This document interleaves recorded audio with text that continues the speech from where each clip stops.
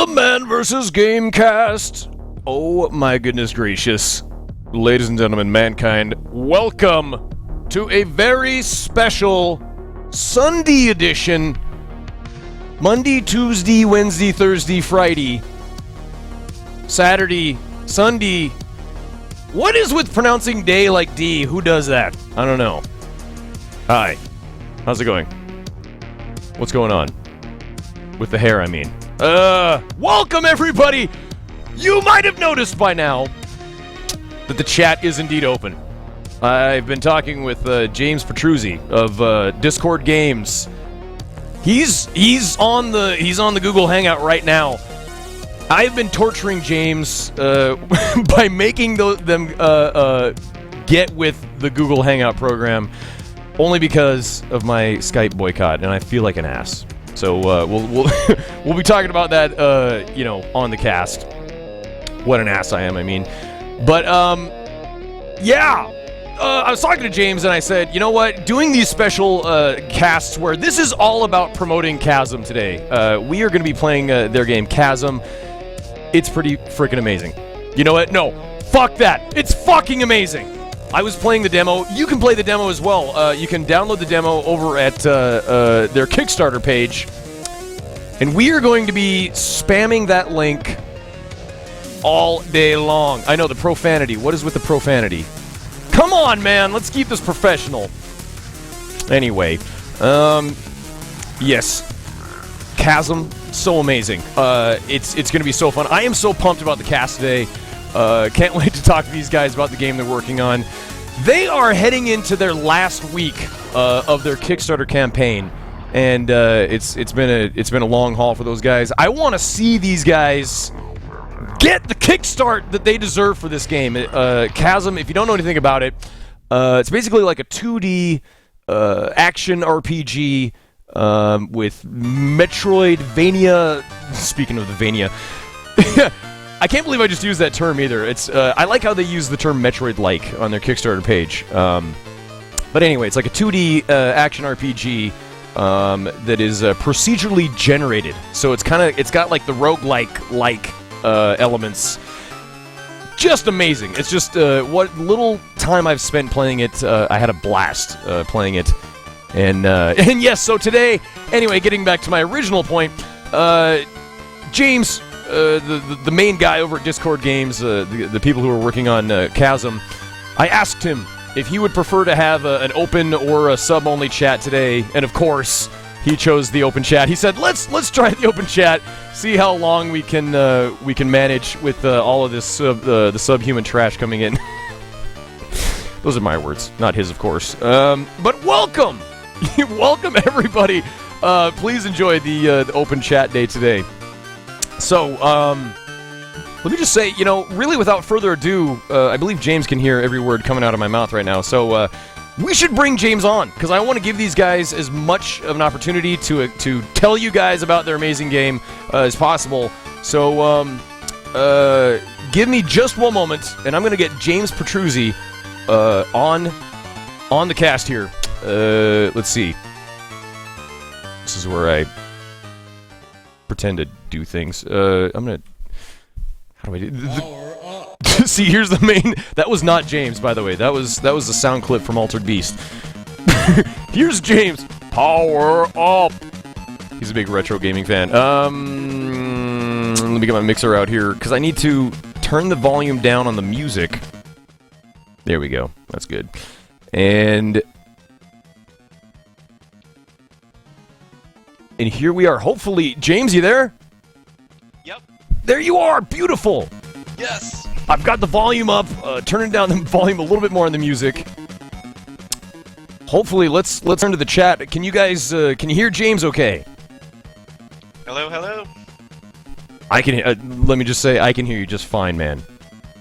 Turn me up. Louder. So now you're saying he's low. How about now? How about now?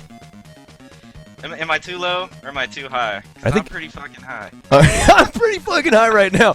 That's the kind of prep that we need for this cast. If we had a PR person, they'd be telling me not to say that. So it's true. Yes, I did give James the rundown of some of the guidelines here, Man vs. Game. I am allowed to swear, nobody else is. So we're off to a terrible start already. Oh, oops. I'm just kidding. So James, how are you doing today, man? Doing great, man. trying to make it 6 more days. That's how I'm doing. Oh yeah, I know. I thought you were talking about all the bullshit that I just made you go through with the Google Hangout stuff. Oh no, I don't even. Whatever, dude. Yeah, that's just like a small stepping stone. Totally, I know. I just feel like the biggest thing. The reason why we were late, ladies and gentlemen, was because of me and my stupid stance against Skype and its security loopholes. So James just had to, he just got the crash course in Google's overly complicated Google Hangout / Google Plus thing. So we were getting that set up, and that's all my bad. So apologies there, viewers. I'm gonna send Google a note and let them know I was not impressed. I'm sure they're going to read it. I'm sure it's going to go straight to the top, and they're going to. Yeah, exactly. they're gonna be like, "Can we get this guy off the Google results now?" Yeah, exactly. Oh man. Nobody will find Chasm. I know. Yeah. So, but that's like you said. You've got the final 6 days of the Kickstarter campaign coming up. Like I said, I am so excited for you guys. I can't even imagine what it is like to run a Kickstarter campaign.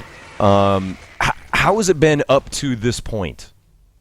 Well, we had a great start. I have to say. We had a lot of community people that were just like waiting for the Kickstarter to launch, and right out of the gate, Kickstarter featured us as a staff pick. So we had a really strong start and made like our first 50 grand within like the first few days. And nice. Then after that, we hit the freaking like Death Valley lull. Just 2 weeks almost. Like we were doing 2-3 grand a day. Like it's just like trickles in. I can imagine. And, it's just, dude, it's like slow motion torture basically because we're sitting here watching it religiously and answering questions and keep refreshing the page. Every single person under the sun, like trying to get any break we can. So. I can imagine, and it's one of those things where like you don't want to like annoy people with like over contacting them too much, but at the same time you just go for it because this is like your one shot. Yeah, we have no option. Yeah. I mean, this is like everything on the line right now, and. Yeah, because there's just no option other than to annoy the shit out of everybody. Right. You're like, please, just we swear we'll never do this again, and because like you said, I mean, you've pretty much gone all in. Like your story with Discord Games, you've made a couple games that have done fairly well. Let's see, 48 Chambers and Take Arms. Take Arms. That's right. Yep. And so you're basically sort of subsisting on income from those 2 games, and now that's kind of what made you start the Kickstarter, because you had started development on this game, and yeah. Like when I had the idea, like I knew it could probably work, and it was just like, all right, I'll put myself out on the line. We had some money we made off of Take Arms, and my wife gave me the go-ahead to quit my job, so I love that. Basically just took the leap, man. I was like, this game has to get made. Yeah. And if anybody's gonna make it, I have to if nobody else is. Basically, is what it came down to. And yeah, I thought if I could get like a demo together to show off that would prove that we could do it, then we could do the funding for the rest of the game. But it was just like scary as hell knowing that I had probably 1/10 of the budget we were going to need. Yeah. But is it gonna work? Is it not? I don't know. Like I guess worst case, I'd end up back in my job and. Boring corporate job and be done with games, but that's what I feel like with what I do, because it's very much like it's very touch and go sometimes, and I think about that day when I'm just gonna have to go back to the newspaper, classified section and be like, oh god. Yeah. But it's scary, man. Yeah, I wanted to say the demo that you guys did put together is fantastic, and again. Thank you. Right now, we're looking at Chasm's Kickstarter page on the cast. You can head over there, and if you scroll down just below, if I know how to work a computer, if you scroll down just below the top video, it says right here, Play Chasm Demo. You guys can play this game. You can download the demo, and I'm saying check it out, because I'm going to be playing it here today. You can play along with me. It's fantastic. I also wanted to comment really quickly. I love how you put it that you got the wife's go ahead to quit the to quit the job. Dude, she made all this possible. There's no doubt. Yeah. See, I gotta give her mad respect. I'm the same way. We would not be in the spot we would be without her. Yeah, exactly. My wife is also my manager, and she manages all the business, money aspects and all that stuff. So I'm pretty much, I'm like, she's my rock, man. And I'm sure yours is the same. And absolutely, she puts up with my crazy dreams to make these games, and there's nothing more I could possibly ask of her. Totally. But yeah, I think. Really without further ado, I should probably get this demo started, because normally if I don't start playing a game almost immediately once I start casting, I start facing kind of a backlash. There's the great GQ. Now, I just want to put this out there. Chat, the reason we opened up this chat today is to field, so that we can get as many questions out there about the game, and James can answer. So please feel free to ask any and all questions about the game that you might have, because I'm terrible at interviewing people. Here we go. That's not the folder I thought I had copied. I'm Discord Games in the chat, somebody just asked, so... Oh, nice. Ask me any questions, I'll try to answer whatever I can. And there he is. Hey-o! And yeah, obviously feel free to just answer on, just by talking. You don't need to type in the chat. Let's see here. Can I find the game? Downloads. There it is. Chasm demo. You got it. Stop the music here. Yeah, that's probably something I should have known. There we go. Oh, and we're in. Yeah, it's kind of a Metroidvania style game. I'm not really billing it as that. I'd feel kind of like a douche if I called my game a Metroidvania. So we're going with a little bit more generic action RPG platformer, but it is heavily inspired by games like Super Metroid, Symphony of the Night.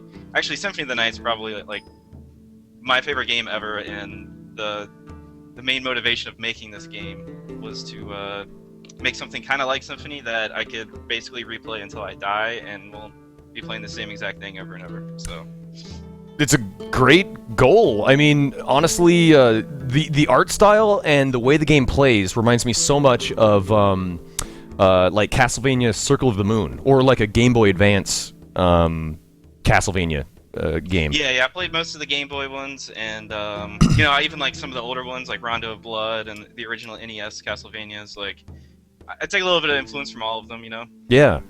But I mean, the style, the look of the game is just fantastic. That was instantly one of the things that got me interested in the game. It's low resolution. This is like legit pixel art. It's 320 by 180 resolution. Not a single anti-alias thing in the entire game. Everything this is pixel perfect. Yeah. And we're really going for that kind of like chunky Super Nintendo pixel look, Yeah. So basically, the only thing different resolution-wise is that we did widescreen instead of the old square. So that's and it's you guys. I'll just say you nailed it. And so here I am. I'm on the title screen. So we've got normal, hardcore, and already people in the chat are telling me to go hardcore. So, you know what? Just for the sake of like a demo, let's start off with normal, and then I promise I will then go into some hardcore runs. But let's get it started here. There we go. Someone just asked what we made it in. This is all XNA 4.0. We built our own engine and toolset to develop the game with. So, and we're using MANvsGAME to go cross-platform to Mac and Linux. And we are not going to forget about you guys, trust me. They're going to get it kickstarted, and then they're gone. Like, that's... all right, I'm going to read this opening, the intro here with a very dramatic, heavy voice. So here I go. After years of battle in distant lands, a weary soldier now journeys home. The lingering thoughts of his friends and family only seem to make the trip more arduous. As he enters the remote mining town of Carthus, an ominous chill overcomes him. That was my awesome. There you I'm go. Gonna hire you for the game. I'm available. I was just gonna say I'm there. Now. I would say don't have anyone voice act that. I would say not to tell you guys how to make your game. I would. I think. Yeah, we'll probably pull that out completely. A lot of this was just like kind of prototype things that we like stuck in there. So there's at least something to it, you know. Yeah. See, I personally, if I was playing a game that was going for the retro, Super Nintendo, exactly like the feel you guys have, I like if I heard a voice, I'd be like, oh no. But yeah, you'd be like, why did you do that? Yeah. If it's not like the beep beep beep beep beep beep. Yeah, exactly. Like those old, the way characters used to talk. Just like your brain's so trained, if you grew up on these games, you like know what to expect, you know. So yeah. So here we'll be sticking to that. Yeah. So here we are in. Someone asked how long the game's been in development. We started. I started prototyping this the last week of October. So by the time we actually stopped working on it and like I moved completely over to promotion, I think it was about 5 months of work, writing the game engine, developing the art style, starting to get the tools together and everything. So yeah. No inverted chasm. Yeah. And so as you guys can see, so I'm in Carthus here, just kind of wandering around, just letting you guys get a look at the game. Look at the freaking art, like seriously, just gorgeous, and very simple interface. I love how just simple and direct everything seems to be in this game. Yeah, I'm very much a no bullshit person. I mean, I grew up on NES, so to me it's like get the game in front of my face and everything else away, you know. So, yeah. We want to make sure everything in the game has a point and it's as simple as we can make it. So. Yeah. So right now, just talking to some of the townsfolk here, this quaint mining town that I've wandered into.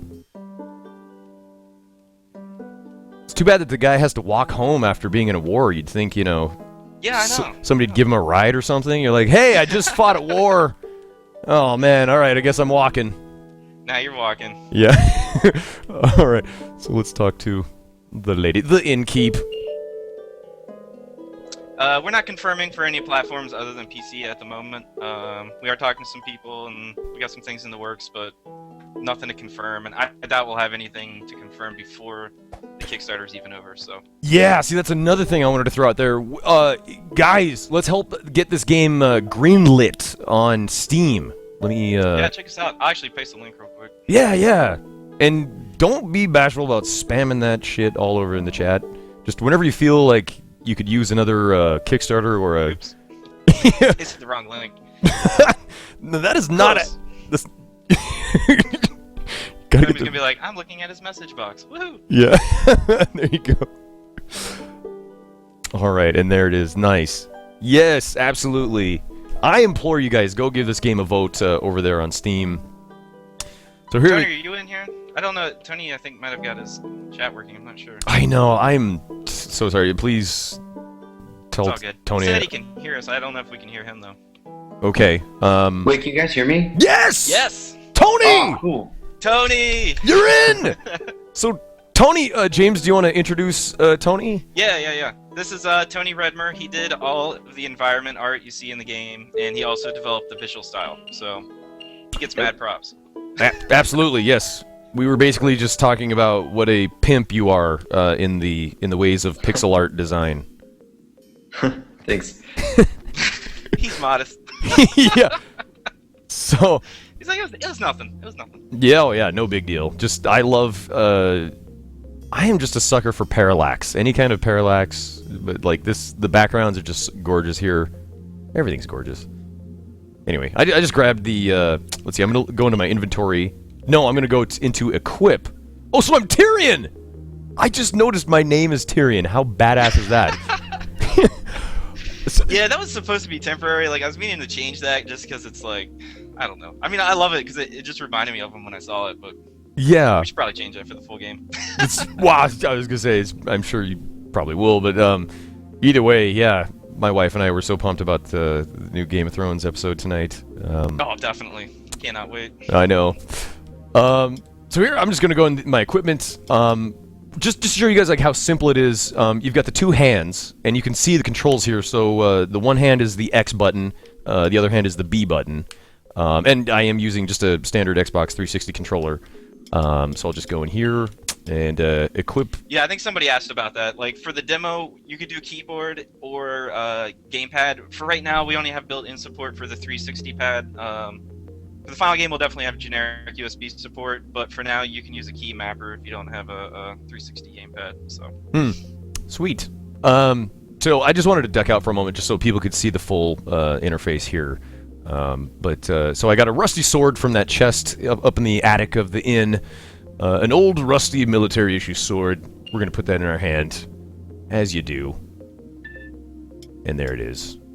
No, I'm not going to quit the game. There we go. Beautiful. Who's this? The mine manager. Welcome to Carthus, friend. You've arrived at a bad time. Not just 2 days ago, that stranger showed up outside town, and then a quake hit. Oh gosh, stranger danger. Let's see here. My channel does have a background now. It's not just bugging out. All right. So you just end up walking in circles. I found that out immediately. I tried to pass through the town and just keep running around and around. Yeah, I just did a couple loops and I was like, oh, okay, well, I'm where I need to be. Okay. Never got a straight answer from any of them. So the mine manager is basically telling us the story here of the mine, all the mysterious activity going on. As quick of an intro as I could do in 3 tiny text boxes. Yeah, you're like, let's just get you in there. So because I've already got the small prototype, so expect the full game to be a lot different. You're gonna be able to ask questions and all that kind of RPG stuff. So oh, absolutely. This is as cut down as we could go and still have it functional. Yeah. So I've got my sword. I'll pop back in here. Hello. So because I grabbed the all the items from that chest in the inn, he says, "Looks like you're all set. Miner's working on one of the passages on the second shelf. Last I heard, take this key to the entrance and head on down." So that's actually third now. It's on the 3rd floor. We had the original version of the demo we did was the demo we took to GDC, and it was only 2 floors to keep it short for the show floor. But I'm not even sure if you're aware, we redid like a bunch of the art, added another floor to the dungeon, and added the hardcore and time trial mode during the Kickstarter. I think all of us almost died trying to do that while promoting at the same time. Oh, I can imagine. Like still working on making it better. Wow. Yeah, we're just like completely obsessed, basically. So, which is not a bad thing. Yeah. Now we need you to fund our addiction. That's all. I know. Like, mankind. That's what I'm saying. Like I really want to see this game get funded and become the best game that it can be. But why? Why? Because I pressed Y. So I just picked up the Book of Blades, and again, I'm just going to go into the equip screen. So for the other hand, we have nothing in there, so we'll put the Book of Blades. It's a spell for throwing knives, which is my favorite kind of spell. Oh yeah. So, and then to do that, now all we have to do is just hit B, and I wasted my mana. Damn it. The things I do for you guys. So, okay. There are crates. Mice wandering around. Oh my god. I just got a huge coin. So for the people that don't really know too much about the game, like all the drops from the crates and stuff are random. We took a lot of influence from Diablo for the quote-unquote rogue elements. So we're trying to keep it more action game, but we do have like unique and legendary loot that can be dropped. Obviously the dungeons are procedurally generated, so it'll be replayable. If you start a new game, you're not going to get the exact same thing. Which is so cool. I found it's quickly become like one of my favorite things in games that have like to have like the roguelike sort of elements like that, or just the randomly generated type levels. So I just got a stone knife, but as you can see, it has the same exact stats as my rusty sword. You know what? Just to show you guys the difference, I'll equip it really quick. It's not really that useful in this demo. The old version I was telling you, the original one we took to GDC, we started the player with the knife, but we got like a lot of bad feedback that you have to like duck to stab a lot of these enemies in the first area here. Yeah. So we decided to start you with the sword instead. We're gonna rebalance it for the full game, and we've been talking about adding some cool abilities to the knives like backstabbing and stuff. So we'll make sure to make it a little bit more useful for the full game. So funny, these lazy gamers. They're just like, I have to duck to attack. Oh, I gotta duck. Yeah, it's probably a lot right off the gate, but yeah, I know, because like the rusty sword, yeah, you get the nice full arc attack there. What's funny is that I still duck and attack with even the rusty sword. Just to make sure. Yeah, I know, you it's just like have it now, man. Exactly. Like, I'm so used to playing it that way, I still do it. Yeah. So what do we have here? Oh! So this is a shrine. And I now... These give you a temporary stat boost, or status effect, I should say. And I'm guessing, just from my years of RPG experience, that it's probably like a luck up. Because it just said, I feel fortunate. Yeah, this one actually could increase gold drops. Yeah. We also have a protection and some other ones. Sweet. Your defense and ones like double experience points. So Oh, nice. 25% more. Yeah, leveling. Definitely want to be leveling. Because, yeah, this game, it's certainly... Oh, what I found is that, it ain't easy. In fact... No, it's not. I'll tell you guys, I have not actually... Challenge. Yeah, I haven't even, beaten, the demo. Oh, God. Oh, God. See, this is bad. Here we go. We got the critical hit. Okay. Nice. That level up couldn't have come at a better time. Yeah, you gotta love those. The gracious level ups. Yep. Just saved me eating an apple here. So, got a nasty rat down below. Oh, God, I couldn't have timed that worse. There we go. Mana regen, I'm trying to think. I don't think there's any currently in here. There's a ring of magic that increases your magic points, but I don't think we actually have any mana regen except for the orbs the enemies drop right now. Nice. Alright. I'm not supposed to play the demo like you did. How did you play it? I'm just wondering. Like, With my eyes closed. naked? Yeah, doing a headstand. Naked. I don't know. Actually, you should game naked. That's less between you and the game. That's what I say. The underground casino. Yeah. You're spoiling plot points there, man. Come on. What? We're supposed to be talking about this stuff. Oh my God! See, this is why we don't open this chat ever. The spoilers. No, I'm just kidding. Oh. The ancient temple slot machines are still running. Yeah, is there? Let's see. An XP indicator. Yeah, you gotta go into the pause menu, Okay. and then you'll see it. It's like right below your level. Oh, there you go. Yes, experience 162, and then to next. Okay, yep, 188. Nice. There we go. Uh-oh, somebody's given up already. They aren't listening to me! Oh, sorry. I'm just too caught up in playing this game. Oh, by the way, I should probably eat an apple. So go to my inventory. Yes, I am eating an apple. A delicious red apple. For the people in the chat, we were joking about this casino thing, so... I don't know, maybe I'll throw it in there, but yeah, it was a joke more than anything. I'm actually glad to hear. Oh, there's the door heading down to the next level. Yeah, I think we're gonna make a hotkey to heal for the person who asked that. We've also got a lot of questions about like fast swapping weapons and stuff, so we're gonna be looking into all that kind of stuff to Nice. smooth out the experience. Yeah, again, this game, the demo, like you said, it's there to give, you know, just an overview of what the game will be like eventually, but you guys will definitely be adding things, you know, fleshing it out. I'm sure all over the place. I mean, this is the crazy thing is it's a prototype. We just put so much work into it. It looks pretty polished, like a final game. So a lot of people see it and they think this is exactly what the final product's going to be like, but it's really not. So, but it's not.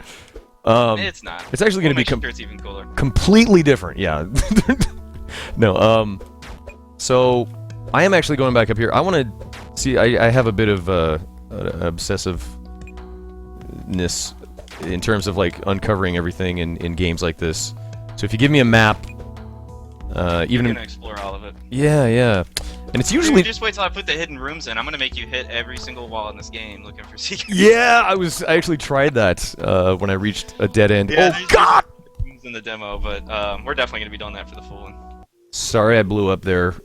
You'll notice I just died like a fool. I was about to eat an apple, and then I got hit by a rat. Happens to the best of us. That's horrible. That's that deserves a facepalm. All right. So let's just talk real quick about the difference between normal and hardcore mode. Yeah, I saw somebody asking about that before. So, normal mode right now. First time you go into a dungeon, it'll generate it new, And because a lot of people think the dungeons regenerate every time, but it's only when you start a new game you're gonna get different dungeons. If you die right now, we just take you back to the surface with no penalty. We'll probably add some sort of penalty for the full game, like maybe dropping items or gold or something like that. Sure. So the difference with hardcore mode right now is that when you die, it's permadeath. That's it. And then we generate a score when you die based off of a number of different factors, like how much gold, experience, how much time you used, before you died. And that actually generates a score you can use to compare to other people's playthroughs. And we have seeds that you can give to other people and play the exact same dungeon as them. So Oh, sweet. you can compete. That is awesome. Because, like, one of the things I've seen in, like, a game that strangely, reminds me of this game, just with the sort of like the roguelike elements. But, like, Binding of Isaac has become, like, a casting, behemoth. Like, people still cast it, like, all the time. And Crumps too, who may or may not be in here, he has like a Binding of Isaac, like league, like Speedrunners League or whatever. And it's such a cool idea to have, like you said, the seeds where you could have people competing in the same exact, dungeon, so that you're not. Yeah. And we made sure just about everything's the same. Like the drops from crates, from treasure chests, like. I think the only thing that doesn't exactly sync up is how much gold like enemies drop. But other than that, like it should be the same exact experience. So that's very cool. Because that was one of the things I just always felt that it's kind of hard to do a competitive, to have like a competition with a game that's so random like that, and like this. But very cool that you guys have already thought of that. Yeah, we've had. Man, the community has given us so many great suggestions, and I mean, if you guys are fans of this game, definitely check out our forums. We have a whole board on there where people are just talking about, all the things they'd like to see in the game, and I guarantee you, we read like every single submission. So, if I went by a suggestion in the chat. Somebody said try dual wielding. So that's not gonna do too much for you right now. No, it really doesn't. I just wanted, and it's not really set up that way either, because the X and B buttons, you're not really gonna be, using both weapons at the same time. But yeah. Some people have mentioned like combos and stuff. I mean, we're gonna look into that. I don't know if it really fits with what we're trying to do, but like I said, we're open for anything. We'll see what makes sense. Sure. I know for me the two different ways of attacking, like. Basically, X right now is my physical, just straightforward attack, and then B is like my magical attack. So, yeah, and I have a feeling most people play like that. Like, we're gonna throw in shields and other defensive stuff for the final game. So, like, I think you'll have some options how you want to play. Oh yeah, sweet. Well, I think we've got the whole floor open. I'm gonna head down to the second floor. And try really hard not to die this time. Somebody just asked about stat modifiers. We'll have obviously like equipment and stuff.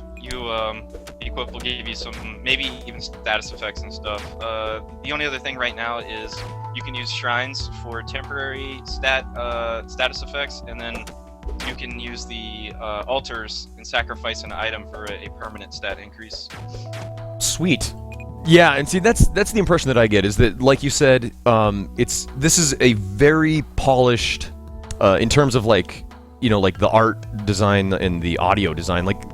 That's something that somebody had asked early in the chat. Who did the music? Because I am loving it as well. Awesome. Jimmy Stevelak, he did the music for both of our previous games. I've met him like way back in college, and he's just stuck with us. So definitely check out like our first game, 48 Chambers. He did the electronic soundtrack to that. And, yeah. Take Arms. I don't think he got like.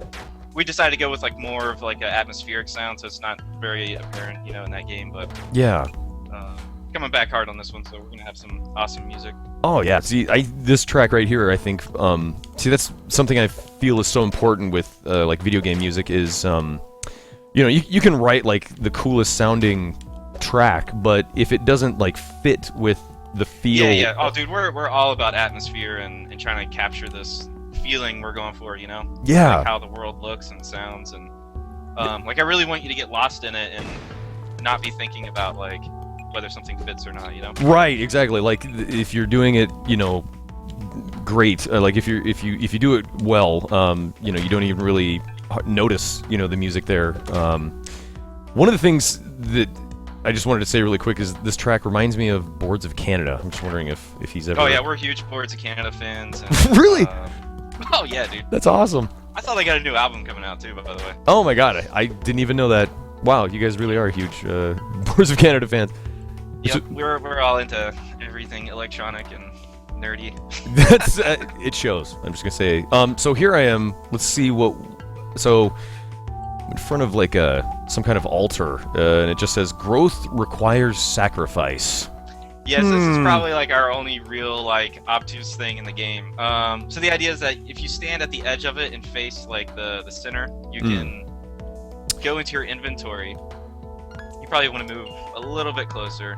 I got to tweak. We're gonna make this altar way bigger for the final game. It's like way too small for this. But basically, if you go into your inventory, you can drop an item out, and you're gonna drop it in front of this thing. Mm-hmm. And depending on what type of item you drop, you get a different stat, a permanent stat boost. But you can only use the altar one time. That's it. Right. Now, I just want to put this out there. Yeah, and like if you drop food or potions, you're gonna get a permanent HP increase.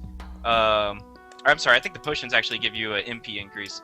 If you drop weapons, you're gonna get a strength increase. Yeah. And it also depends on what the value of the item, like how many points you get. So. Yeah, and I just want to put this out there before you went and explained the entire thing. I figured this out on my own. The other night, I think the playing people that have played Zelda, like, they kind of get it. You know, like the pond where you throw items into and stuff. Like, that's the kind of stuff I was thinking of. Totally. I mean, I feel like, having grown up playing video games, you get to know sort of like, you're like, okay. Yeah, it's a trope. Yep. I just don't think it's as a well-known one, So, yeah. I mean, we're gonna have all kinds of stuff in there like that for the people that have been playing these games their whole life, so. Yes. So I, of course, am going to drop one of the stone knives here. I've got 2 of them, and so just with the Y button, I will be dropping 1. Yeah, there we go. We'll back out. No plans for multiplayer, guys. Sorry. Take Arms pretty much did us in with that for a while. Oh yeah. Oh, trying to doing the upkeep and whatnot on multiplayer games. Oh no, well, so the community part was hard enough, but just developing it was insane. Especially with us working remote. Like we were working on it for months and didn't even realize like what the other person was seeing on their screen wasn't what the other was. So. Oh wow. It's just really hard to debug that stuff remotely, and it just adds so much. Like the simplest thing you'd add to this game would turn in from like a 1-hour task to like a 10-hour task. Right. Everything syncs between computers and stuff. So I can imagine. Oh god, I just stepped on a trap too. I think I had already stepped on that trap. Oh nice, a hunting blade. Sweet. Let's check it out. Rusty sword. This has got to be better. Oh yeah. So you can see on the stats up there in the top right. That is going to raise my attack power by 1. And that's it. You know what? And that's enough. I am okay with that. Oh, great. Oh, but it's a knife! Oh, man. I don't have that big sweep. That big arc. Somebody's asking about the exclusive items. Those are just like, you're not going to start with them. There's going to be extra things you can find in the world that won't be in other people's games, just as a little thank you. It's not like pay to win, or I mean, it's a single player game anyway. So. Yeah, I don't know if that would really buy you, but that's a new paradigm in gaming, game development. It's like kickstart to win, or and if you kickstart the game now, you will automatically beat the game when you first log in. Win. Yeah. Oh, there we go. Nice. I don't know what that guy is, but man, does he annoy me. The guy, he's like jumping around there. Yeah, you really gotta figure out his like jump style, His pattern, yeah, it just tore me up. But that's not saying much. These rats and mice are tearing me up, so go figure. Actually, this hunting blade is working out quite well. Oh, that was pretty dumb. Yeah, the game's made in C#. We're using XNA4 and MANvsGAME for cross-platform. Saw another question up here, and then I forgot to answer it. Oh, they are definitely not going to kickstart your project now. How could you ignore them like that? You forgot someone's question. I know. Terrible. Call the whole thing off. Okay. What am I going to do when I run out of food? Yeah, Atomic, yeah, we're gonna... Everything that's on that stretch goal list, like, we want to do. It's just, we're just saying if we reach that amount, we guarantee it's gonna be in the game. So, even if we don't reach a goal, we'll probably still try to make all that stuff happen. I mean, personally, I want to play the roguelike mode so bad. Like, just thinking about it makes my mouth water. So. Alright. Oh my god! Alright. If I get hit by this fucking worm. Oh my god! I'm not sure what we're gonna do for that extra Steam copy. To the person I just asked that, we'll get you a Steam key somehow though for both copies. That is so cool, Chanciel. Everyone that is going out there and supporting this game, you guys are fucking awesome. I just want to say that. Somebody had announced earlier that you guys are now over 140K. Yeah, I just saw that. You guys are incredible. Holy shit. Which is so cool. Yeah, and I just made like $1,000 in like what, 10 minutes? Yeah. That's pretty impressive. Getting that man bump. I know. Which is pretty powerful. We love man bumps around here. That's what we're all about. Give me the man bump. Because the man bump is pretty powerful. I don't know if you know this, but we had the Shovel Knight guys, Yacht Club Games on. They're promoting Shovel Knight, which I don't know if you guys have seen them. Yeah, those guys were awesome. We spoke with them the other day on the chat. Yeah, the Shovel Knight just looks like another amazing, retro style game that's going to be coming out.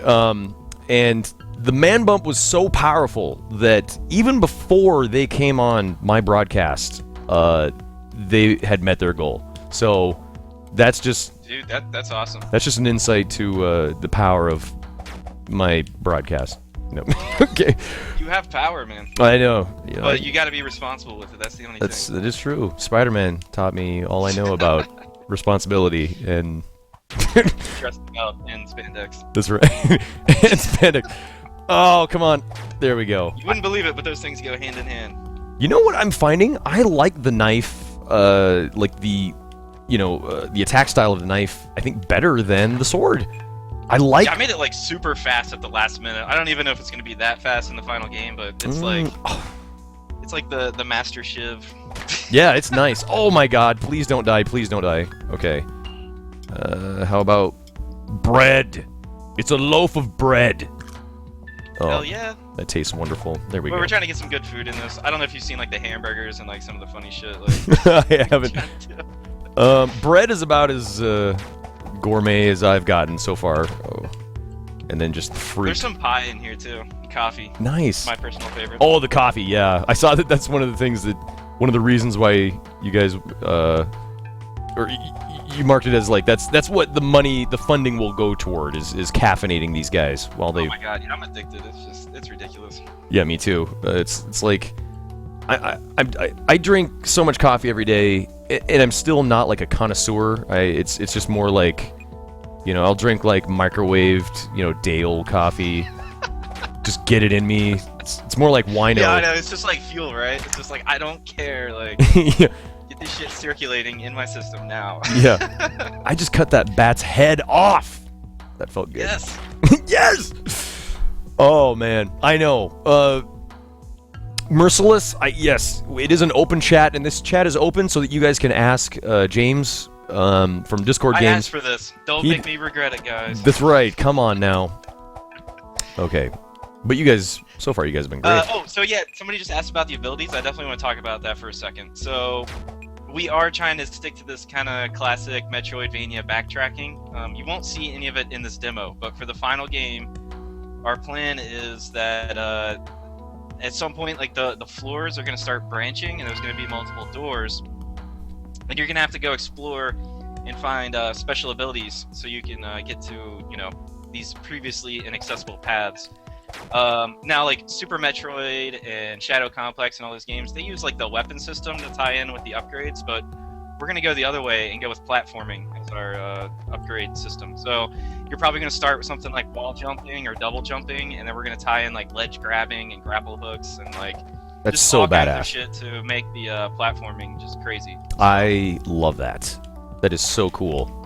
Definitely. I already love running through all these dungeons and stuff, like, so I think once we add all these new special moves and stuff, it's going to be a lot of fun just to run around. Yes. See, and I think that is one of the most potent combinations in like game design for me right now is like the sort of like the randomization element, so like the sort of like roguelike element mixed with like action, like some kind of platforming, or again to bring up Binding of Isaac again, like the sort of shmup element. I just think, well, it adds so much to it. Like if you don't have everything memorized, you know what I mean? And yeah, like I told you earlier, that was like my original intention when I started making this. Was I was like playing Symphony, and like I knocked like a candle, and then like the same exact thing that always falls out of that candle fell out, and I was just like, man, you know, if it was just mixed up, like totally, it would have so much more replayability. So that's kind of where I came from, the starting point of this.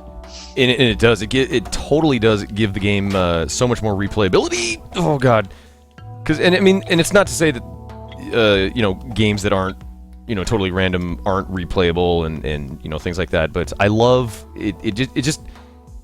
You feel so much more of a connection with what you're doing in the game because you have to be so much more aware of your surroundings. Yeah, you're like always on your toes, and you're not on the autopilot. It's just exactly. You got to keep people in the experience. Somebody just asked. Okay, early access. We're shooting for about 2 to 3 months before release, and we're shooting for a release from a year from now. So I think it's gonna put us somewhere around March of next year. What was the other one I saw? Oh, about warping. Yeah, we're gonna have a portal system in the game. So I'm not sure exactly how it's gonna work, but it'll probably be like every area or every even floor is going to have like a warp portal to take you back to town or to other portals, and you'll be able to come back and revisit dungeons. So that was definitely when you said Diablo, when you're talking about like the games that this was inspired by, I definitely get the Diablo vibe there, because it's just such a classic setup too. Like I love how the dungeon is right there. The entrance to the dungeon is right, in the town, and you can go back up to town and, refill and get all rested up to go back into the... Yeah, it's such a simple idea, and like you said, everything's right there. It's like all the shops are there. You can go to your bed if you want to sleep or save in the final game, and like the whole setup just makes sense, especially for this style of game. So yeah, like I said, like a lot of this just came from combining Symphony and Diablo. Those were the two games I was like really looking at, and trying to keep things as simple as possible. Yeah. Oh my god, I really need to wake up here because I think I've fallen for I've been hit by just about every enemy. I've stepped on every trap. What is wrong with me? Oh, ew. Okay, nice. Not nice. Okay. As long as I have food, it's not a problem. Oh yeah, there's gonna be bosses. For the final game, we went 6 areas, and then each area is gonna have kind of a massive boss to fight. And then we're also talking about mini bosses. Those would be like more random, so you might run into a mini boss or you might not each time you play. Very cool. I love it. Okay, here we go. Yeah, I love the ideas for like everything that you guys have. That you're going to be putting into the game. Use the B weapon. I know I should be using the B weapon more. Why am I not? That's that. It's easy to forget. Well, I also aside from being sort of like obsessive about things, I have the hoarder syndrome in games. Yep. I'm the same way, man. I'll die with like 600 things in my inventory. Exactly. That's exactly what happened to me last time. Sweet. Somebody just asked about the if things are gonna look different. Yeah. So like this first area that's in the demo is gonna be the first area in the final game. It's like the mines, right? So you're going in here looking for these miners that disappeared. When you get to the end of the demo, you'll see like the boss that you'll fight in the final game. But he's actually going to be guarding the entrance to the catacombs, which is going to be the next area. And in that one, you're going to be fighting all kinds of like zombies, skeletons, spiders, catacomby stuff.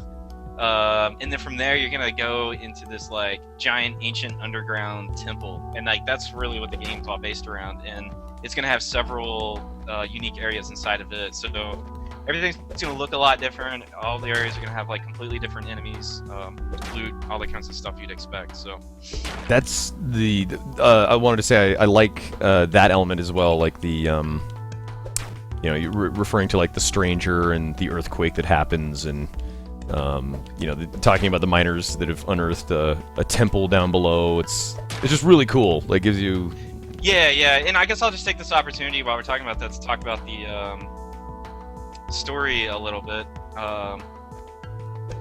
So we don't want to tell, like I told you earlier, like I grew up on like the NES and Super Nintendo games, and The thing I always loved about them, to compare to modern games, is like just the overall sense of mystery to them. You know, like if you play the original Legend of Zelda, like it's pretty much all in your mind, like the story, but it's there. You know, it's like the world is like so fleshed out, and you know, it's just kind of like you're not totally making it up yourself, but you're just kind of piecing things together. So we're gonna be going with more of that aspect on our like the narrative front. So instead of like the townspeople telling you everything, they're just kind of like they don't really know anything. You know, the story is gonna be pieced together by you exploring these underground ruins and all this stuff.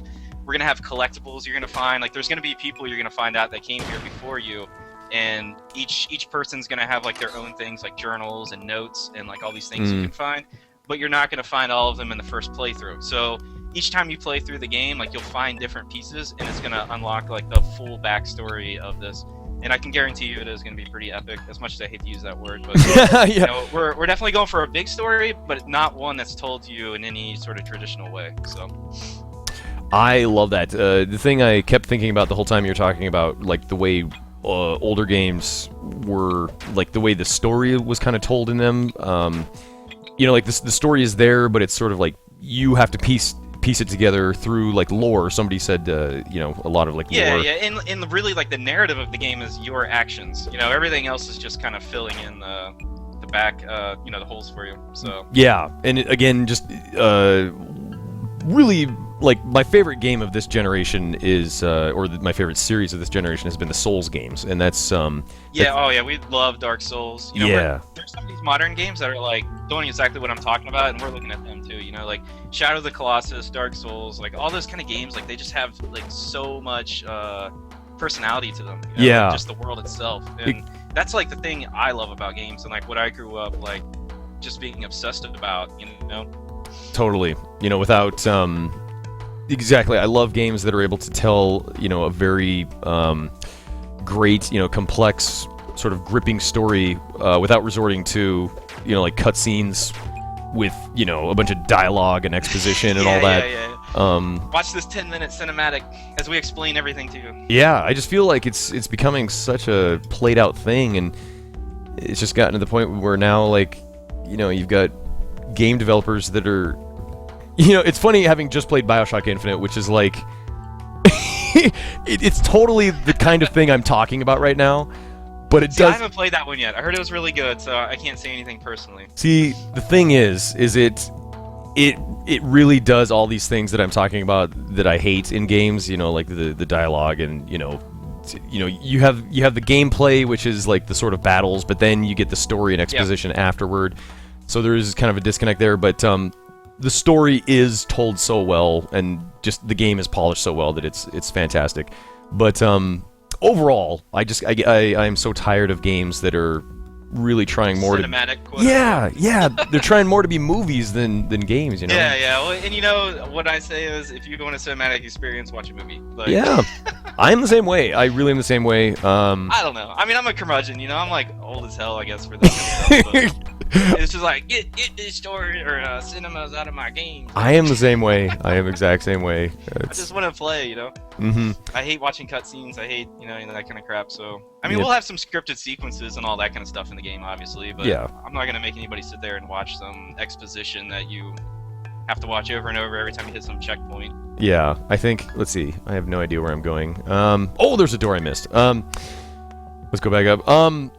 Yeah, I think at the very least, you gotta have, if you're gonna have the story and the exposition and stuff, it's like you gotta have it in game. My God, this bat is destroying me. Okay, more coffee. Oh, and just to give the other side of this argument, you know, like maybe it makes me a hypocrite, but I did love the first Uncharted and the second one when I played them. Like, yeah, it drives me crazy too because they're such on rails experiences, you know, and it's just like everything I'm complaining about, but they do it so damn well, you know. It's just. That's exactly what I was getting at with BioShock Infinite, because it's the same way. It's totally. If you could pull it off quality-wise, then it can work. It's just, I guess it's just if your story and characters aren't that interesting and you keep throwing them in people's face, it's just like, who gives a shit? Yeah. And for me, gameplay is paramount. It's just got to be, you know, if the game has got to be fun, or at least well done, and because I'm more open to that kind of thing, like the storytelling aspect, but.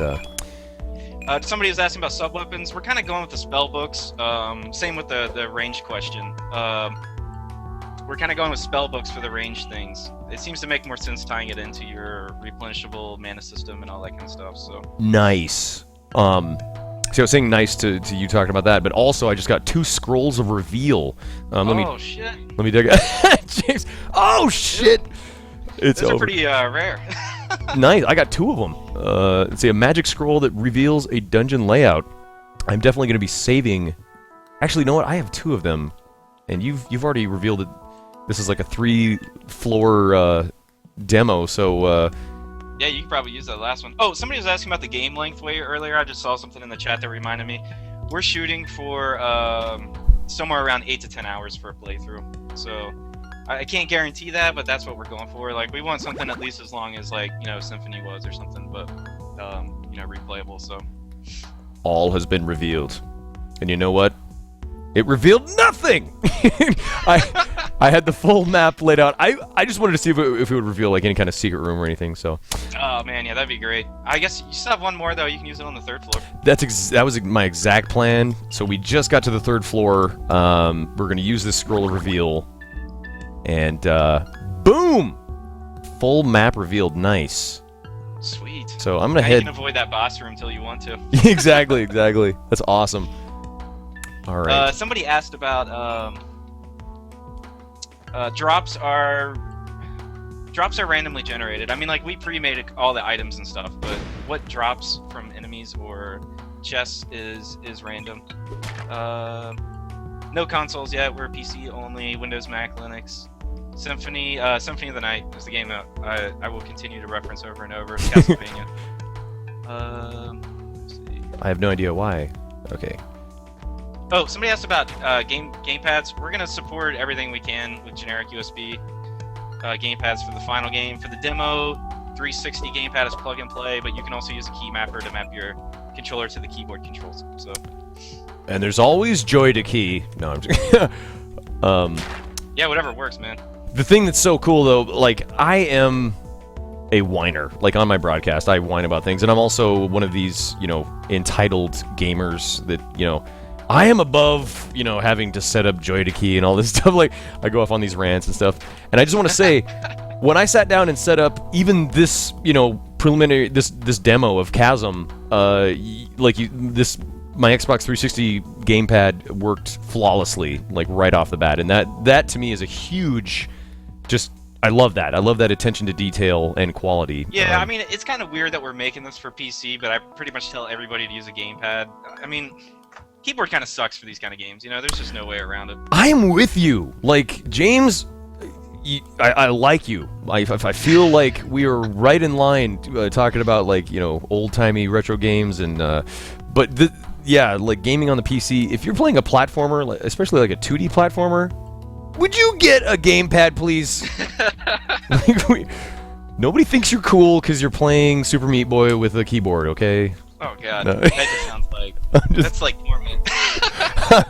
I was actually, I know people who actually prefer to play Super Meat Boy with a keyboard, so that was kind of a dig on them. But of course, obviously, play with whatever you're most comfortable with. But I prefer. Yeah, the I mean, we're gonna gamepad. have support. We even added custom keyboard mappings for people because we got a lot of complaints about that.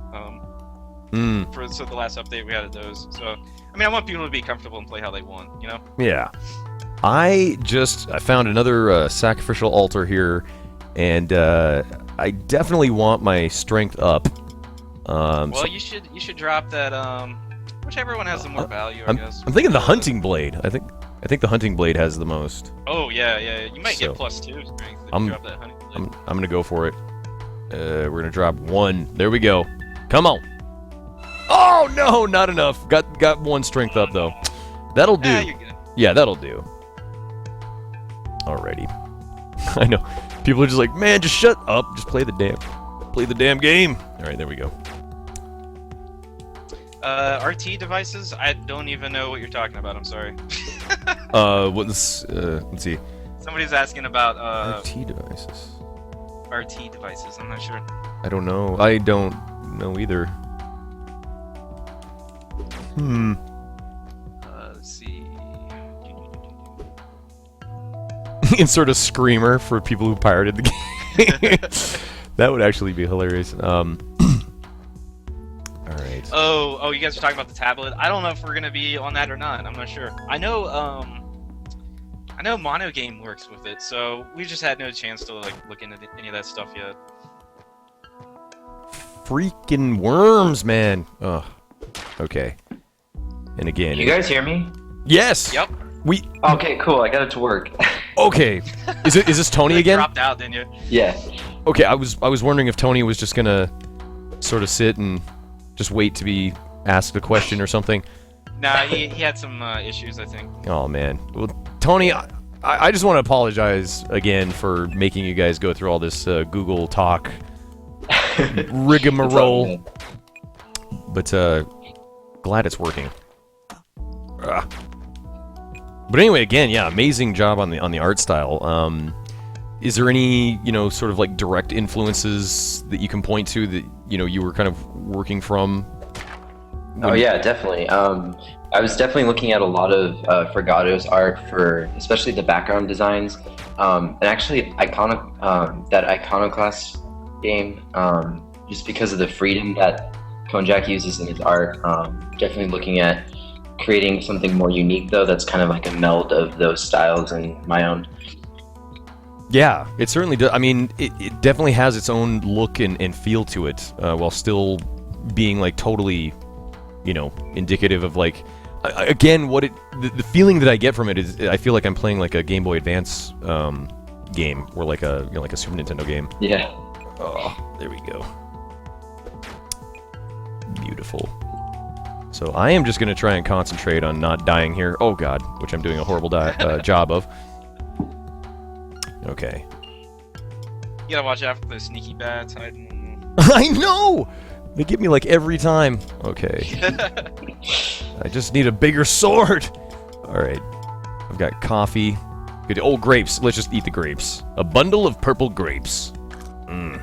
It's tasty. Hey, we're approaching $2,000 raised since starting the stream, so nice, again, guys. I want to, yes, thank you guys so much. Everybody that's going over to the Kickstarter page, check it out. These guys absolutely deserve the support, and again, I would love to see this game get just tons of, oh God, financial backing. Yeah, we just hit 93%, so yeah, that's beautiful. Sweet. We love you guys. Yeah, because again, you guys, you're going into the last week, starting up here. This is going to be the last, the final 6 days of the Kickstarter. James, I was asking you a little bit about it. You said you started off strong with the Kickstarter, and then you kind of reached a lull, and like, yeah. While we were in the lull, that's when we did the big demo update that we were talking about earlier with the overhauled level graphics and keyboard mapping controls and all that. So nice. We kept busy, and when we were ready, we cut a new trailer and got it out and got picked by Kotaku and some other sites, and that gave us a really huge boost back on like the 26th, I think. Sweet. That was really needed. So yeah, that definitely got us through there. But I mean, overall, man, it's just been like slow motion torture. Just like like watching this thing every day. Yeah, like you said, the washed pot. I've been in those situations where you're just constantly refreshing a website and yeah. I mean, we're like 100% waiting, on the public, and there's not much we can do besides harass more people, Yeah, I was gonna say it's probably also that amazing trailer that you guys had made. Yeah. Dan Fitzgerald did like an amazing job with that. Yeah. Wrote the music and like I mean, like the graphics in that trailer were done by Tony within like a 3-day span, and then Jimmy wrote the music from scratch in like 2 days, and then like Dan cut the trailer in like a day. So, I mean, like that whole thing coming together was just like fucking nuts. Like I can't even begin to explain how all of us came together to do that. But I mean, it just like proved to me again that like, we can do this shit. And, yeah. Yeah, I mean, just the quality of this sort of demo is, I mean, it's flawless. It's amazing to me that it plays like so well, but it's so like polished, so to such a high sheen for how early on in development that you guys are on the game. Yeah, we're all perfectionists. I mean, like, and we all like push each other, I think, in the right way. Yeah.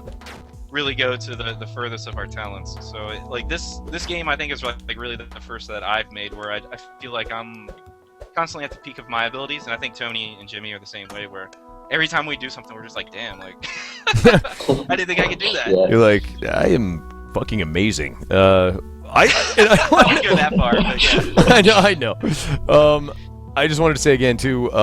Yeah, Dorcas, or excuse me, Dan Fitzgerald. I know him as Dorcas, but he's the guy who also he made the intro to my cast, which is just it's. Oh, awesome! It's like the high Dan point. is awesome. And by the way, just let me talk over you and totally plug his Kickstarter for Dog Sled Saga. Yes, that's. Go check out Dog Sled Saga. We backed it. We've been trying to pimp it to everybody we can. It's a rogue light dog sled racing game. I mean, like, what the hell more could you want from a video game? Yes, and People, you need to back this thing. that is so amazing, and that's so cool of you guys to totally pimp his Kickstarter going on there too, because I've been promoting Dan's Dog Sled Saga Kickstarter as well, because like you're saying earlier, like, you know, just even running a Kickstarter and trying to promote your own project is enough. You know, it's like how, you know, how do you even find the time to try and promote other people's stuff? So that's good on you guys. That's great. Yeah, we're trying to help out everybody we can, because we're all in the same boat, you know. Like, even though our budget's like way bigger than his, like, everybody is trying to make what they want, and Yeah. we're all chasing the same dream, you know. Exactly. Oh my god, I'm now into the potion, the health potions. I've run out of food. Might be You know, time. You got plenty. Yeah, might be time to go head toward that boss room. I've already ran out of because I'd gotten a defense, like a protection upgrade from one of the rooms. Oh god. There we go. All right. See, I would love to beat this just on normal, and then yeah, try maybe a. Oh, there it is. Okay. Yes, somebody just asked. This is the demo. You can go download this right now for yourself. It's on our Kickstarter page. Check Yeah. it out, let us know what you think. Yeah, this is not some kind of exclusive thing that I, only have access to here, like, usually. This is something, yeah, you can play this. It's available on the Kickstarter page. Go download it. If you enjoy it at all, seriously, help these guys out. Oh, God. There we go.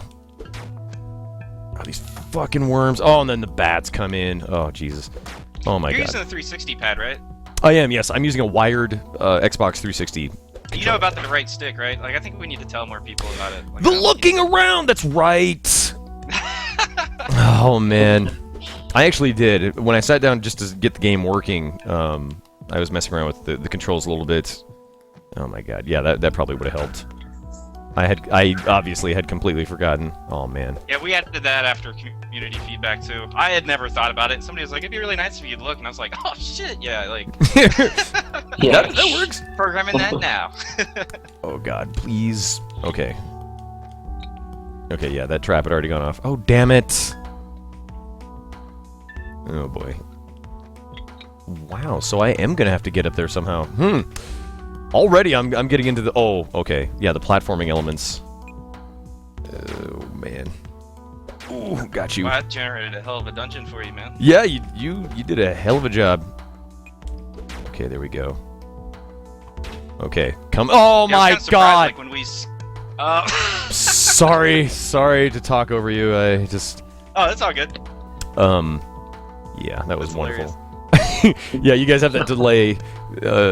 The world of... Yeah, we got like a good 10-second delay, so I'm not seeing Exactly. exactly what you are. You'll hear me cry I out was just in gonna pain. say, I was really surprised, because like, when I developed the dungeon generator, like, it never used more than like 5-10 rooms at a time, and then all of a sudden, like, we just made it huge, and I was just like, holy shit, like... Yeah. I was not expecting to see like the maps that popped out that did, Yeah, which is awesome. So I'm right in front of the boss room here. I have never fought this guy before. I have no idea what is going on, so... Well, you're about to be surprised then. Yeah, I'm about to get Oh, God. fucked up. Oh! Oh, no! To be continued! Oh, hilarious. Oh, that's hilarious. Yeah. Wait, dude, we wanted to do it so bad, but we just ran out of time and decided to spend extra time doing polish. So. It's cool, man. Yeah. Oh man, what a tease! What a tease! You just gave me like Sorry for the troll. you gave me the worst. Oh man, worst 2D action RPG Metroid-like. Do not back this game, no matter what. No. I was gonna say It's like the most elaborate trolling ever. no. You just gave me like the worst, like dungeoneering blue balls ever. Like I know. I'm sorry, man. I really wish we could have done the battle. Oh man. Cool. So now that I know, once I reach the end, we've won the day. That's pretty much all I need. So I'm ready to go hardcore. Let's do some hard. All right, let's do hardcore. Let's do hardcore, guys. I'm gonna dip in there. Here we go. Somebody was just surprised that they can talk, and yeah, we asked Man to open up the chat for everybody. So Yes, if you guys have questions, ask. This was We got Tony not. in here as well as myself. This was not my idea. Exactly. These guys are your saviors. So there you go. I just love painting myself as the villain. Sweet. So we're back in town here. We're gonna talk to the old crone. So you finally arrived. Yeah, just the look of the town. I was talking about the parallax, just the trees, the mountains, everything. Everything is just gorgeous. Again, the attention to detail and the fact that you guys are perfectionists does show through. Yeah, how many times did we redo the dungeon graphics, Tony?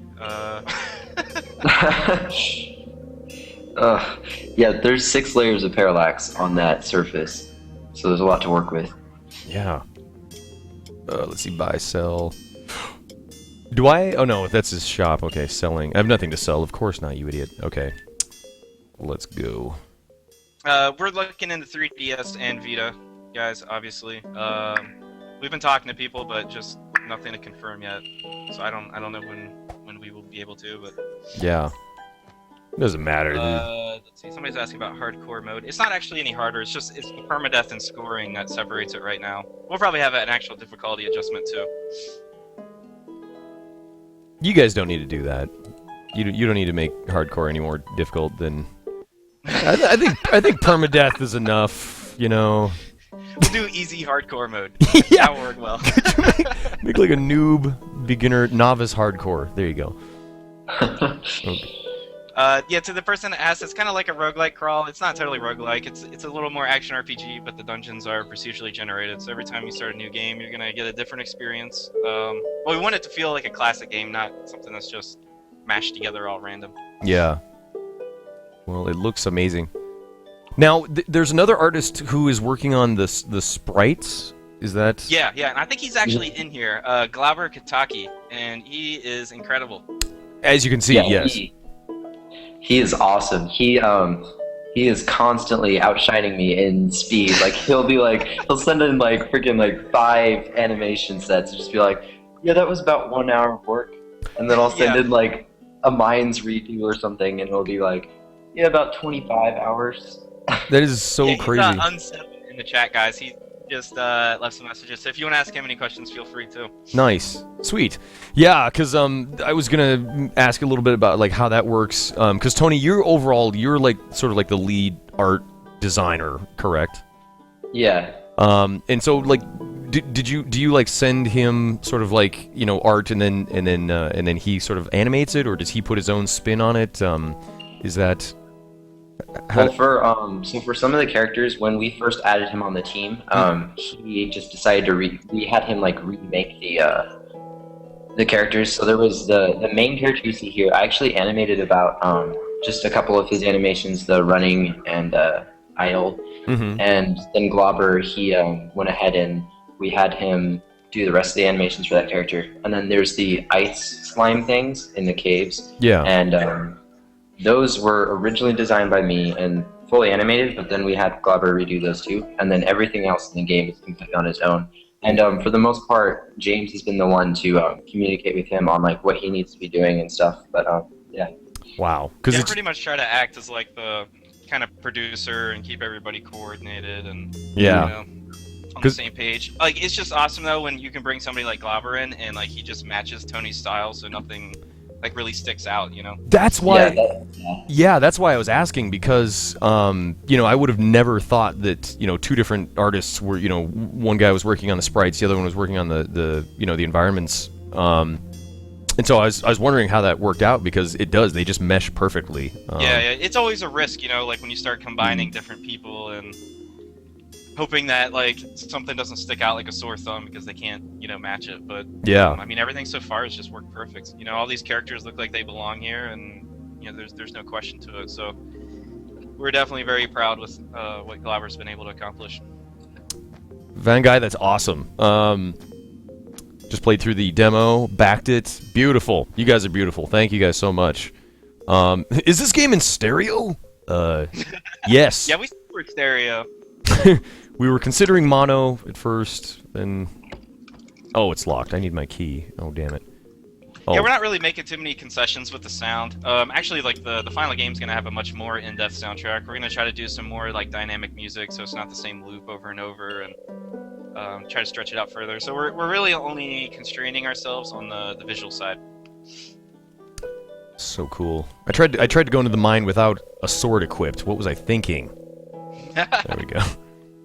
And the mine manager He's knows. looking out for you, man. Exactly. The mine manager knows. He's like, don't let that dumbass into the mine without a sword. All right. I'm gonna run in here. There we go. Floor. Stretch goals, Oculus support.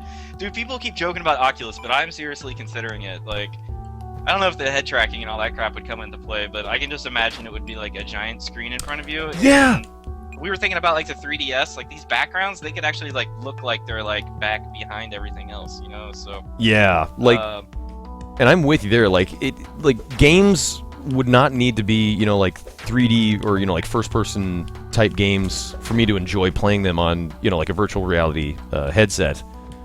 Yeah, I mean, I haven't used the Oculus, so I don't really know, like, you know, exactly how it's going to turn out, but I mean, I'd at least like to try, you know, to see. Only one way to find out, right? Yeah, yeah, exactly. Yeah, I haven't tried it either, but somebody said once they were going to send me one, but hopefully they weren't just, you know, lying. Hopefully they weren't lying liars. Oh, God. Okay, so I'm on hardcore mode now with permadeath, so no dying this time. Cannot die. Yeah, so we got some questions on the programs. So I'm pretty sure Glover, he uses Paint and then animates in Photoshop. He can, I don't know if he wants to verify that, but I just use Photoshop. And I mean, I could use Paint. I only use the pencil tool in there, but Photoshop is just That's pretty. so hardcore, you guys. MS Paint, come on. Come on. There is none better. Yeah, Glover actually has a really sweet speed pixeling video on YouTube I saw in MS Paint. I was just like, what? Like, I thought people joked about doing art in Paint. I know. It's, yeah, I can imagine. Once you get a system down. Oh, here we go. I am reinvigorated. Nice. All right. Yeah, now these rooms, like with these special things in it, like they're gonna be completely different, stylized than the other rooms. Like this fountain room is gonna be like all fountains in the background, like really epic looking, you know. So you know, like we had to make a lot of concessions for the demo. So it seems a little out of place how it is, but you know what? If you wouldn't have said that, I would have never even thought anything different. I mean, it looks fine enough to me. I mean. In fact, yeah, it's gonna be kind of cool because like we want to reuse those rooms in all the areas, you know. So it kind of like has to fit, you know, like swapping out like the kind of cave look for something else. So it'll be interesting to see how we solve some of these problems. Dear Lord, why did I walk back into that room to show you guys what the fountain looked like? Just got destroyed by the respawns in there. Okay. All right. And again, somebody's gonna fund the rest if we can get to 147. Oh, it's Ian Harris, one of our fans. I probably just butchered his name. He's probably crying right now, but he says if you guys can get it to 147,500, he's gonna fund the rest of it. So, oh wow! Let's see, where are we at? We're at 141,222 right now. So. Come on, guys! Come on! I dig we need down. A man bump. We need the big old man bump. Oh my God. Oh, seriously though, I mean, honestly, I am not, you know, I'm not going to sit here and say that, like, yeah, we need to get this thing fully funded today, or else I'm never casting again. these guys, we have Discord Games has a week left on the Kickstarter. I am really hoping that that you guys can get like a big push from tons of different outlets, because again, I would love to see this thing get funded, and I would love to see this thing become Us too, man. the best game that I know you guys could make it. Oh, there we go. Because I am definitely enjoying my time playing the demo, running through it here. Glad to hear that. And also, I need to fight the boss. I now need closure. I will never.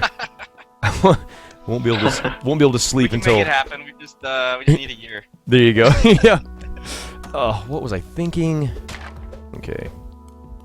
The worms. The worms! Oh. Swarmy bastards. Okay. Yeah, I don't know what happened to our green light. We got all the way down to number 13, and then I opened it up today, and it says we were 18. I have no freaking clue what happened, but since we started the broadcast, we dropped back down to 17. So hopefully we can get this shit sealed. I think they're gonna wait until we get the game fully funded to greenlight us, because I saw that was one of their kind of requirement things in their last update. So. Oh. See, and that's something I am unfortunately not familiar with. Yeah. Well, I don't think anybody really is, to be honest. So we're we're trying to learn what the hell they're doing as we go. So. Valve and their secrets. All right, Rat. I know. All of a sudden they're like, "Oh, monthly green light." No, now we got whenever we want green light.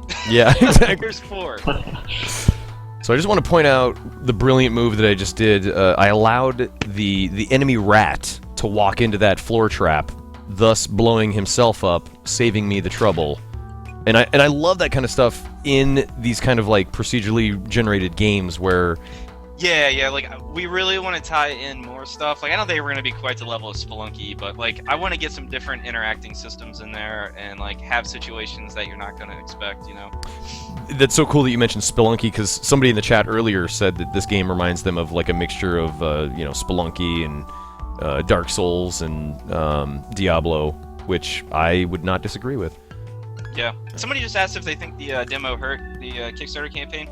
I'm not sure. I actually read an article a few weeks ago, and I think it was about AAA game demos, but they were saying in the article that once people try the demo, they see it's not all they thought it would be and are no longer excited about it. That's definitely a risk. But at the same time, we've also had a ton of people message us saying it's the first Kickstarter they've ever backed because we had a demo. So I think it's probably, a double-edged sword where, we might lose some people that realize it's not exactly what they thought. But at the same time, I'd rather have people know what they're getting into. Totally. And I feel, just like you said, there's, you're going to get both sides of it. I've already forgotten his name, but the individual who in the chat just said, I just finished the demo and I backed you guys. Awesome job.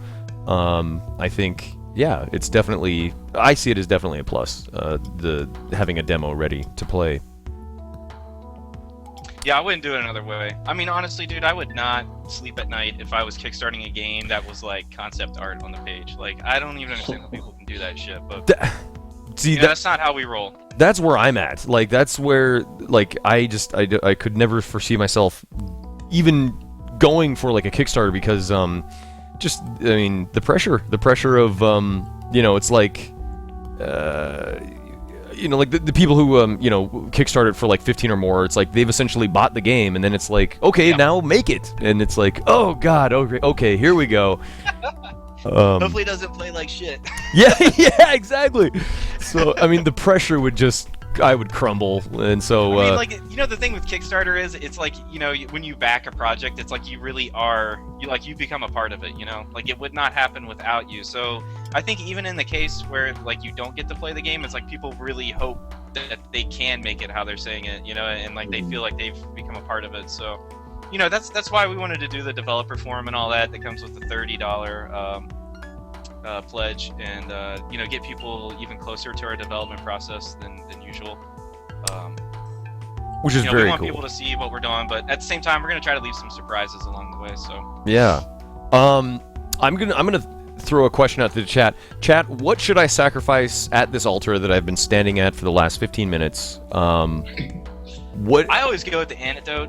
because it gives you magic points, but you know, you gotta worry in case you get poisoned later on. I guess that's the trade-off. That's pretty good. I like the I like more mana. Oh, people are saying ruby. Oh, it's all about the ruby. Okay, we going ruby. Ruby. Looks like a lot of people go for food. No way. I need that food. Yeah, coal. Cool. Should I? No, we're going ruby. Let's throw the ruby. A sparkling red ruby, like my favorite. So I'm gonna wait till you throw that, and then I can tell you. I'll let everybody down easily. The luck stat in this demo has absolutely no impact. Oh no! Trolled! Oh, I thought I was getting all lucky and shit. Oh, Like, I'm gonna be so lucky now. James.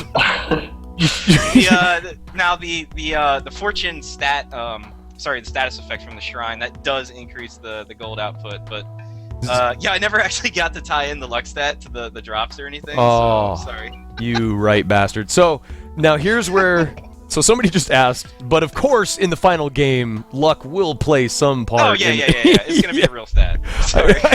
Just wanted to make sure that we get that out there, that it's not just some kind of like fake stat that's just thrown into the game. It's like, oh, my luck went up. we got the luck troll, man. I'm sorry.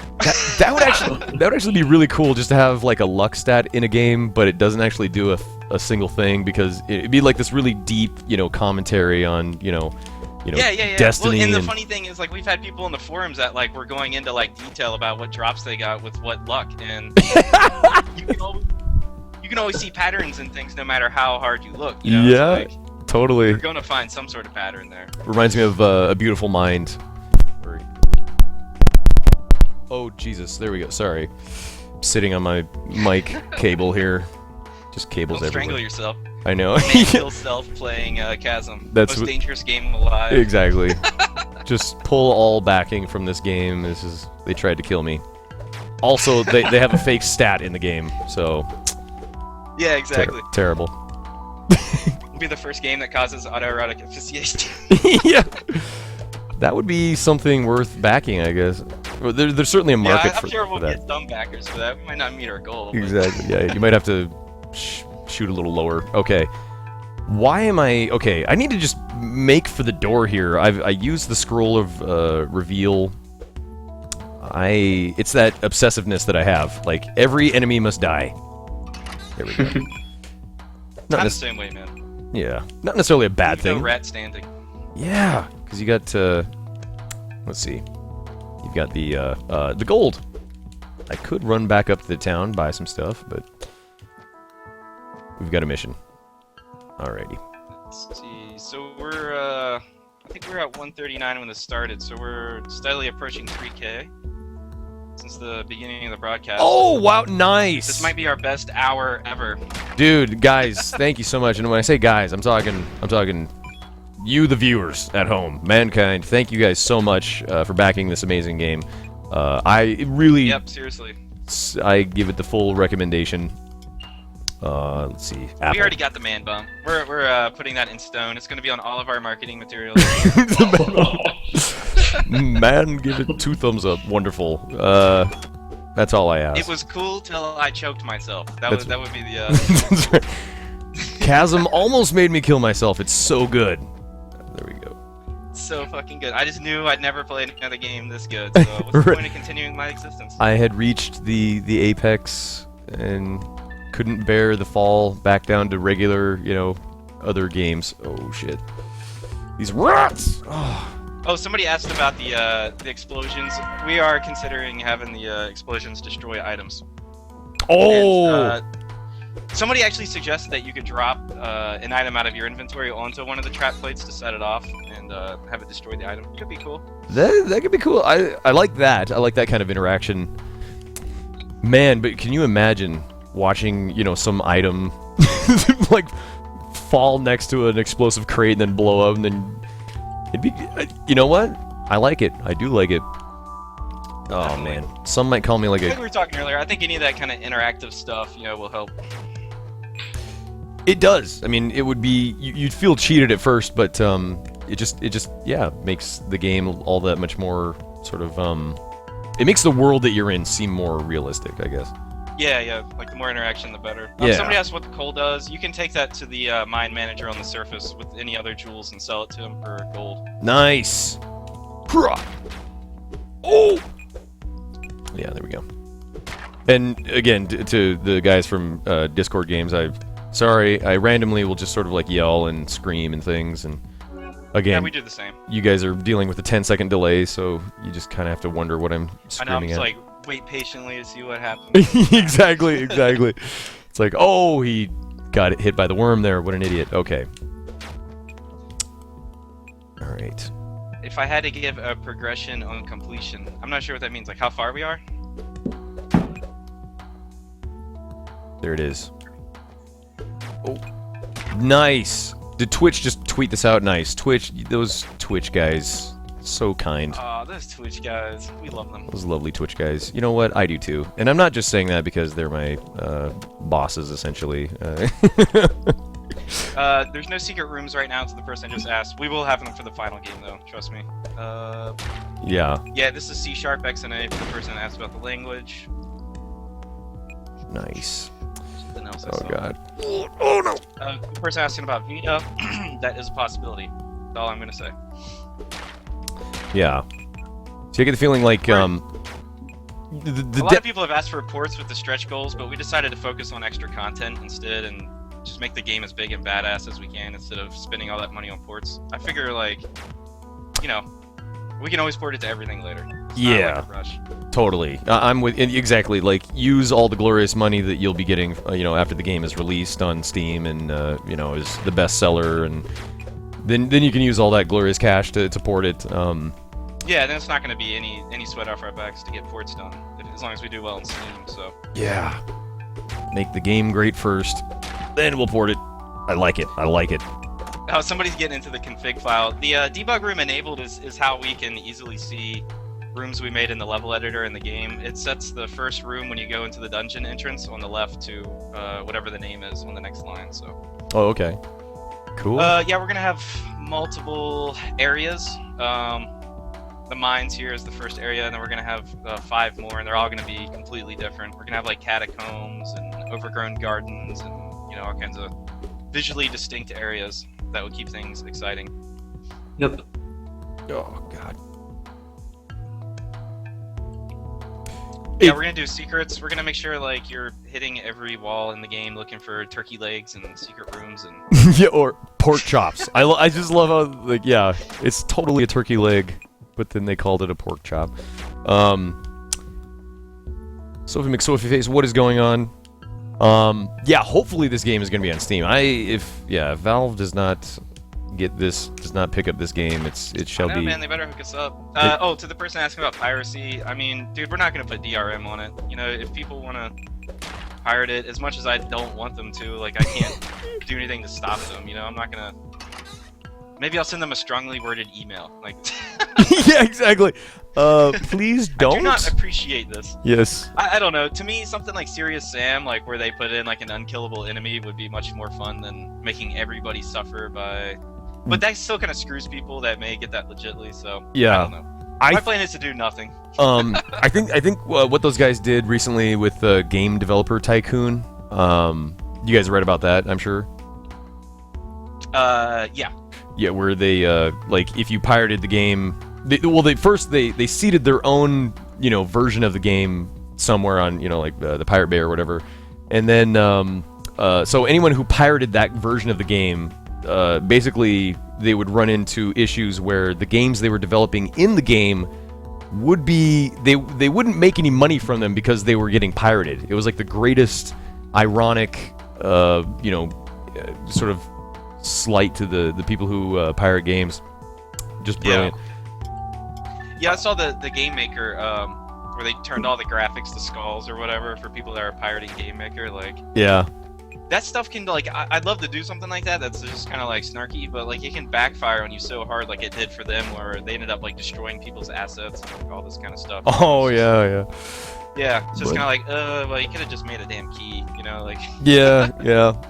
So I don't know, like I just don't think there's any good solution to it, and I think like a lot of the people that pirate games probably just don't have money to pay for them. So I mean, if somebody pirates my game because they can't afford it, whatever. But if you're seriously like sitting there with like all kinds of money and you can't toss us a few bucks for something we put like literally thousands of hours into, then I don't know, fuck you. Yeah, exactly. Then you know what? Kiss my ass. That's right. That's about it sucks, man. I pirated games as a kid, just like everybody else. It's just like how that shit is. But eventually, at some point, when you get a job and you have your own money and you don't want to waste time or, have viruses on your computer, then you just forget about that kind of stuff. Yeah, the thing for me too. I mean, we are definitely in an age now where it's the technology is there. Yes, it's like there's torrents. There's you can pirate basically like anything you want, and it's the oh wait, did I get a new sword? Oh shit. Hold on. But definitely in an age now where like it's so much more about like actively supporting the things that you like, and and we're trying hard to get out there so people can meet us and know that it's not a damn computer making these games. It's like literally 5 of us that work on it day and night, and we love the community and like we listen to everything they say, and we want to make a badass game that they're gonna love forever. So yeah, and I just feel like people are sort of like they're more aware of that now. Like like if you like something, if you like it and you don't support it, then it's going to suffer. And I know. See, I love that I got this sacrificial knife that raises my luck up 2 points. Yes. Yes. Totally shouldn't have told you that. I know. It does make it hilarious playing the game. I still totally would have, I am going to equip it because it's. Well, shit, look, it's like a rare item. Somebody asked how big the worlds are going to be. We're going to make them as big as we possibly can without them just being boring. So, I really can't tell you technically how big they'll be, but yeah. I mean, the dungeons are going to keep growing in size. So, I mean, if you look at the 3rd floor, it starts getting pretty big, but they're going to be way bigger than that even eventually, so. Oh, wow, I did get a necklace. Sweet. An old, long-lost heirloom. Raises my intelligence, my constitution, and my defense. Nice! Oh my god, that's beautiful. The dangers of broadcasting a game and talking to the developers at the same time. I had completely forgotten that I had those items. Oh, beauty. Sweet. Oh yeah. Oh man, and that is just, I mean, that is the crux of it right there. Just getting those items in a room, putting them on, getting that little bit, more powerful as I go along. Like, that is just an age-old, that is a timeless formula in games that is going to work forever. Yeah, it is. And, a lot of people complain about RPG games because it's always just kind of like, throwing that carrot right in front of you, but it's just something so primordial about getting better shit. It's like crafting it, you know what I mean? The loot! And I'm just... It cannot be explained with rational thought. Yeah, I completely agree. Just speaks to our lizard brains, like our old, let's see. Yeah, somebody asked about if the drops are random. They are. Totally random. Yep, that's the thing about this game. The dungeons are procedurally generated, so basically you'll never play the same game, twice, that kind of thing. Yeah. Oh god. There we go. I think I missed somebody's question. Shit. I'm like trying to keep up with this chat, guys. Sorry. Hey, you know what? You wanted it open. No, I'm just kidding. Everybody's awesome. Been very nice, so I gotta thank everybody in the chat for making this awesome for us. As do I. I want to thank you guys as well for being so cool. Somebody asked about the rooms that say you need to sacrifice. Those are altars, and you can drop an item out of your inventory to sacrifice it for a permanent stat increase. But you can only use it once. Don't bother with the gems. Okay, so right now enemies don't drop equipment, but we're planning on having like rare drops for them in the final game. So maybe I'll have to farm like 1,000 rats to get like a rat dagger or something. That's awesome. I'm gonna put a bunch of little cool stuff like that in there, We just got a question about secret rooms with the procedural generation. The rooms themselves in the game are actually hand created as far as like the layout with the collisions and the tiles themselves, but each one of these rooms is placed randomly, and so yeah, secret rooms are definitely a possibility in this case. Yeah, I'll just extend a little bit on that. We hand design every single room, and for this demo, I think 27, right, Tony? We have 27 Yeah, 27 designs. maps. And so it's not the rooms that are procedurally generated; it's the dungeon layout. So we have all these hand designed things, and then we kind of like go into the bag and pull out the blocks and build the map with them.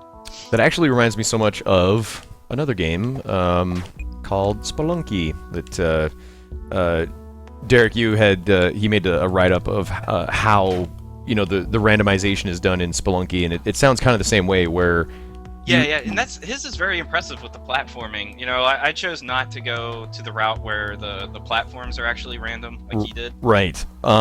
It'd be kind of the same thing that you were talking about, where like it's sort of like chunked. He has sort of pre-made platform chunks, and then those chunks are sort of like put together to make a floor, for the. Yeah. And like I said earlier, like we're definitely going for more like so it looks like a hand design experience. Like we don't want it to feel like a procedurally generated game. Like we just want that to be kind of a feature in the background you're not thinking about so much. Yeah, it's just enough to make it so that every time you play the game, it's different. Still new. I like it. That was an epic roll. Thank you very much, guys. There we go. Look at me using the look mechanic. Oh God. Which enemy in the demo did we enjoy designing the most? And they're talking about some stuff that's hidden down on the 4th floor if you know how to get there. Oh God. New goal. There are a couple secrets in the demo, so I won't even spill those. I'll let people figure it out. Awesome. Yeah. I really like the my worst programming experience with the enemies was by far the damn bat. I still hate that thing. Hey, you know what? My worst experience playing the game has been with the bat. So. Yep. I'm probably gonna redo it eventually. Like. That was totally a joke, man. All I know is that those bats, they're hard, man. They're good at kicking my ass. Crazy. There you go. Oof. But I think my favorite to program was probably the what do you call it? Kobold. That run around with like the knives and shit. Those were definitely fun. Yeah, when he shows up, that's very cool because you get the sense. He sees you there and starts running at you. Just great. Oh my God. Oh, you better watch that health. I know! I'm only on the 2nd floor and I'm already running out of food. Oh, what a failure. I gotta get some bread there. You got bread, you're gonna be fine. You know what? If you've got bread, you're gonna make it in this life. Oh, there we go. Get fucked on, you weird crystal blob thing. Okay. Oh, great. Another sacrificial altar. Oh God. What will he sacrifice? What will I sacrifice this time? So I have a hunting blade and a rusty sword. That could probably just get rid of one of those weak weapons. Oh, someone just asked about the armor being paper doll. No, we're not doing paper doll stuff in this. Glaber's actually hand pixeling every single frame of the animation, and they're very fluid. So we're not like doing that layering type stuff, Why? We do want to add some customization, though. Well, not customization, but let me say visual progress for your characters. So we're thinking more like going along the routes of like Diablo, where each major tier of armor class, like say leather or chain or plate or something, is going to swap out your sprite with a themed one for that kind of tier of armor. So it won't exactly be like exact match, but like say like studded leather armor or hide or something. We'll all swap out your character with kind of a leather looking one. And the main the main reason for the lack of paper doll is because there are so many frames of animation for this main character. We just can't overlay it and be efficient. But there's still going to be that modification of the way the character looks. Yeah, and we're looking into some like advanced palette swapping with pixel shaders and stuff too. So we might be able to throw in like a little level of customization color wise on top of the sprite swap. So we're definitely doing all we can, but we want to keep these animations super fluid. And like a lot of people think of Terraria and stuff, but if you look at the animations in that game, like the character doesn't turn his body on the Z-axis like when they run and stuff. You have to like keep everything very stiff so the layering works. And we didn't want to mess with that. Like we want like a much more fluid experience. So that's just like one of the trade-offs you have to make. Yeah, I would say definitely keep the fluidity. It looks amazing and it just adds to the playing experience as well. Ooh, coffee! Needed that so bad. Sweet. To the person asking about boss fights, we haven't designed all of them yet, so I can't really tell you. But we're planning on like huge screen-filling boss type things, as well as, you know, maybe more smaller ones like you saw in the demo. So, also about the upward attack, I don't know. Like, I really kind of like how you have to think about how to approach situations, how it is right now. You know, it's like, how can I get this enemy in front of me to attack? I feel like we'd lose some of that if we added like directional attacking. And that could also be something where it like ties into the spell books, you know, like maybe certain spells, you know, use something like that goes up in the air higher and can give you that kind of reach. But I'm not sure if every weapon is going to be like that. I was thinking about that earlier, how like if Tyrion had a you know, like an up thrust or like a down attack. Yeah, a lot of people have asked for down, and I think that might actually be a special ability that we will add in, like a downward strike. Yeah, but like you were just saying, it would basically at this point, if I was, you know, if I had some kind of up thrust or downward thrust with these weapons, I mean, it would kind of like break the game, because it would just, that's all I would do is just, you know. Yeah, it would definitely change it up a lot. You'd be playing like Shovel Knight, I guess. So. yeah, and fuck that game. No, I'm. Oh God. That was me making a joke. Clearly. I'm gonna get a harshly worded email now from Shovel Knight. I know. Even though First I was. you start telling everybody that we work on a yacht, and now. Yeah, exactly. Yacht Club games. Look at these guys. Like they need the money. Guys. Well. Somebody's asking about if the weapons are going to look different, and yeah, they are. In the demo, we kind of took some shortcuts, and the weapons are actually tied directly into the player animations, but we're going to be pulling those out for the final game, so when you like swing a sword that's like purple, it's going to look, you know, visually different in the game. Nice. God damn these rods. There you go. Oh, yeah. Alrighty. Steam Greenlight has been very interesting. It's been fun. Oh, God. I don't know. It's just yet another thing for us to worry about, you know? Oh, God. We're doing pretty good. Let me see where we're at right now. We are 17. And I was just saying earlier on the stream, for some reason, we were all the way down to 13, and then I woke up today and we, for some reason, fell back to 18. So I don't know if it's Steam that screwed up or if they're just hating on us. I'm not really sure what's happening, but... They just hating. Yep. So I'm hoping once we get this Kickstarter approved, they're gonna be a little bit nicer about getting us through. So I think once the man bump comes to fruition here, they're gonna see. Oh, it's gonna get greenlit immediately. Survival aspect. The roguelike mode probably has more of the survival aspect, but I mean the hardcore he's playing right now is permadeath, so you gotta be on your toes all the time. Yeah, which I am not doing a very good job of showing how one stays on their toes in this game. I did, however, just receive something. What did I get here? I know I got grapes. Oh, I think I got another hunting blade. Yeah. Cool. There's no plans for character classes right now. We've been thinking about maybe like a bonus mode like Castlevania did, where they just kind of change your stats and stuff around, but we're trying to keep it just to one character. It's already insane, like the amount of frames of animation we have just for the demo, so... Let's see here. I'm trying to see if I can drop something on this thing. Oh god, hold on. And yeah, time's a factor in time's a factor in the hardcore mode score. God! Basically, gold experience, how much damage you've taken, and your time played are the major factors to it. Oh, and the deepest floor you reached. Yeah, there is a time run mode. Yeah. Okay. Sorry, that was me talking to somebody in the chat. Okay. Time trial. That's what I was thinking. Time trial. Yep. Oh god. All right. After that immense failure of I was trying to grab one gold that was on top of a trap on the floor, and of course I just completely fucked up. And well, you know, you can actually roll, and if you roll in the right spot, you'll roll over the trap without setting it off. Oh, that would have been good. I should on the line here. I should have thought of that. Oh man. There's not going to be a specific boss rush mode. I don't think we're going more towards like an arena mode, and I think we're going to tie the boss rush into that right now. So that may change eventually, but that's the idea in my head.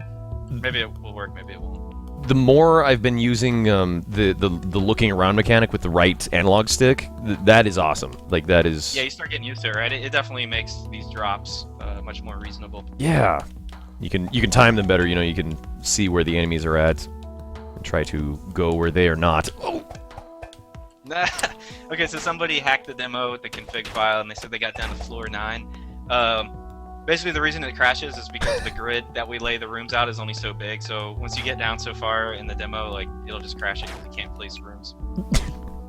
Somebody's asking, why is it crashing when I hacked into it? When I do this thing it's not supposed to do. Yeah, exactly. Oh, it doesn't even work. What a dumb game. All right, screw that. Oh, somebody asked about the extra items again. As I said before, you're not going to start with those. They're just going to be extra things you're going to find in the world that are going to be like any other weapon. I mean, you know, obviously they're going to have special abilities and stuff, but, you know, it's just going to be cool stuff to find that's not in other people's copy. I just want to say this fountain of reinvigoration just saved my life, pretty much. Oh god, there we go. Ooh. And those refill after a minute, I think. It's either 60 or 90 seconds. I gotta look at that. Nice. All right. I feel like I'm getting very near to that door, so we might have our first hardcore. Oh god, nope. Someone asked how many frames for the character. There are 126. Sorry it took so long. I was just counting them just now. Oh, nice. By hand. So that's with the basic moveset and like nothing else. Like we're gonna be doing obviously tons of moves on top of all this, plus the variations for the armor. So I mean, like we're gonna be into thousands of animation frames for the final game. I guarantee it. Dear God! Oh, this kobold. Suck it, kobold. There you go. Okay. This little dagger is so short. It's powerful. It's got the power, but oh god. I do love how quickly. Again, I love how quickly it attacks. You trade the. We're gonna try to do enemies theme for every area, so they kind of fit and make sense. I don't think we're gonna probably do too much reuse. I mean, maybe we'll do a couple palette swaps, like these caterpillars that go around the platforms and stuff. Like maybe it could be used elsewhere, but like I don't want you fighting rats or kobolds the whole game, you know? Oh, definitely, yeah. That's. Oh god, please no! Oh my god! I was just destroyed by the crystal orb thing. Fuck! Oh, that's horrible. I thought I had 3138. Okay, so now that seed on the bottom of the screen that you're actually in front of, other people can put that into their config.ini file and play the same dungeon you just played. Nice! So, take it in, guys. Copy it. I just ducked out. Hopefully I'm out of the way. That's 5AAF, as in fuck 7989. As in fuck hardcore mode. Oh. Oh, man. GG. I guess the only thing left is time trial now, huh? Time trial. Well, hold on now. Let's not skip on ahead just yet. We can certainly have another go at hardcore, right? Oh, so now he's got something to prove. Yeah, come on now. Oh, are you kidding? A guy whose broadcast is called MANvsGAME. Oh, you're goddamn right. I've got something to prove. Yep. All right. Let's run in again. And this time, I'm not going to mess around, guys. I'm not going to be sitting here trying to just make sure everybody gets a good shot at, you know, how the blacksmith looks amazing and his animations. No. This is real deal now. This is like me. I'm about to just break this game wide open, okay? Let's do it. There we go. Whoops. Okay. Might want to take that sword. Nope, don't drop it. Son of a bitch. Come here. There we go. Speedrun. There we go. It's time to actually play the game. Correct. And again, looks like we're sneaking up on 142,000 here. That is so awesome. Guys, thank you so very much. Yeah, we're trying to get these guys ever closer to that 150K goal that they have on their Kickstarter. This game is Chasm, by the way. For anybody who just came in, we have Discord games. James Petruzzi is on the line with Tony, who is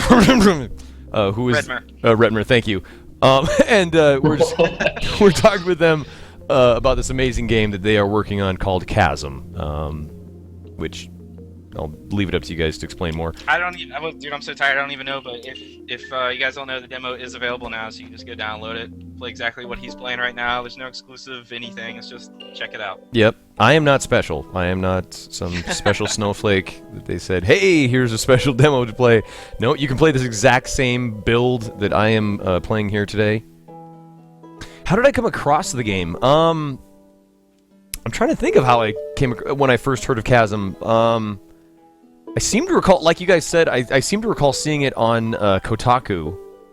Yeah, we got on Kotaku on the 26th, so that was pretty huge for us, especially with the slump we were in the midway point. Yeah, and I'm trying to, I think I just kind of saw it somewhere in just the random, game sites that I visit daily.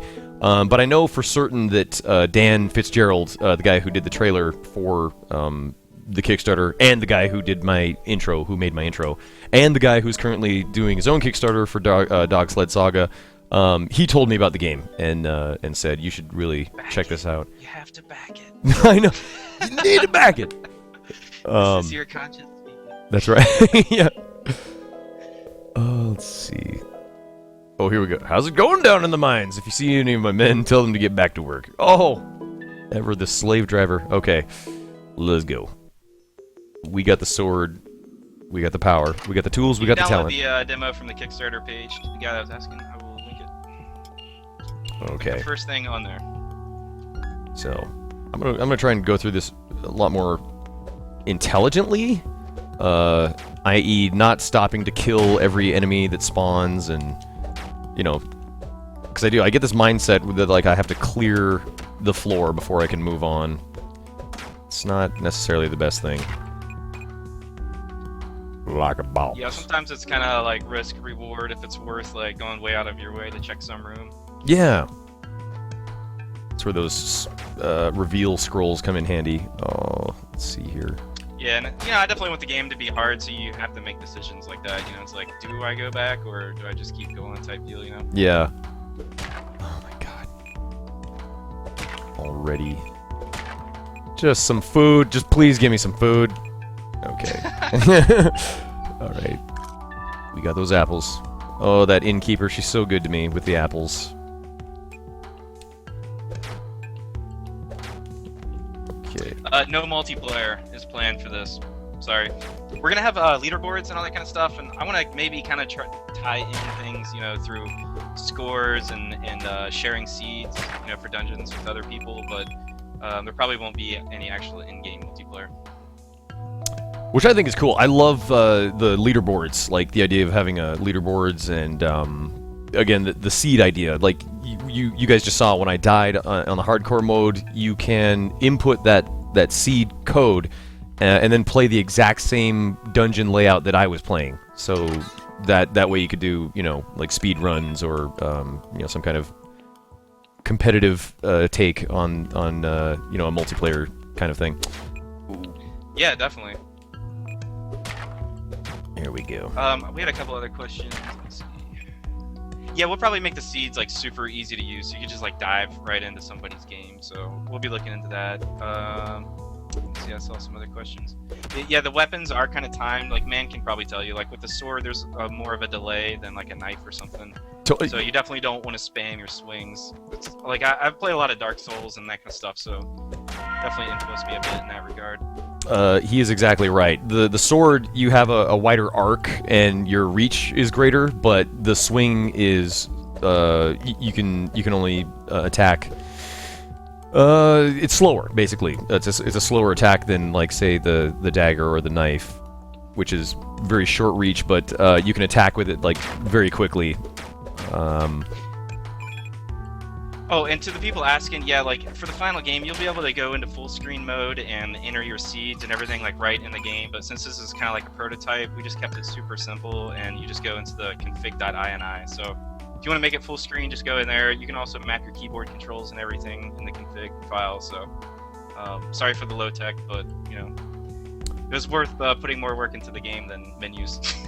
Definitely. Speaking of menus in the game, I think it's brilliant. A brilliant move on your guys' part to not have a quit game option in the title screen. Like when you start up, you're going to be playing this game forever. So just Don't even think. I never even thought about that. I know. You can't leave, especially if you go full screen. I know. Your computer is now just a Chasm machine. That's it. Whoops! Sorry. Now you're playing Chasm till the end of time. Let's see. I got the stone knife. I got that going. You know what? I am going to equip that stone knife because I like the speed of the knife, and it raises my intelligence. So there you go. And to the person that's just talking about like the different weapons, yeah, like we're gonna have different hitboxes and like all kinds of different weapons for you to find. We only have one-handed swords and knives for like your main weapons in this demo, but for the full game, we're planning on doing like axes and two-handed swords and maybe try some like spears or halberds or something different. We'll see what makes sense with the gameplay. Now you're speaking my language. You're speaking my language when you said you're gonna have two-handed swords. Yeah, man. I'm thinking that would be like an epic over-the-head swing. Like real slow but super powerful. See, that's what I'm saying. Like, and those trade-offs. And it would work so well with the way the equipment works. X is one hand, B is the other, and that's that give and take. You could have a two-handed weapon that it would take up both of those slots, but it would be a yeah. You'd lose both slots. You'd only get one thing, and we're gonna have shields in the final game too. I mentioned earlier, so you're gonna be giving up possibly defense or range for like more power. And to me, that's what makes games interesting is those kind of choices. So totally, yeah, the sort of whips. Yeah, we'll see. And somebody asked about saving. In the final game, the bed in the tavern is actually gonna be your save point when you sleep. So. That was the original intent, but for now it just kind of refills your health. Hold the phone. I just got a cloth tunic. Oops. Here we go. Woo. On the body. Simple cloth tunic. Raises the defense. Beautiful. Oh, that's awesome. The Ring of Luck. Okay, Ring of Luck. Oh, well, we're on 4chan. We've made it to the big time. Oh, boy. Let's see. Ring of Luck, and then I'm going to put on the necklace. There we go. Defense. Now I have 2 defense. That Ring of Luck's just weighing your fingers down now. So. I know. Well, someone in the chat, like in all caps, was like, "Put on the Ring of Luck." I was like, "Okay." Put it on. I was like, this guy wasn't here earlier. I know. It's hilarious. So cool, guys. So cool to hear that the backers, people keep kickstarting this game. It is well worth it. The game is. The demo, like, what I keep hearing from you guys is that the demo is just, it's a highly polished sort of, like, preview of much greatness to come down the road. Yeah, this is, like, literally the simplest we could wheedle down, like, all the main features of the game, So, I mean, obviously expect the final game to be way more in-depth. We had to cut a lot of corners to, get this thing out in time. You should have cut those floor traps. Someone asked about why we chose 16-bit instead of, like, simpler or more detailed pixel art. If you actually check out my portfolio, I do have some games that were like 32-bit styles, but with Chasm, since there are so many assets to be done, and since I'm really the only background artist in the way of Glauber, the team just isn't large enough to do like a massive, full resolution, super hyper detailed pixel, game. But we also wanted to go for something that had nostalgia, but also produced kind of a modern tone to it. So that's why we picked the 16-bit. Yeah, like this resolution just works really great for us and our team size, because it's not like 3D games where it's like you change the resolution and it's the same amount of work. For this, like if we double the resolution, it's literally double the work for Tony. So yeah, and I am with Damn DK in the chat who says less is more. I have found that to be the case. I totally agree. And like I remember reading like years ago this thing by a comic book artist, and it's basically his tips, and he said like the less detail you put into things, the more people use their imaginations, and I 100% believe that's why like pixel art has such a lasting appeal to it. Is that like the basics are there, but you can fill in like the details if you want with your mind, Totally agree. Oh, here we go. Okay. This run already is looking much better than the last one. I've got my defense up to 2. Alright. And you're gonna be ready for those kobolds. That's right, this time. Or no, those crystal bloboid things. Whatever the hell they are. They destroy me. By the way, I saw you just slashed. Oh, it's probably delayed, but I saw you slashed at the string holding the glowworm. And for the final game, like I definitely want to make it so you can like cut that tie that's holding the glowworms up. But very cool. again, just a time thing. I also wanted to make the rats pick up like gold and items that fall on the ground and carry them back to nests. So like, there's tons of little details we want to do. We just don't have time for for the demo, but. Exactly. This is what I just keep saying about this demo. It's polished so well. I mean, it's the quality of like the sprite animation, the design of the environments, everything like looks and sound wise, and the music. I keep forgetting to comment on how cool the track is down in the mines. Yeah, like everything is so polished and so cool. But like you guys said, it's just time and money wise. A lot of the really things that are going to make the game, play amazingly are going to be added in later. Oh god. Hey, just a heads up, we just broke 142,000, so that's 3K since we've been on the stream at like what 4:30. Wow, like that is absolutely amazing, guys. Thank you so guys much. Are incredible. Thank you so much. It's gonna. I want to. Oh god, there was a fucking rat in the box. Bullshit. Yeah, I want this cast to just make this last week for you guys, like to take some of the pressure off of having like the final week of. Yeah, I was telling man earlier, we're still flipping out. I mean, like it's like we're so close, but just the thought of not making it after 18-hour days we've been doing for the last 24 days of this thing has got us pretty done. You guys, you guys have got to make it because you're so close, and it's 6 more days, and the game with a demo like this, and it's got to happen. It's got to happen. To the people asking about ports, we're not tying the ports into the stretch goals. We thought we'd just focus on content, but like we said earlier, we're gonna try to get this to like everything we can with the D-pad later on. So don't worry, it will probably be coming to your favorite console as long as we do well in Steam. I'm gonna drop 2 swords. Oh, that shitty sacrificial altar. It took both of my swords and still only gave me the +1. Word to the wise. Don't give the altars more than 1 item. There you go. Or do. They're greedy. Maybe something will happen. I don't know. Alright. Oh man, yeah, somebody just mentioned Connect. I don't know. I think this would work pretty well with Connect. Kind of make hand symbols at it, maybe. Oh god. Let's just not. Let's just pretend that nobody made that comment. Nice. And again, I want to thank everybody for keeping the chat clean and awesome for us. We did ask him to open it up for everybody, so. Yeah. When somebody mentions like, "Hey, we're on 4chan," I was like, "Oh god, time to close up the chat." There it goes. So yes, again, thank you everybody for being awesome. All right. Let me look down. This you can look around in the dungeon using the right analog stick. Again, I'm just using the standard Xbox 360 controller. Yeah, James did mention that he would like to eventually put like great swords or two-handed swords into the game.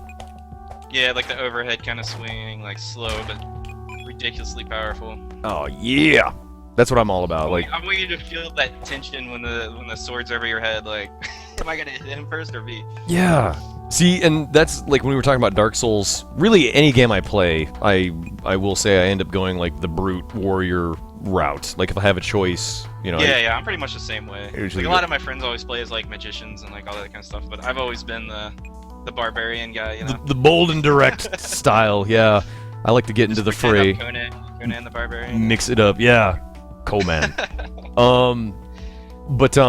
Yeah, like, and so I love what happens in games like that where, like, if you use a two-handed weapon or like the stronger, more powerful, slower weapons, you really become attuned to like the timing. Like usually there's a delay with those kind of weapons, and so you get used to that delay, and it's not a handicap at all after a while. Yeah, and it's kind of funny. Like we've had a lot of feedback on the controls in the current demo, and it's definitely kind of split between people. Like I think there's people that get it, and there's some that don't. That are kind of used to like the newer age of platformers like Meat Boy, where everything's like like I think our controls are responsive, but we have some delays in there. You know, like you stop moving when you swing and that kind of stuff. Like those are conscious decisions we're making. Yeah. You know, so Totally. you know, like I don't really have anything firm in my head. Like I try it, and then if I think it feels good, then I kind of stick with it till I get feedback from somebody else telling me it's garbage or not. You know. So. Yeah. Well, I just want to say for my part, I mean, for just playing here today, like I find the controls to be fantastic. I mean, it just goes along with what I'm saying about the game with its sheen of polish at this level. You know, it controls great. Like you were saying, it's like you know, sort of combat design decisions. Like in the same way that you know you don't have an up thrust or like a down thrust right away because it's, you know, you don't want to make it, you know, too, like that would just break the whole, you know, the difficulty of trying to maneuver yourself around the enemies. Yeah, it's like it's kind of a game in itself, thinking about how to approach the enemies in the first place, not just like, okay, I'm just gonna down thrust on everything that's below me. You know, Right. It's like, how can I get down there and keep myself protected, you know, kind of deal. So, Exactly. you know, I want this to be like super fluid movement, but I also want you to have to think about the combat. So, like, you know, I think it's gonna be tough to balance it, but I think we can do it. You guys, you're gonna go far. You guys, you're gonna do fine. Oh, nice. Got some milk. Sweet. Yeah, you can control the height of your jump. You just hold down the jump button longer, and you will go much higher. It's just that simple. Oh, damn it. Okay.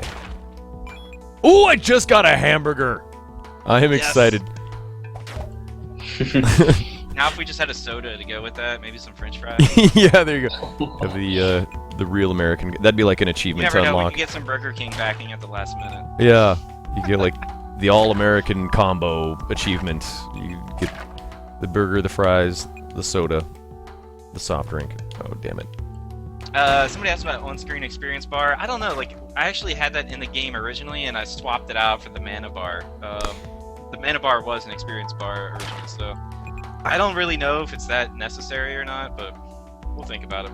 I think it was a good choice. We don't have a lot of screen real estate, by the way. Like I said earlier, this is 320 by 180 resolution. So I mean, if you put the demo on 1x, like you'll see how big it really is. It's like tiny. It's tiny, yeah. And I agree though. Like the interface is so, you know, simple. You know, pretty much just the stuff that you would need. The stuff that you have equipped, life, and the mana, and it's like. Honestly, I mean, if you, yeah, like right now, you can check your experience on the pause screen. I love that his name is Tyrion. God, I'm getting so pumped for the new Game of Thrones Game of Thrones, tonight. Game of Thrones. I don't know if you guys have seen my shirt, but I'm wearing a sort of like NES era stylized Game of Thrones T-shirt. But Dude, that's awesome. Where'd you get that? I have two of them now. A viewer sent one of them, and my wife bought me one. I don't even know where they bought them. Well, you gotta find out from your wife, because I gotta have. I gotta have that thing. It's pretty great, isn't it? Must own. I have an extra one. I'll send it to you. Oh, somebody's asking about gold. There's shops up on the surface. It's kind of like Diablo, the first one. You know, there's NPCs up there. We got a blacksmith that will sell you weapons and armor. A crone, kind of like, you know, old gypsy that sells magic potions and spell books and all that kind of stuff, and a innkeeper that can sell food. I think we just. And of course, the mine manager takes your jewels and gold and like all that kind of stuff, and will give you gold for them. So. Very cool. Love it. Love it. Oh, love and you know, just to give you guys a little sneak peek, like the mine manager shack is like super cut down to what we originally intended. The idea is that we're gonna have a museum that's like part of the mine manager's place, and like all like the cool special stuff you unlock in the game and discover is gonna be in the museum. So Sweet. It'll be kind of like a physical place where you can go to check out like all the stuff you found and all that kind of stuff. That is awesome. Just keep like a. Yeah, we're gonna have a scroll of recall or a town portal or whatever to get you back, but we're also gonna have like kind of like a portal system similar to Symphony, where I'm thinking like even floors maybe will have portals, and then you know you'll be able to easily jump back to there. Sweet. Exactly, it belongs in a museum. It belongs in a museum. Belongs in the mine manager's museum. Dude, we just need to give Tyrion an Indiana Jones hat. It'll be perfect. Oh yeah, nice. I like it. I like it. I was gonna ask earlier about the possibility of like when you get items, like would you see them on your character's body? And then I thought probably not, because all the discussion that we had earlier of all the work that had gone into like like sprite animation and all of that, I'm sure that would add like a like another year into the. Yeah. So for the people that just came in, like we're not gonna do per slot kind of visual things. You're not gonna see like a helmet that you put on pop up, but like I said earlier, the body category where you equip your body armor, that we're thinking about having that swap out your sprite for something for that major tier. So see, that'd be it'll cool. at least give you some visual progress. That would be cool, and I could see that. So like this hide tunic, like if you switch from cloth to hide, then you're gonna get like a leather kind of sprite. So that's what our goal is right now. Very cool. See, and to reveal, I'm with Trivial there, like because I really admire awesome pixel art, and the design, the animations are so great in this game. I could see how bogging yourselves down with like making sure that every item shows up on your person. It would just put you guys in fucking development hell. Yeah, exactly. Yeah. Oh, somebody's asking about in-mine NPC merchants. So yeah, I think we're gonna have some like hidden stores down underground and stuff. And I don't know if you guys saw the Kickstarter $1,000 tier, but everybody that backed at that level and higher are going to be pixel characters in the game, and like this secret underground tavern you can find, and you'll be able to talk to them. They're each going to get their own line of dialogue they can say, and it should be fun to see what people come up with. Oh yeah, and I think there's one spot left, so if anybody out there $1,000, you could be in this game. $1,000. I would love to be that guy, but we just got a credit card statement the other day that really put things in perspective for us. Yeah, brings back reality. Oh, what is that? Emerald! Nice. I had all these big plans to go to like E3 and PAX Prime and all these. Oh, dude, they're expensive. We found out the hard way too. We went to GDC this year, and that was our first game conference ever, and it was just crazy expensive to go to any of that stuff. I could totally vouch for you. It is. I went to GDC last year too. I wonder if we just brushed shoulders in the hallway somewhere. Yeah, we probably walked right by each other. Yeah. I don't know what the hell I was doing there, but it was a great experience. It's like how do you put a dollar amount on an experience like that? But my God, it was so costly, but it's so cool. I mean, that's where I first met Danny Baranowski, the guy who did the music for Super Meat Boy and Binding of Isaac. Yeah, that's awesome. I met a bunch of really awesome people, and GDC is crazy, man. It's just like everybody is there. Like if you're in the video game industry or any way loosely tied to it, right, you're probably there. That's exactly why I was there, because I am somewhat loosely tied to the video game industry. But while I was I was there. What the hell? Oh wow. Sorry, I'm just the game is making me think here. But yeah, so we've really pulled back this year on plans on traveling to all these different conventions. Next year, guys. Next year, we're gonna spend this year catching up. Always next year. Yep. Where are you physically located? I don't want to talk about that. No. Oh, okay. I understand. No, because I'm physically located in Montana, west armpit, Montana. Because there's something about. I just noticed you had the time you did in Eastern, and I know I'm in Baltimore, so I didn't know if you were somewhere over here. But we were looking at PAX maybe for next year, because it seems to make more sense geographically for us. Yeah. To go to something like that than fly across the world. Yeah. And let me explain really quick why I use Eastern. It's because nobody gives a flying fuck about Mountain Time, which is like if I had talked in Mountain Time, ooh, Kobold, got him. Yeah, so I always try and give times in Eastern. I just chose Eastern for some reason. So there you go. I think there were some questions up here. Let me see. Where am I mentally located? I don't know, like Amsterdam. Good answer. Good answer. Oh shit. Somebody asked what our thoughts were on leveling up. We've been thinking about having skill points you can invest and stuff like that, but I'm not totally sure yet. We're gonna see kind of what fits with the game, I think, and how much like these stats are gonna tie into everything. No, listen, you people. Okay, I am going to sacrifice something to this altar, and it's not going to be any kind of precious gem. Okay, what should I sacrifice besides any of the precious gems?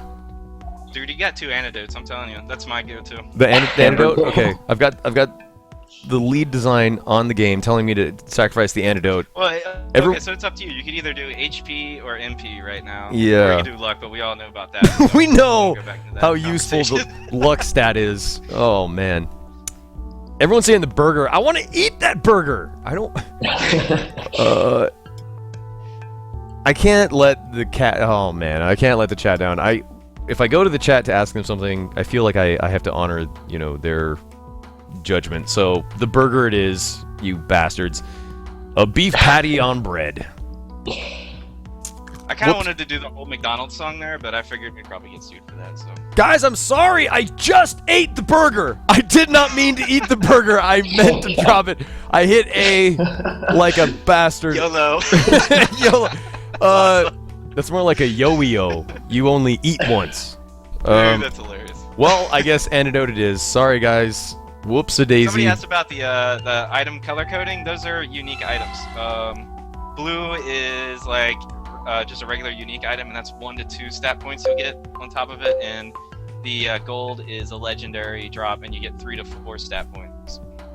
I sit on a throne of... I know, I went through this whole thing.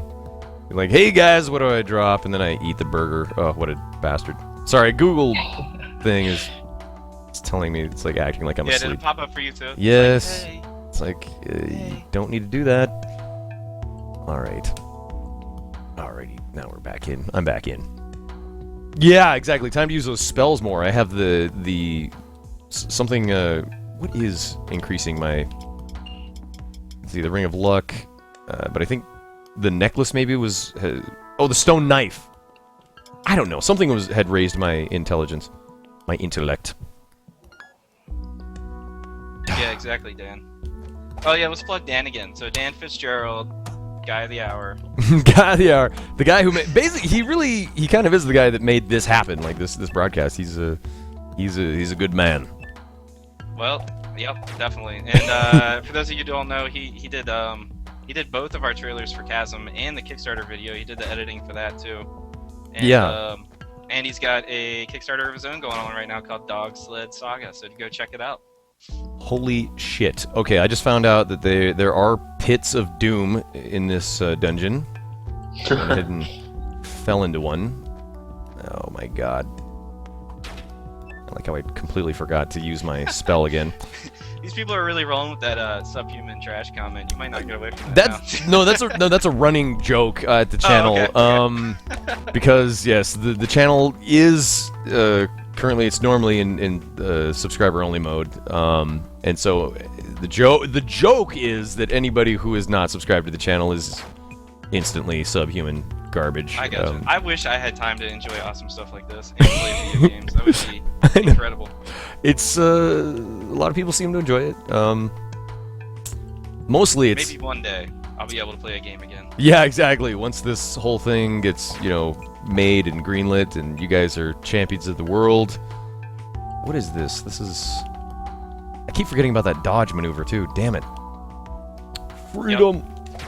There That's we a go. handy one. That was actually something that the community helped us with too. Is that temporary invincibility period we added to the roll? So Ye- before it was just kind of like a back dodge kind of, but now you can actually roll through things, and I think it added a lot to the gameplay for the kobolds, especially when you're fighting them. It is cool. It's very cool. Okay, yeah. Why do I call you subhuman? It's a joke. Clearly, no one here is subhuman garbage. We are all awesome people. Some more awesome than others. Price, we're going for 15 to the person that just asked. So Okay. Time. we're about as sub niche as we could get here with a Metroid style platformer on top of top of just a regular pixel platformer. Yeah. Hey, I love it. To me, it's a winning combination. Oh God, fucking kobold! Oh man, oh my God. Okay, as long as I don't die. Yeah, it's totally a Metroidvania, so you're gonna have to go. Back now, Salpo, no Lolobio. I know some of those usernames, huh? Like I said earlier, if you weren't in here when I was talking about it, we're gonna have special abilities you get that are gonna help you when you get to backtracking later in the game, and we're gonna focus on all kinds of platforming stuff and getting the movements through the world really fun. So we're gonna be adding like wall jumping and double jumping and ledge grabbing, and I really want to add grapple hooks. Like I could just see myself swinging through all kinds of crazy stuff. That would be crazy cool. Oh, there we go. And really quick, I just want to mention, because I saw some people talking about the stretch goals on the Kickstarter page. James has said that just because if they don't necessarily meet the stretch goal, it's not that won't be in the game, but it's just more of like, it would be a guarantee if they do meet that stretch goal. Yeah, like everything that's on that list, we want to see in this game. Yeah. And if we have extra time or money, we're gonna tackle the things that we think are gonna be best. We're just gonna try to guarantee people with that list. If we meet that funding amount, we're gonna do that. And it's gonna be on there on launch day. So I should try it. Twine. I wish we had all the time in the world to do it all. Oh my God, that's some kind of Korean name here. Twine Gobum. Gobums Boseo? I don't know. That's some kind of Korean thing. Anyway, yeah, I'm gonna try using the spell here a little bit more, because I seem to be getting like a mana a little bit. Yeah, like I added that kind of at the last minute, so everything gives you 1 mana orb right now. That might be different for the final game. It's just like, it's what worked easiest for this demo and gave me the least amount of grief. Yeah. I can imagine like trying to get this set up for, like when you're going to like GDC or, Oh man, GDC was crazy getting ready for that. Like, I mean, we knew it was happening like way back in the fall. Like we signed up in October, I think, September, October. Mm-hmm. And it wasn't too bad until about the end of January, beginning of February, and then that's when the insane crunch started. Like 18 hours a day, just like kind of like this Kickstarter's been. Like I'd literally wake up, walk from my bed to the computer, and then be there until I go to sleep at like 6 a.m. or some shit. Like, yeah.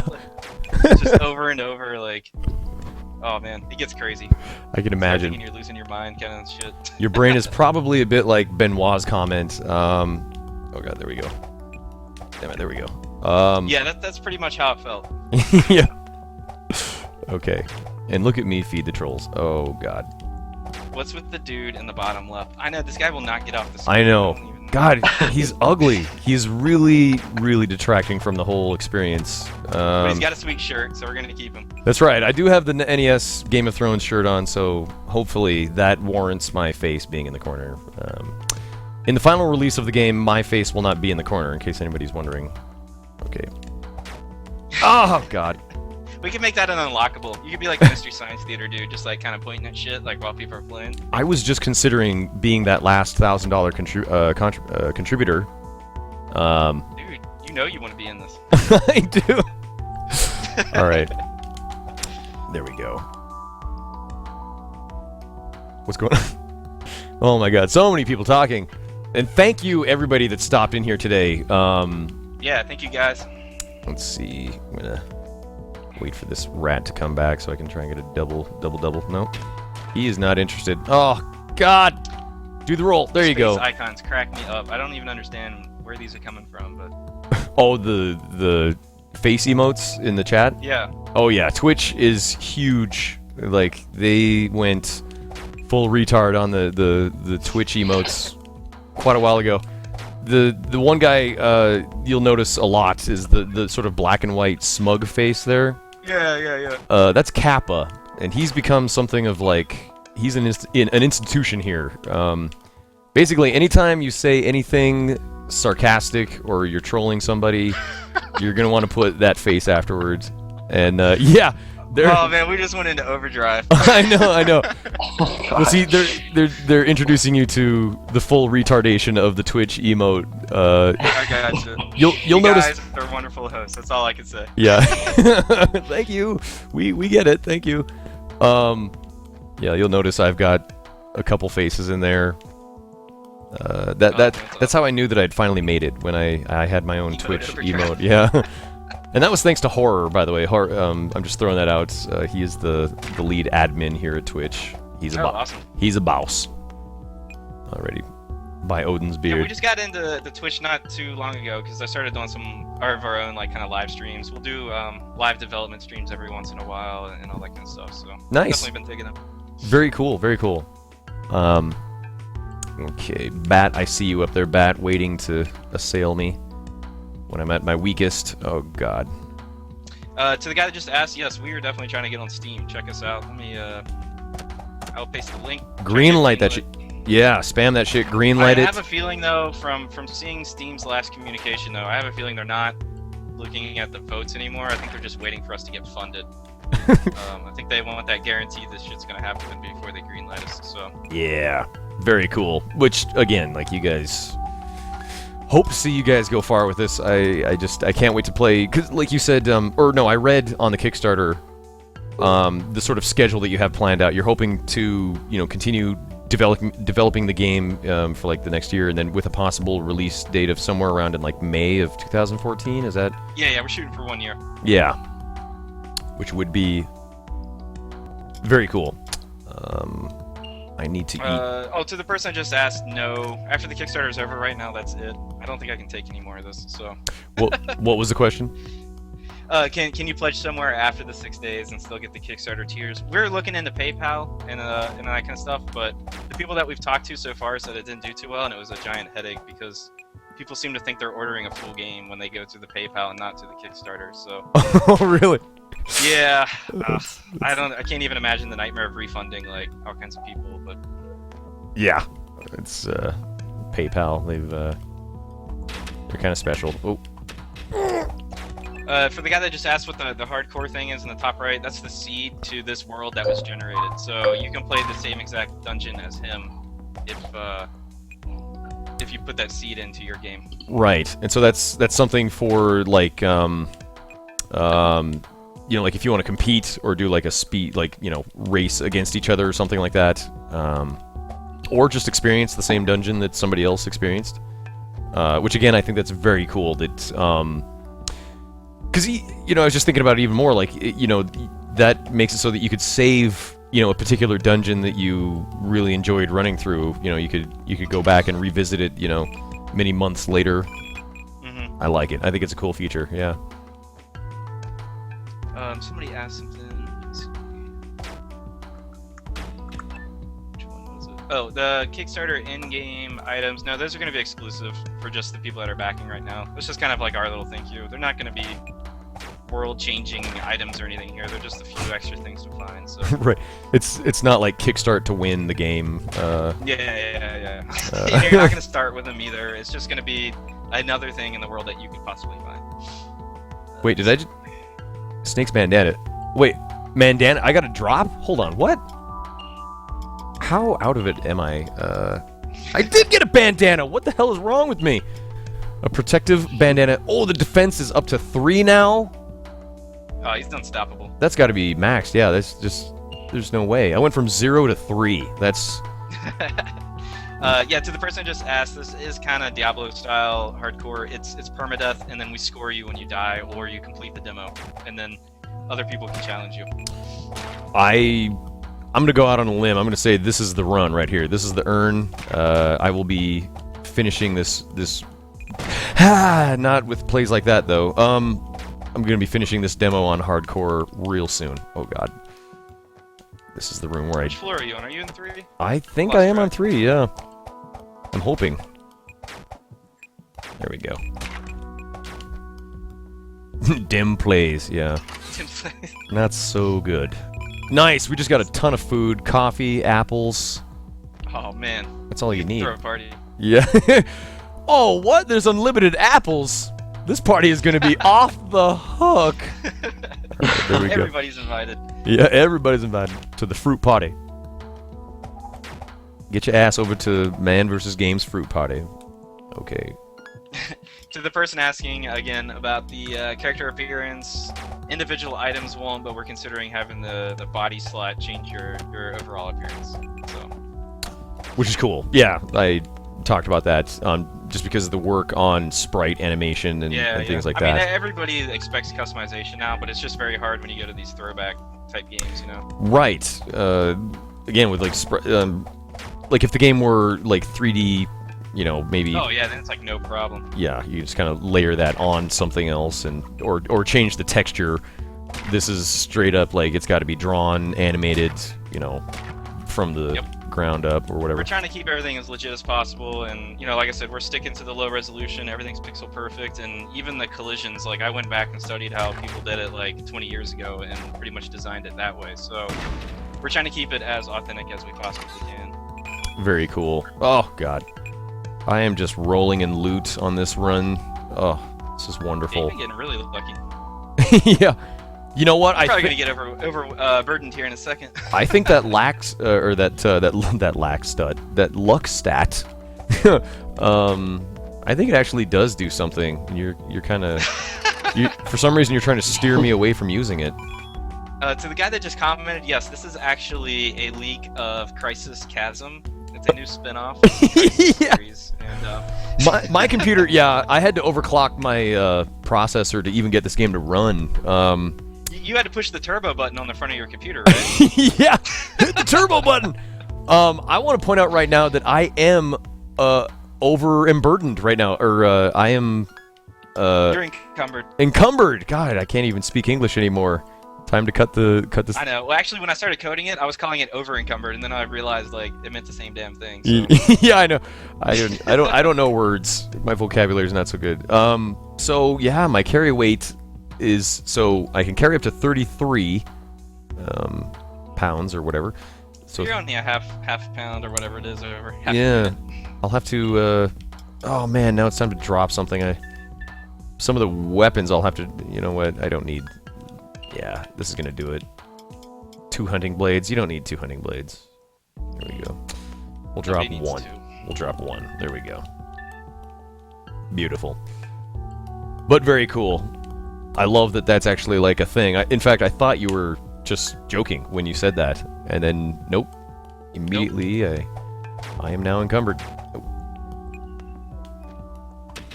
Oh god, he's good. Here we go. Nice. Viewer Adand Gaming throwing his seed out there if you guys want to play through his dungeon, trying to outscore him. We got some threads on our official forums too. Check them out. There's some people that have been playing on there and posting the screenshots. So sweet. If you guys are into going for the high goal, that's the best way to do it right now. Like I said earlier, for the final game, we're gonna have like an integrated leaderboard system. You'll be able to jump straight into somebody else's seed, and we want it to be like real fluid experience, you know. Sweet. I just got a sacrificial knife. I just wanted to point that out. Sweet. And now I'm gonna have to drop the other hunting blade. That's okay. Oh, damn it! I'm still way over. I have a total of 3 bandanas. Holy shit. Let's drop both of them. There we go. So the idea with the encumbrance for the full game is that you can't just loot everything. Like, I wanted you to think a little bit about it, and then there's a locker in the tavern at the surface that you can stash stuff in that you don't necessarily want to carry around with you all the time. Did you see that? Yeah, I know. I think I'm a little delayed, so. Right, but it's I know exactly what you're laughing at. All right. And but it won't be as bad backtracking to the surface as it is now for the final game. We're gonna have a portal system in here, have scrolls of recall to get you back there quicker, so you can always get back to the store and do your things. Sweet. Okay, where are we headed here? Let's check out the map. Oh man, this last floor, this floor 3 is. I will have uncovered every room along the way, so I will have earned this one. I will give you a tip. The boss room always is on the right side entrance. So. Oh, interesting. Okay. Don't do that. Don't do that. There we go. Yeah, we're probably going to do several types of treasure chests for the final game. Some you might not be able to get into, you know, when you first see them. I definitely want to keep stuff in here that's going to give you that kind of Metroid experience where you're going to see it and be like, we got to keep that in mind and come back to it later, you know? Yeah, totally. Oh. I love how I just went the wrong way again. Okay, there we go. Doesn't really matter, though. I've got the defense 3. I've got food galore. I'm feeling the flow. I'm feeling fine. There we go. Pretty good, man. Yeah. Oh, there we go.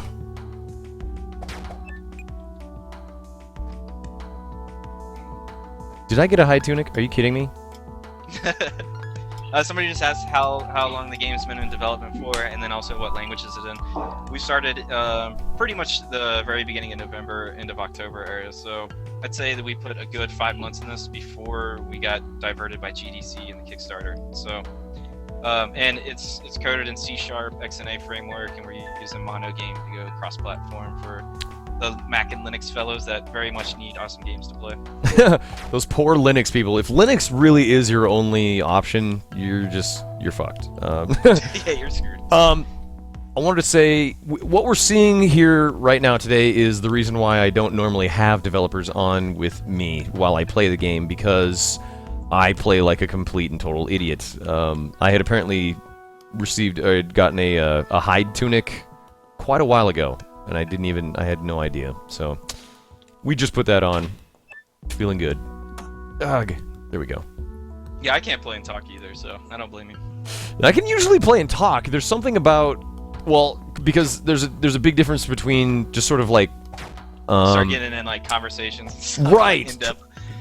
Trying to have like a meaningful, you know, intelligent conversation with another person versus just sort of like, you know, sharing my inner monologue, you know, sort of blathering on, which is, yeah. I'm pretty okay Somebody at asked that. about guns. I think we're gonna stick with medieval type stuff for now and like magic. We might have some projectile stuff later in the game, so we're still working that out. Okay, come on, bat. There we go. Oh my god. All right, we're gonna be fine. In fact, I think this is where I want to go. Everything's gonna work out. Oh, and there it is. Oh man, made it to the boss room. I never want to leave this screen because I love the look of that boss. I can only imagine. Yeah, crazy. I love what Glauber did with his jaw, like the whole teeth, like it's just crazy looking. Yeah. I can only imagine how sweet it's going to be to fight that guy. Or who? Yeah, he's gonna be crazy fast. I want him to like dash across the screen at you, and you're just gonna flip out and wonder what to do. You know, like Yeah, basically it'll be a pants shitting experience the first time out. Screenshot, yes, I'll take a screenshot of that. 46. Oh, let me duck out of the way so that people can see. Hardcore, 4,636 points. There's your seed in the lower left. Bring it. somebody's talking about muskets and muzzle loaders. That could be pretty cool.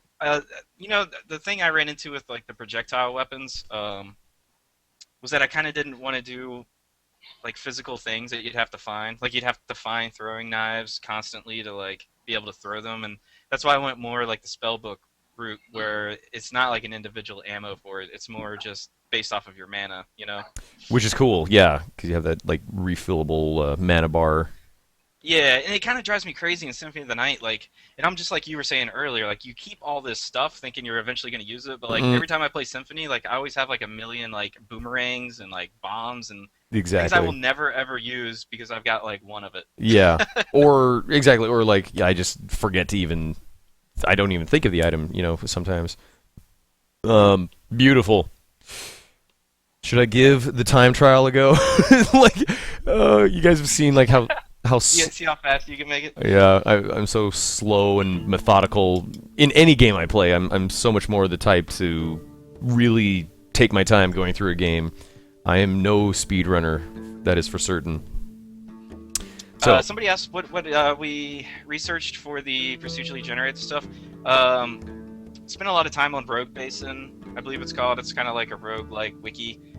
Just seeing like what people did for like the old style games, that was a big help. And there's also this there's like a whole site dedicated to procedural generation, and I'm trying to remember what it's called. It's kind of like a wiki site too. It has some very useful stuff, but honestly, like, it's mostly just time, like trial and error type stuff. You know, you see if it works. If it doesn't, then you try something else. And this is actually, it's a really simple algorithm what we're doing to generate the dungeons. It's just like the thing that makes it so they're always good is that I put a ton of rules in place. So after it generates it, it kind of goes back and checks to see, you know, is the entrance so far from the goal? Is it like a weird shape? Is it like a straight line that just has no variation? You know, like, you just got to check for like a lot of these things and make rules to say, nope, that's crap, throw it away, you know? yeah, just sort of like rules to ensure fun, you know, like it's going to be fun to play through. Very cool. There it is. Yeah, somebody just posted the procedural generation wiki, PCG. Oh, nice. That was definitely useful. Sweet. So yes, so I have bested normal. I bested hardcore mode as well. So Bested the hardcore. Bested the hardcore. Yeah, kind of muddled my way through the hardcore mode. So Win yeah, to win. time trial. Cthulhu the Third. What's going on, man? And yes, Chasm. This game should be brought to everyone's attention. Not the least of which because like these guys, they are going into the last week of their Kickstarter. They are still trying to meet their goal to ensure that yes, the project will get funded. And I urge you all to go check out that Kickstarter. You can download this very demo that I'm playing here today. This is nothing, you know, no special thing for me. Yeah, you guys can go grab this right now. It's on the Kickstarter page. It's like the very first thing underneath the video, and it's on Windows, Mac, and Linux. We got all PC OSs will be united with Chasm. Yep. Yeah, it'll be the first game to do it. Let's see here. I'm going to go into time trial. And so please, yes, feel free to ask any questions that you have for the developers who are currently on I know the cast Tony with wants me. some art questions. He's probably getting bored. I was going to say, yeah, speaking of art, here we are back in the village, and my God, it's gorgeous. Yeah, every time I see that snow coming down, it's just like, oh God, I love it. There we go. James, how many times do you think we spent like doing revisions of that snow? Oh my God, I put so much time into the snow. Like, you would think there would be like all kinds of things you could just go look online to see how to do snow, but there's not. Like, There's I not. literally spent so much time like looking at these like cheesy like kind of JavaScript snow things on like web pages and like, you know what I mean? Like just anything I could see that had snowfall in it, no matter what it was or how lame. Like I was studying it and trying to figure out like how to make it look good. Wow.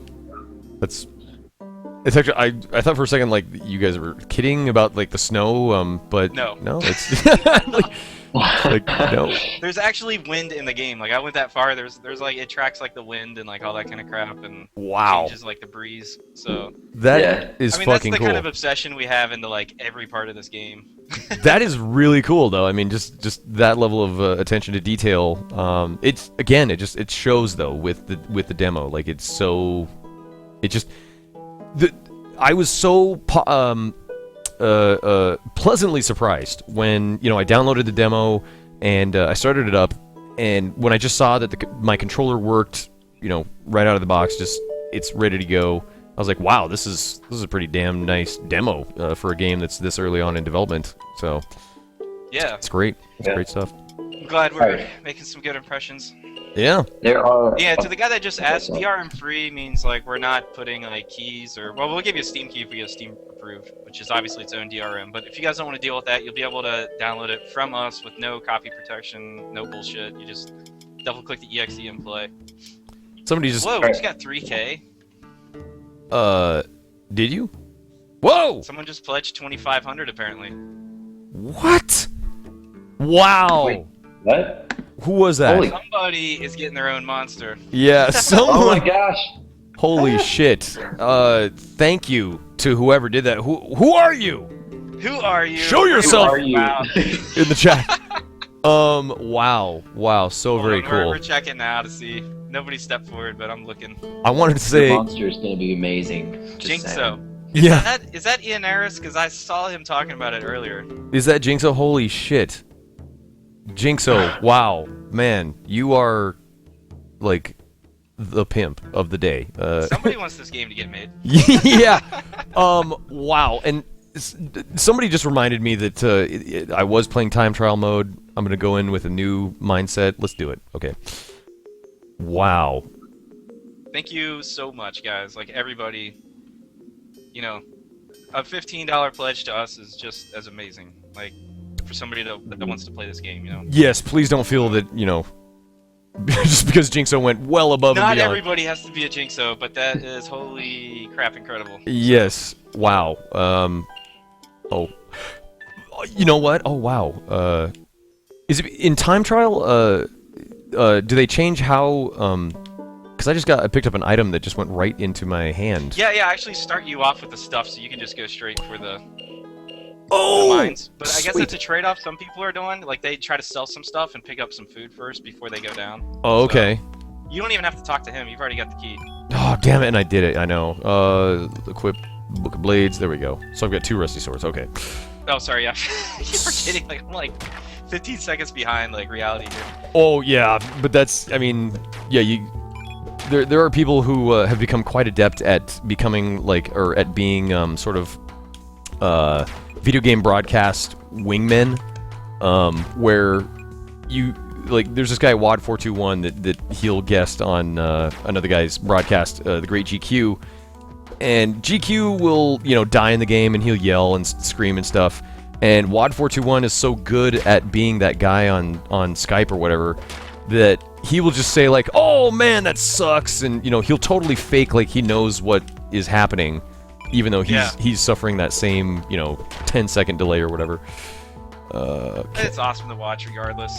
Yeah. We've watched so many YouTube playthroughs. Like, we love anybody in the chat. If you want to do YouTube videos, we have people email us all the time asking if they can. I'm just like, yes. You're like, please? You put a video on YouTube. Which is so cool. I mean, that's I just love that approach. Like, because I mean, I'm a little biased in my position here, but channels like mine and like people like the broadcasting and the playing of the games, any interest whatsoever, I think is like it's so good for the promotion. It's like the best kind of promotion. Yeah, definitely.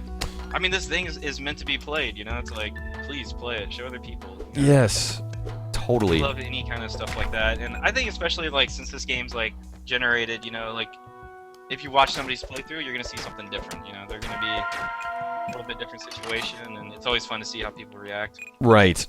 Oh god, rusty sword. I just got another rusty sword. That's not cool. Okay. Oh, the floor. I'm going down. I'm going for it.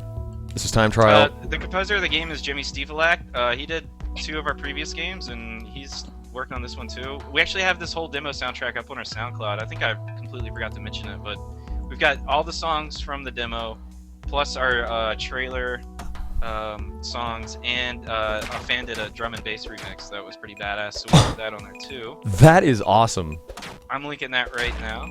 Oh, also, while I got 3,000 people on here, we have a fan art contest going on right now through May 9th. The top 3 people are going to get a t-shirt and be featured in our PDF, the Chasm Compendium. That's also going to be printed as a hardback book. And one grand prize winner for the art contest is going to get everything in the $500 tier. So, yeah, also if you enter, you're automatically my best friend, so. And Tony will love you forever. Yeah. We're instantly. So if you guys are interested in the art contest, check out discordgames.com. It's the top post on there. It's got all the rules for entering and all that kind of boring crap. I died, and that's not even, we don't need to talk about that, but this is going to be a lot better. This is going to be a much smoother run because last time, oh god. Hold on, do I have something to sacrifice at all? Anything? No? Okay. Screw it! But anyway, I started over because now I know that I start with the equipment in the time trial mode. So, that was just... That was a practice run anyway.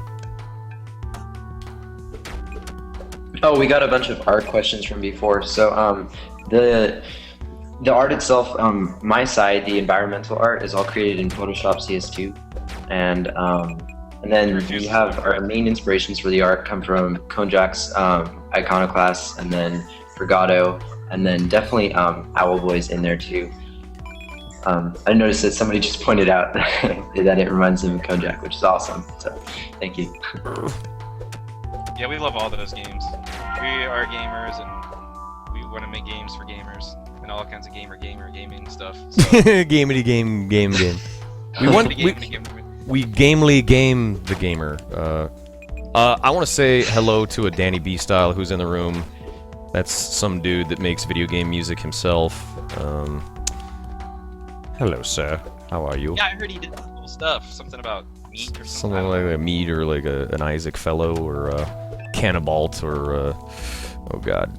Those are always the three that I always remember, and I can't remember. He's done music for so many games, and those are always the only three that I can ever bring up every time. You're a one-hit wonder in this guy's mind. I know.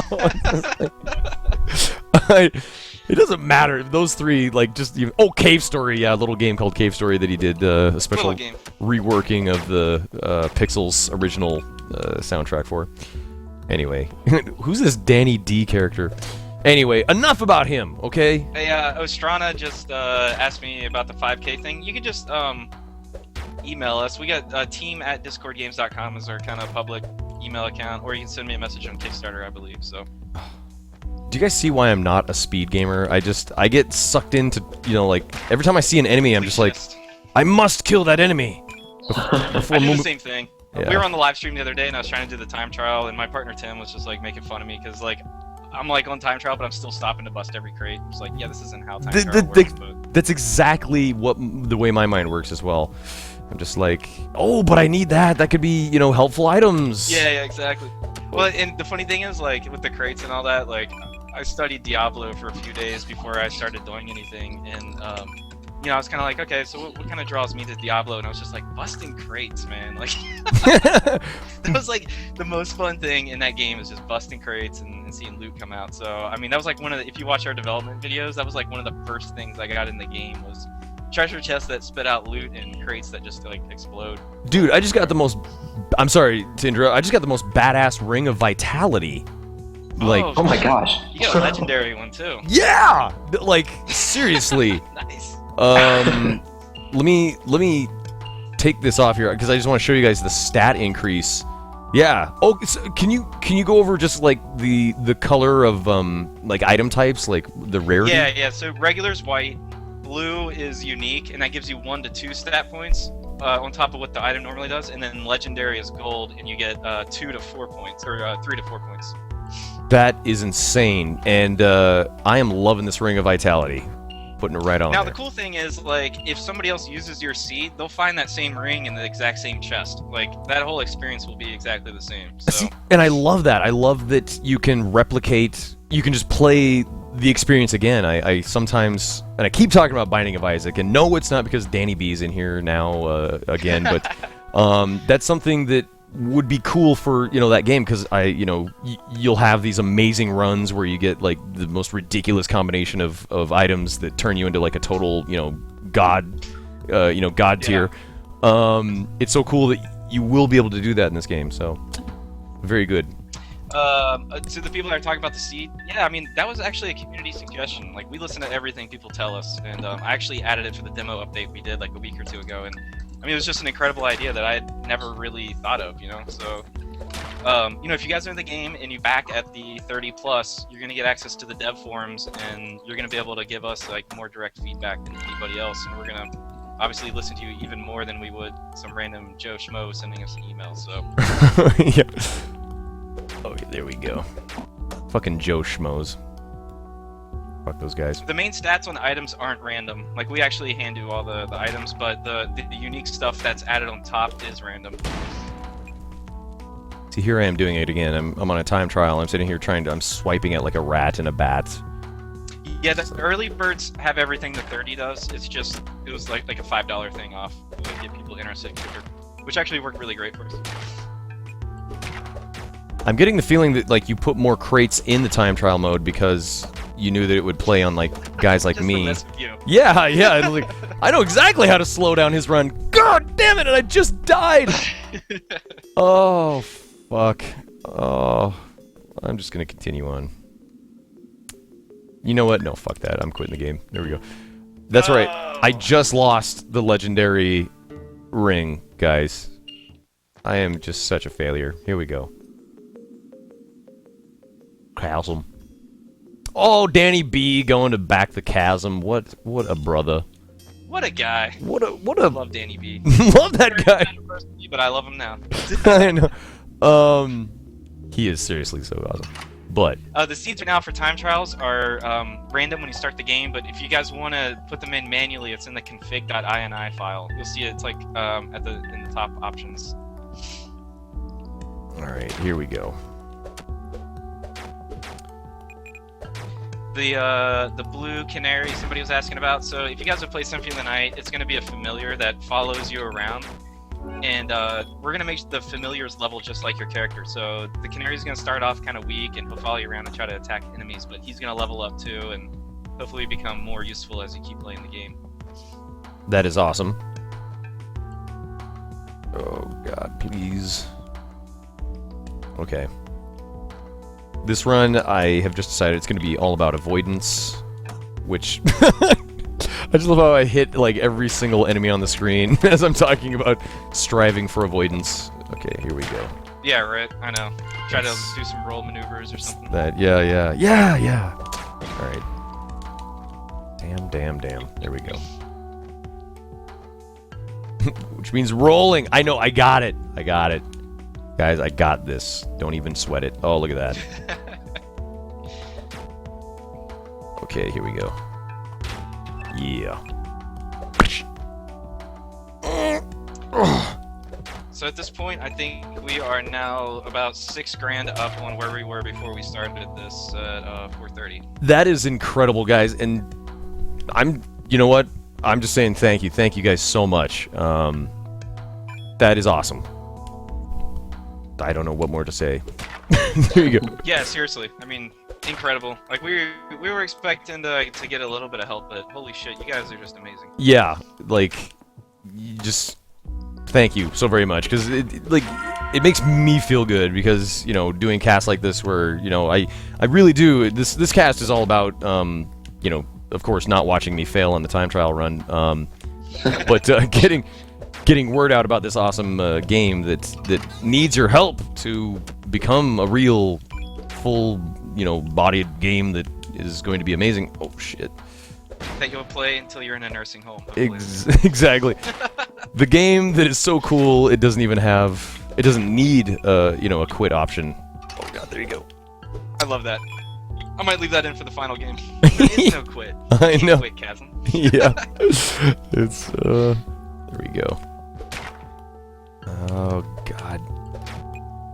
Why must there... Thanks for hooking him up, Tobias. I didn't see his question. Thank you. Let's see. Oh god. Just take the hits. Take Weapon the hits. skills, we're not sure about. We're thinking about stat point investment still. There's a lot of things that we're still kind of on the fence about.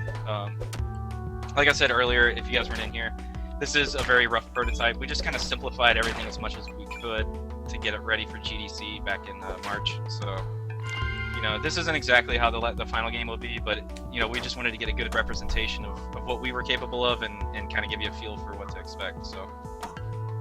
Oh god. Oh god! Oh, this is not good. I know. How much gameplay time? We're shooting for around 8 to 10 hours, so that's kind of our goal, is to have that kind of full retro experience that you would have expected on Super Nintendo or PlayStation. Oh, for the love of crap! Then again, for those of you who have just come in, the environment you see here, the mines, there will be more different types of environments. So we have, I don't know, James, do you want to go more in depth on the different areas? Yeah, go for it. Well, we have the catacombs are under this area, and the plan is to go for something that's features a lot of really, really tall, more man-made features that are kind of present, you know, like a new, I don't know, just something new. It's not all gonna look the same. I was laughing at you. I was laughing at his depth right there. My failures. Oh my god. But please, don't let my failures get in the way of what you're talking about. Uplay accessibility. Yeah, we were thinking about selling out to Ubisoft as soon as this whole thing's over. So, hopefully if you guys can help us prove this game's going to be popular, we're going to get this under as much DRM as possible. And, we've been looking at SimCity a lot too. That's a great model to follow. They're doing it right. I made the decision the other day that I will not play a game unless it is released on Uplay. Yeah, I mean it's got to be the future. It's the future of gaming. More DRM. It's a good thing we ignore everything about the future and just make 20-year-old games from our childhood. Exactly. Exactly. That's what you see on gaming sites these days. Is more and more is just the cries of gamers like we need more DRM. I want to ensure. Please just run the whole game on your server so I can never play it again after you shut off the server. Exactly. Oh my god. That stuff kind of terrifies me, and that's the reason we're definitely going to have a DRM-free copy no matter what. I know XBLA and PSN and when those things are gone, are those games going to be playable? I have no clue. So, to me, it makes the most sense to focus on PC, something that's always going to be around, something that you can always play. This is true. Oh god. All right. Go, go, go. For some reason, I just cannot pass the rat nests. It's like I have to destroy the rat. Yeah, they're kind of tough in these tight corridors here. We're gonna have to take a look at that thing. Sometimes they'll spawn right where you drop, and there's no easy way to get through it right now. Oh well, I was just saying I can't pass them. I can't. I could very easily maneuver around it. I have to destroy it. It's it's in my blood to destroy the homes of these enemies. Oh, what did I get? Damn it! There we go. Oh my god. Stop raping and pillaging. I don't know. This is how I play. It is. It's true. It goes deep. I am not gonna go far on this run. This is not going well. Unless I can get some kind of... Oh, you didn't even pick up the food on the surface, huh? I didn't! Because you were telling me that, I've got the sword now, we're good. Oh, man. Oh, don't blame your problems on me, man. Oh, shit. Yeah, let's give this thing an emerald, because we all know how useful it is to drop an emerald, or to sacrifice an emerald. Ooh, my luck went up one, guys. There we go. Alright. The joke is on the late arrivers. Oh, I know. Actually, the joke is on me, because I'm sucking so badly. Okay. That's okay, guys. To the guy that just asked, yes, the dungeon maps are randomly generated. Well, I'd prefer procedural instead of random, but, oh. I know, it's painful. It's oof. It's just, I mean... To give more info, though, so we hand design each room you see, and then so it's not the stuff that you're standing on like Spelunky that's procedurally generated. It's how the rooms are connected together, and where the enemies are placed, and where the treasure is, and what you get. That's all procedural. I love this question. Can I just ask this? This is from Shiboshofu. Are you gonna make a map for the town? If it gets complicated enough, you might have to map it. It's like, whoa, whoa, whoa. There's no plans at the moment, but... Where am I? Oh my god. I was at the innkeeper. To the person that asked about specs, we're trying to keep it as simple as we can. The only thing that is definitely required is Pixel Shader Model 2.0 Plus video card, and those are about 5 years old, I think. They started including those with everything. So if you have a laptop or something that was made after probably 2007, you should be pretty safe. We have the demo though, so you can just download it, check it out. If that's compatible, then the final game will be as well. So. Oh man. Oh my dear God! Okay. This time at least I've got the apples. You were spot on with grabbing the fruit. You gotta grab the fruit. Yep, yeah, you gotta get that. Just to hold you over till you find something better. Exactly. Get you to that. Well, I'm glad to at least that my game gave you some challenge. Yeah. Oh, certainly, yeah. Because in the time trial, I do want to beat the game, quickly. So I am bypassing a lot of the crates and stuff like that I would normally go for. Oh God, apple. Yep. All right, Tyrion. Ugh. Here we are again. Until I find the cheeseburger, yep. Really, I feel like I owe it to the chat, though, to sacrifice the hamburger that I find to the altar. Okay, there we go. Ugh. Damn. Oh my god. Oops, I just ate 2 pieces of food. That's good. Way to go. I'm gonna go far. Leveled, nice. So now I'm slipping back into just like sharing my inner monologue with people, which is different from actually like trying to talk and hold an intelligent conversation. It works either way. Just go for it. Oh, and there's a no. It doesn't matter. Yeah, the rats spawn infinitely. We'll probably put a limit on it for the final game. I know some people are farming gold, but I mean seriously, if you have the patience to sit there and farm like 1 gold at a time, then I guess go for it. Yeah. Oh, the Ring of Luck, guys. It raised my luck 2 points. That's pretty exciting. There we go. We're using XNA, the person I asked, for framework. The engine is kind of custom built on top of it. Oh my god, it still runs when you check the map. Okay. Oh my god, look at this madness. Okay. Oh, the floor down. Wonderful. Floor 2. We are almost there. Oh my god. Why do I not roll? Well, I guess I can't roll past the rat's nests. Okay, nice. Got some coffee. That's what I could use. Some coffee. So we did get the email from Astrono that said he might pledge 5k, so I'm replying to that right now.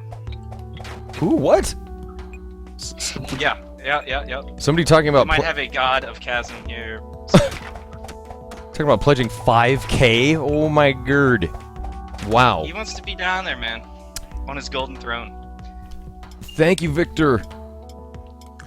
Oh, give me the bread. There we go. Just find the door.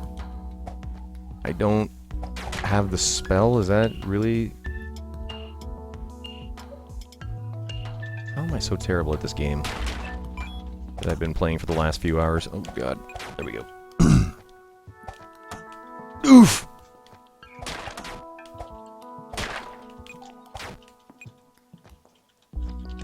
Okay, so I just sent him a reply. I imagine it was somewhere along the lines of, yes, please! Yes, please. Oh no! I sent him an email back. I'm trying to get a feel for exactly what he wants, but it looks pretty good. Oh my god. Alright, there we go. Come on, get up there. There we are. Oh. To the guy that asked about the joystick, the only thing that's plug and play for this demo is the 360 controller. If you have another joystick, unfortunately, you gotta use a key mapper for this, yeah. So. And that's kind of a standard. It's becoming, well, it's I would say it's definitely like a standard. Like that, but we just kind of ran out of time, so. Yeah. There we go. Oh my god, please no.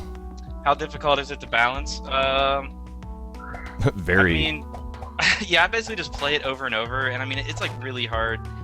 Like, I just been like making it hard enough to where it gives me a challenge, and I mean, I'm not like spectacular at it or anything, but you know, I can at least get a feel, and then you know, send out a build to people and see what they think, and kind of bounce it from there. I've been erring on the side of hard than easy, you know. Sweet. Oh my god! I just died again. I just died again. I just. I'm going to do it. I'm going to beat Time Trial. I am going to beat Time Trial mode. Hey, we've got nothing against PS3 controllers, guys. I actually like the D-pad better. It's just that the with XNA, the 360 one's supported by default, so it was literally no work for us. Yep. So another good question. Yep. I am the same way. How do we like developing with XNA, and is it becoming obsolete? So the thing with XNA is that Microsoft cut off support to put out new versions of XNA. It's not like it's just dead or whatever, you know, like it's never going to work again. It's just that there's not going to be anything past XNA 4. And I think I said earlier, we made both of our previous games with XNA, so we're very comfortable with it. We can produce quickly with it, and we already have like tools and stuff designed for content. So for us, it was kind of a no-brainer to stick with it. Now MANvsGAME is coming up, and it's kind of like an open source version of XNA, and that's what we're using to get the game on Mac and Linux. So we may end up switching the whole game over, even the Windows version of MANvsGAME eventually, but they're still trying to get some things squared away on their end with the content pipeline and all. That's not quite ready for us yet. So. Yeah, I apparently did not put my speed stick on today. A lot of people are referencing some broadcasts that I did on Fridays around here, where they're called "Don't Sweat It Fridays," sponsored by Speed Stick, and there was some like task that I would have to do, usually beat a game in like 60 minutes or something like that. And, That's awesome. I am right back in there. Oh god. Oh, okay. So the guy that just asked about the full screen, you want to open config.ini with just like notepad if you're in Windows, and there's a line that says full screen equals 0. Just change it to 1, and you'll be full screen. It's just that simple. I did the same thing. I was getting all ready to hate on these guys. I was like, oh, what? There's no full screen? And then that's exactly what I did. Yeah, there's a lot of options in there. We just didn't have time to do full menus, and this was actually a show floor demo meant for GDC, so that was the other reason we left like a lot of the options out, just because people shouldn't have been changing them. So. Yeah. You don't need those options. Oh, God. Yeah, exactly. It's the last thing we need. There we are. Oh, the chest full of wonderful goodies. A ruby and a rusty sword. It's the same thing. Okay. Just want to make sure. Oh, there's the floor down. Wonderful. Floor 2. This is about as far as I've gotten so far. Oh, God. I actually decided I didn't like that way. Somebody asked about MOAB. I don't know what that is. Sorry.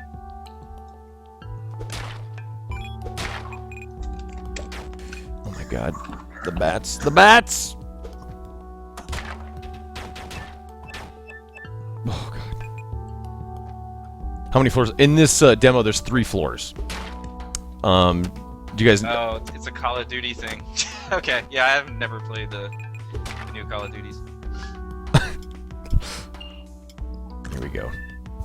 I don't know about that. You might have just lost some backers.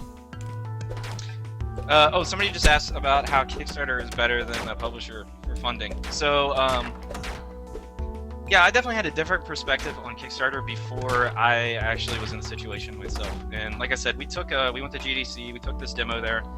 We got like a lot of great feedback. You know, a bunch of big companies came by, like, you know, Sony was there, Sega, Capcom. You know, we met all kinds of people. Even Atlas, you know, that published like the original Demon Souls. Yeah. Some of those games. And when we got back, like, you know, we were excited to talk to people, and you know, unfortunately, like, it does feel like kind of like being like the experimental rock band or whatever that like gets picked up by a major label, you know, and then all of a sudden they're like, so can you write us a top 40 hit? Like. Yeah.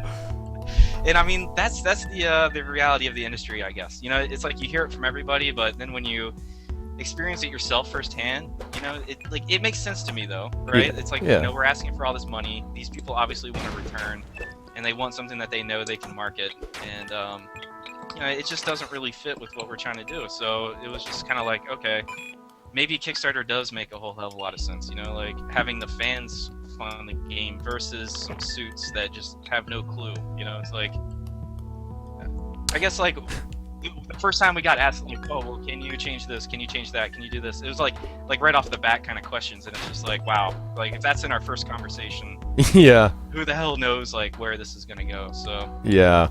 And I can imagine that. Like, you know, it's funny. I keep putting it in, like, comparing it to like my experience doing a video game broadcast. Like, because when I first started, like, my sort of dream, I always knew I wanted to make a living doing this. So, you know, yes, I would have to like make money doing it somehow. And so, like, I always thought of like sponsors as like, oh man, I could just get, you know, like some corporate sponsor and, you know, put a logo there and boom, it's like, that's cool. yeah. And I'm gonna say, I mean, I'm gonna say this using an example, but this Speed Stick was amazing. Like, they were very kind to me, and they were awesome. Like, I have no complaints about them whatsoever. It's just during the Don't Sweat It Friday casts that I did, sponsored by Speed Stick, it was expected that I would not swear, and, you know, so it just even those little like changes like that, it was just like, Yep. like I don't know. Yeah. I mean, it just, and like, for a game that's such a long endeavor too. It's like if they're already asking to like change this stuff, then like down the line, holy shit! Like I can't even imagine. Yeah. Yeah. This is like a 15-minute demo kind of thing. It's like, what the hell are they gonna be asking if we do the full game? Yeah. Oh my god! So we got a lot of questions that have been popping up real quick. Let me try to backtrack a little. I am getting screwed on this run, by the way. We may support Oculus Rift to the person that asked. I gotta get one and just see what we can do with it first before we confirm anything. To the guy that has the problem with the song playback failed, please check DRM. You have to have Windows Media Player installed to listen to the music with this build. It's not going to be like that for the final, but if you don't want to install Windows Media Player, you can just go into the config and set music equals 0, and that will get you around that. Let me see. Oh my god. Any plans for a sequel? Oh my god, we're already thinking about like what we're going to do after this, but I really want to do a sci-fi game, so I'm just going to throw that out there. Sweet. See, and that, I was just going to really quick mention that like this game sort of plays on my interest because I love just sort of like medieval kind of like high fantasy kind of settings, swords and stuff like that. So yeah, definitely. I mean, this is I grew up with basically sci-fi and fantasy, and I have a love for both of them. So. Yeah. Somebody asked, what's the difference between an early access release and full release? Early access is going to get you into the game like probably about 2 months before anybody else, and you're going to be on our private developer forums and be able to leave us feedback when the game goes into alpha, and like really have a chance to influence how the final game turns out. You can be the first guy to tell them it sucks. You can be like, this is horrible. No, kidding, guys. Oh, nice. Floor 3. We are at floor 3. Oh, I'm sorry. I misread his question. He asked what we'll be doing between the early access and the full release. It's basically going to be alpha testing. Like we want to get people in there playing the game and see what people respond well to, what they don't, what they hate, what we can improve. On top of that, plus like bug fixes and like telling us what stuff's broken and all that kind of standard stuff. So. Those kobolds are powerful. You made them. They're pretty heavy hitters. Oh man, yeah. I upped that at the last second. That might be a little too intense, but. No. Early access 2 months before release for shooting, so that would be like March-ish. Sorry. And I will be right back in 1 second. Nature is calling. Okay. Oh man. Alright, let's go. I'm gonna grab the fruit. I just want to say this would be a whole lot easier if I was not talking with the developers on the cast, okay? And I'm trying to stay up on like what's being discussed. I could just totally get lost in the game. But I'm not gonna do that. Can I just run into it? There we go. Wonderful. Okay. Yeah, I think that's what they're doing. They're actually ninja buffing the enemies on my playthrough somehow. I would not be surprised. You're like, okay, Ring of Luck. Definitely want that on. Bandana. Wonderful. Oh, no. That'll do. Stone knife. I should have gone this way. Just totally ignore the devs. I know, I should just be ignoring everybody. If I want to, succeed. There we go. Can't I just luck so out? Someone just asked, are the levels randomly generated? Yes, the rooms themselves are painted by hand, collisions too, but then the rooms are randomly assorted. In the engine itself, we have certain qualities for the rooms that are they factor into the generations. Like, for example, the room that he's in right now is it's labeled as a unique room, meaning that it only will show up once on the floor. That way we don't get it to be like really repetitive. Oh my god, these rats. There we go. Just want to see if anything I have would be stronger. Ooh! Oh yeah, definitely plans on desktop backgrounds in basically every single form of promo art possible with these graphics. Definitely need to do stuff like that to heal my mental stuff from dealing with pixels all day. So Yeah. Yeah. That's awesome. All right, I am back. Welcome back to the I have broadcast. returned. That voice is James Petruzzi, by the way, and he's sort of like...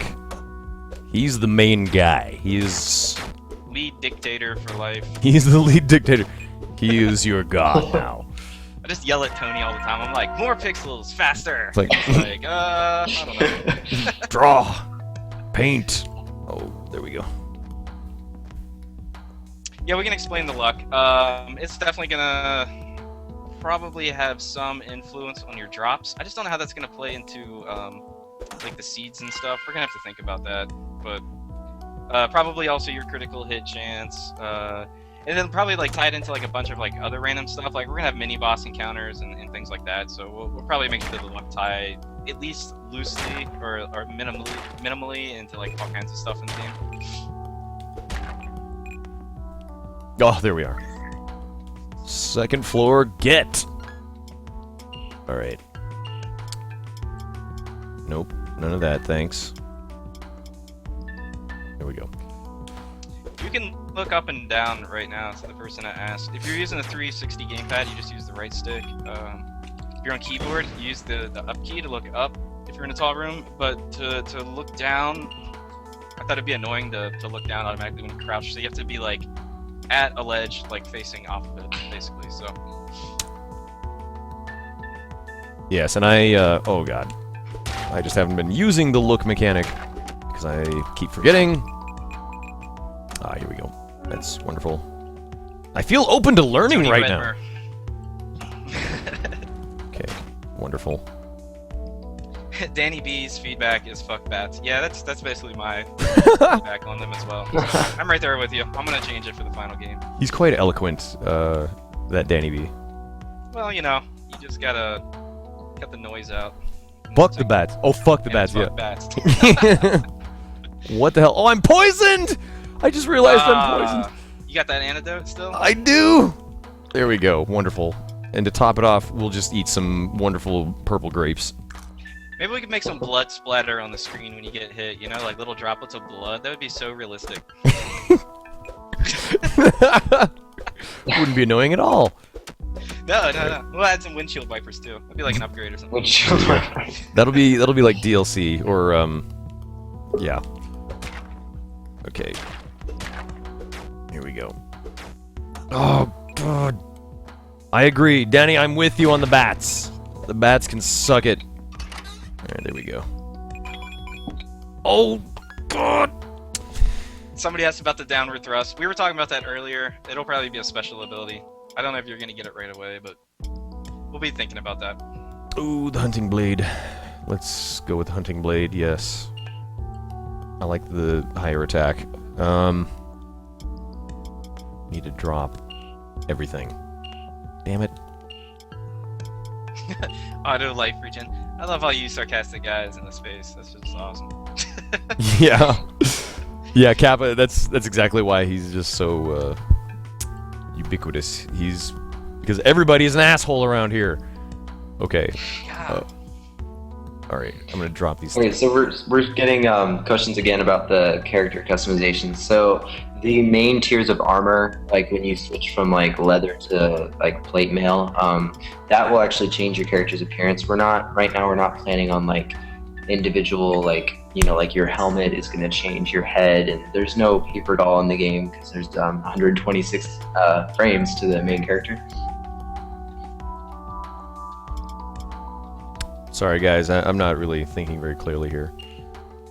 I guess I'm apologizing to the viewers watching me play like a moron. There we go. It's a lot of pressure. A lot of pressure I'm under here right now. Gah! So we got an email back from Astrana. He's saying he could probably do the 5K tomorrow. So it looks like we're definitely gonna be funded within the next 24 hours. Wow! Wow! We're about to reach 146. So that's gonna be going on $7 grand we've raised on MANvsGAME. Wow! That is so cool, you guys! You guys are crazy. Yeah, y'all are awesome. Dang. Dude, Y'all y'all. got the Texan up in the house here. Represent.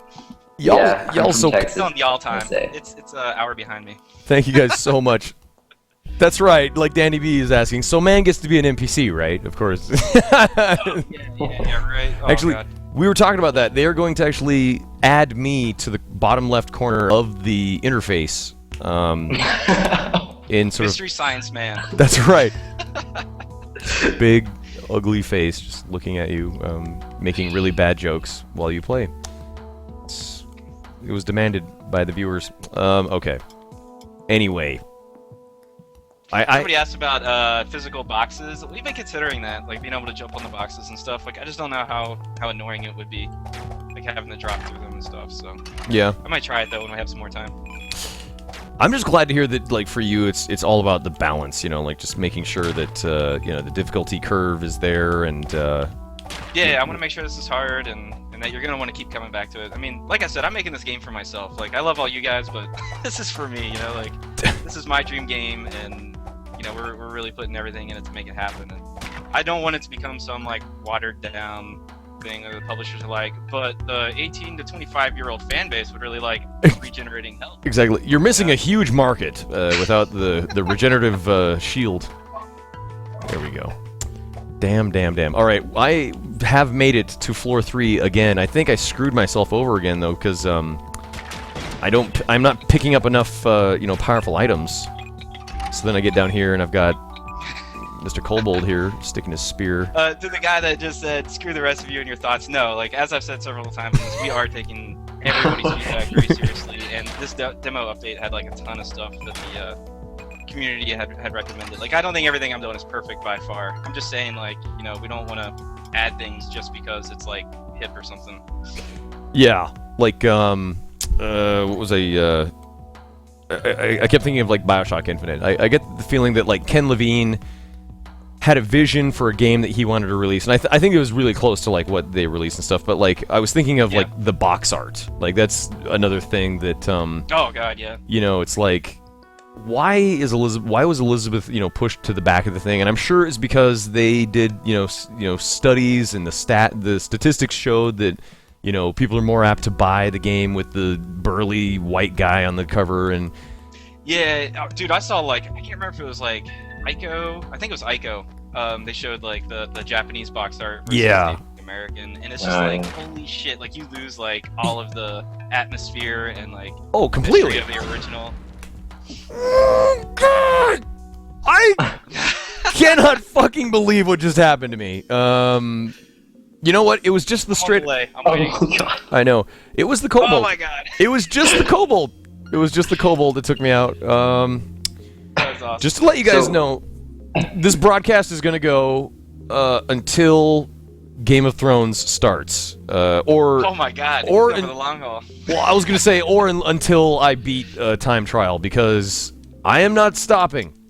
This cast will not end until I beat Time Trial with some kind of time. There we go. So we got a question from With the Chris that was like, what's your favorite feature of your own game? For me personally, my favorite feature is the blacksmith roof, because you can jump on it. Oh my god. That thing... Tony pushed so hard for that, you have no idea. I was just like, no, we don't need roofs you can jump on. And he's like, no, it's happening. Yeah, that was like 2 hours. Really? Oh, because I jumped on it. I remember thinking like, that's really cool. Because Yeah, see? It's yeah. So there it is. I think it's cool. Thus, it was a good idea. Okay. Please. There we go. Go. I got a critical hit on the crate. Yes. Okay. Oh yeah. So my favorite feature. There's a lot of stuff I like in the game. Like I was saying earlier, I love just busting crates, man. I love like just breaking shit and that feeling of slow progress. But I think overall my favorite is definitely still the procedural dungeon layouts, because I mean, I've played this definitely more than any other person, and I still see, like, every time I play it, it's still different. Like, I've never seen the same layout twice.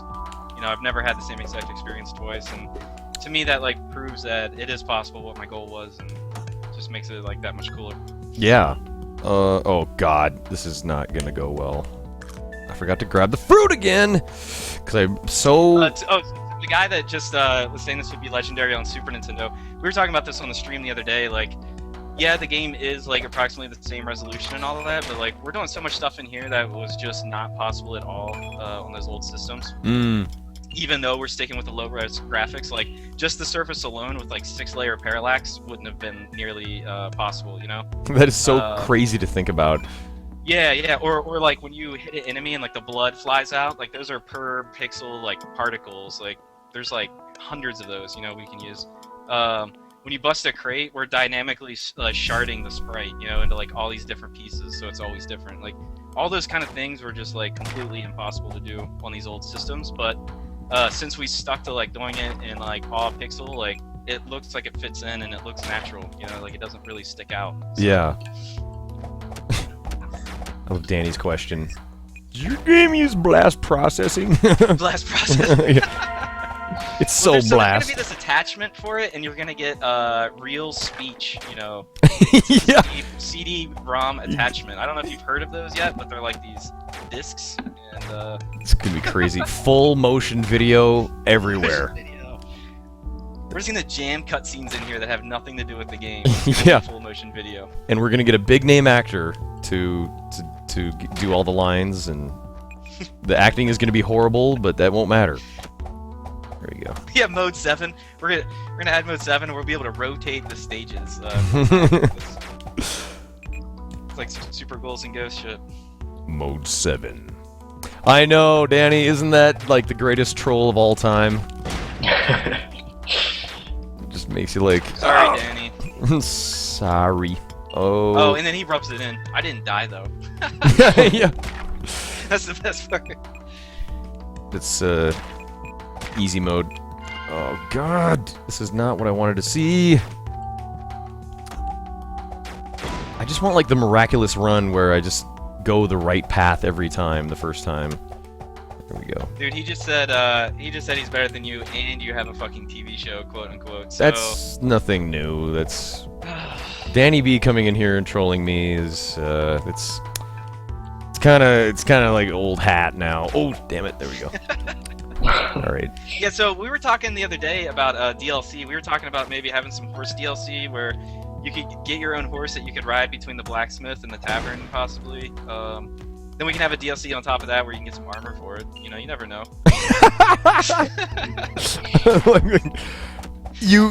I couldn't tell at first, like when you were talking about the horse, you know, just the horse, and then the armor. That's sealed it. Couldn't tell if you were kidding. There we go. That was a joke, by the way. There's not going to be any damn horses. Yeah, no horse. Maybe in the background or something. There we go. Hidden far back in that 6-layer parallax. Oh my god, yes. He'll be a pixel on the mountainside. Why can I not find a door? I just want to go down. Oh, early bird slot opened up. Somebody just plugged it. Bahamut.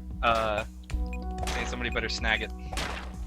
An early bird spot just opened up? What? Somebody like took back their... Somebody increased their pledge, and they were kind enough to leave it for somebody else. Oh wow, nice. I thought somebody had like, you know, withdrew their their backing, their support. Yeah. Somebody asked about fall damage. I've been thinking about it, just haven't really had a chance to get to it. There's a lot of stuff we want to do that we just haven't had time or really thought about yet, so. Alright. Here we go. I love this comment about Kotaku. Kickstarter Chasm to have day 1 DLC. We're doing like day 0 DLC. You're gonna be able to get the DLC before you get the game. That's actually awesome. Oh my god, that's great. No horse armor, forget that $1,000 pledge. We're just gonna start seeing pledges cancel now. They're gonna be like, we hate you. I know. Bastards. Oh, somebody asked about super rare items. Yeah, we added some at the last minute to the demo. There's a couple swords and different stuff that are in the demo that I haven't even seen yet because the drop chance is so low. Yeah. Oh my god. I somehow managed to go all the way back to the beginning of the floor. That's wonderful. By the way, I'm sort of done, you know, talking and you know, adding any kind of commentary to what you guys are talking about because it's just not working out for me with this time run here. So please don't mind me if I go silent and don't say anything for a while.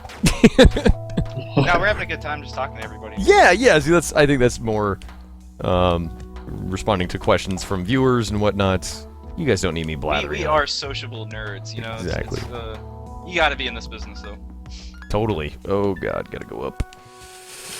Who would have ever thought to go up, to go down? What kind of a crazy dungeon is this? Okay. God, all I want to see busting out of these crates is food! The gold they can keep. Alright. Somebody asked about totally rare items, and yeah, we were talking about that.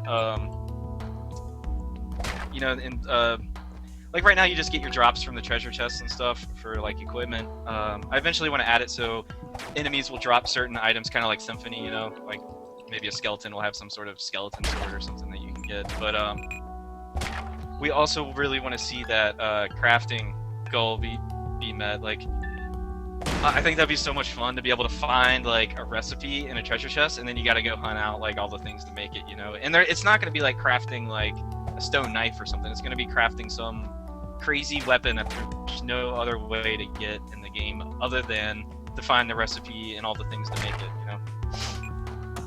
To me, that like all those kind of features like that will just add on to the gameplay of the game, hunting to find every cool little thing.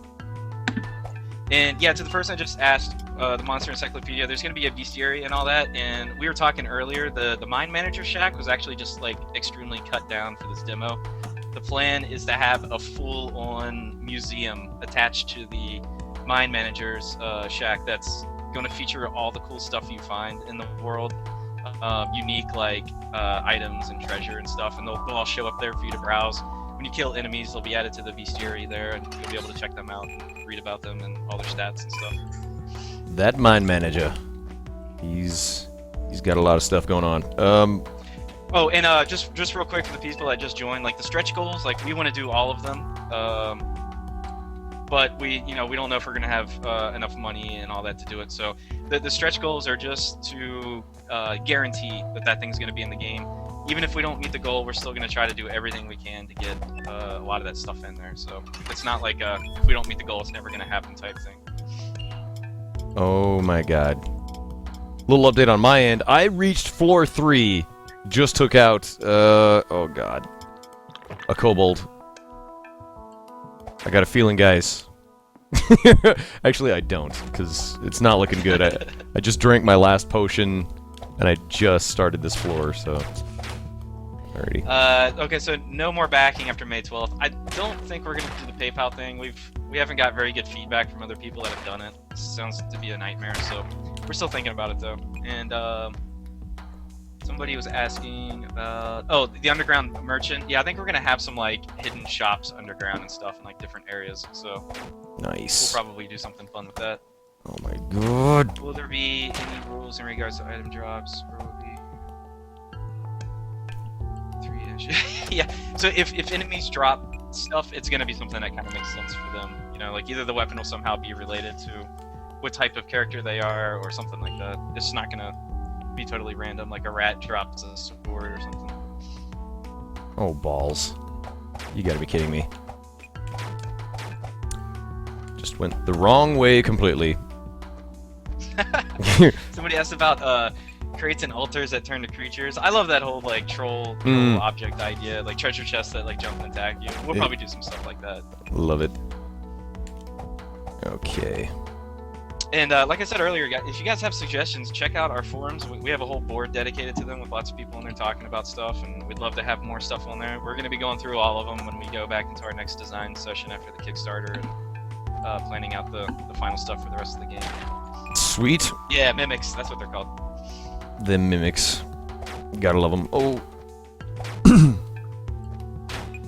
Okay. There's not going to be any cosmetic items for the person that just asked. You're not going to see any differences in your character unless it's the armor that we were talking about earlier. Oh. Jesus, creeping shit. Just get me back to the beginning of the floor. Oh. So, I apologize if my commentary is really declined here. It's because I am locked into the time trial mode and getting through to the end. Oh god. Wonderful. You have to do it, man. I got it. Oh, I will do it. It will be done. Thy will be done. Oh, God damn it. He's a soldier. Oh, God, please tell me I've got something. Terrible time trial player, but he's a soldier. I am so screwed. Well, this run just came to an end. I'm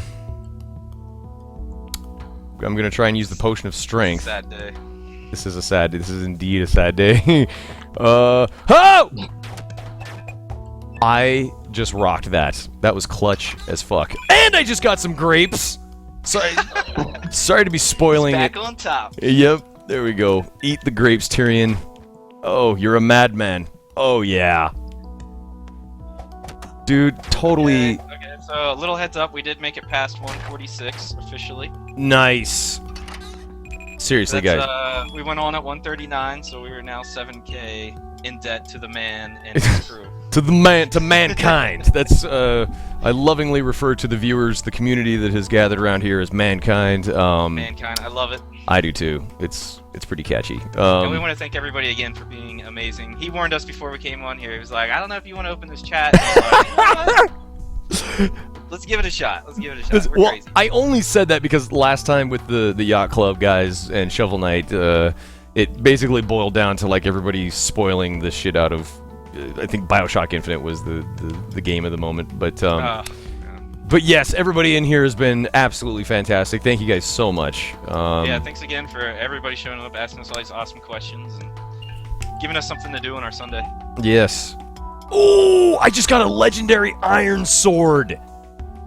Oh, nice. Yes. Oh, look at that. You should have this in the bag now. Oh, in the bag. If I don't finish this one, I'm done. I'm hanging it up. It's the last MANvsGAME broadcast you'll ever see. Okay, somebody just asked about pets. Yeah, we're gonna have familiars. They're probably all gonna be flying type creatures. I think throwing like dogs and stuff might be really hard for a platformer like this. But you will be able to get familiars. They will level up and become more powerful with you, and hopefully become your best friend. There's gonna be a whole Tamagotchi sub game there you can get into. Oh my god. Eat daggers! Oh yes! I just destroyed a kobold. I laugh at kobolds. I eat kobolds for breakfast. Before Kobold is in there. Kind of. I just love how in this demo, like, yes! Made it! Done! It is a done deal. I'm sorry. It's got to be so annoying having the stream constantly spoiled for you by the guy playing. I don't care. Alright. Oh man. Good job. That didn't take too long, did it? So 684 seconds, guys.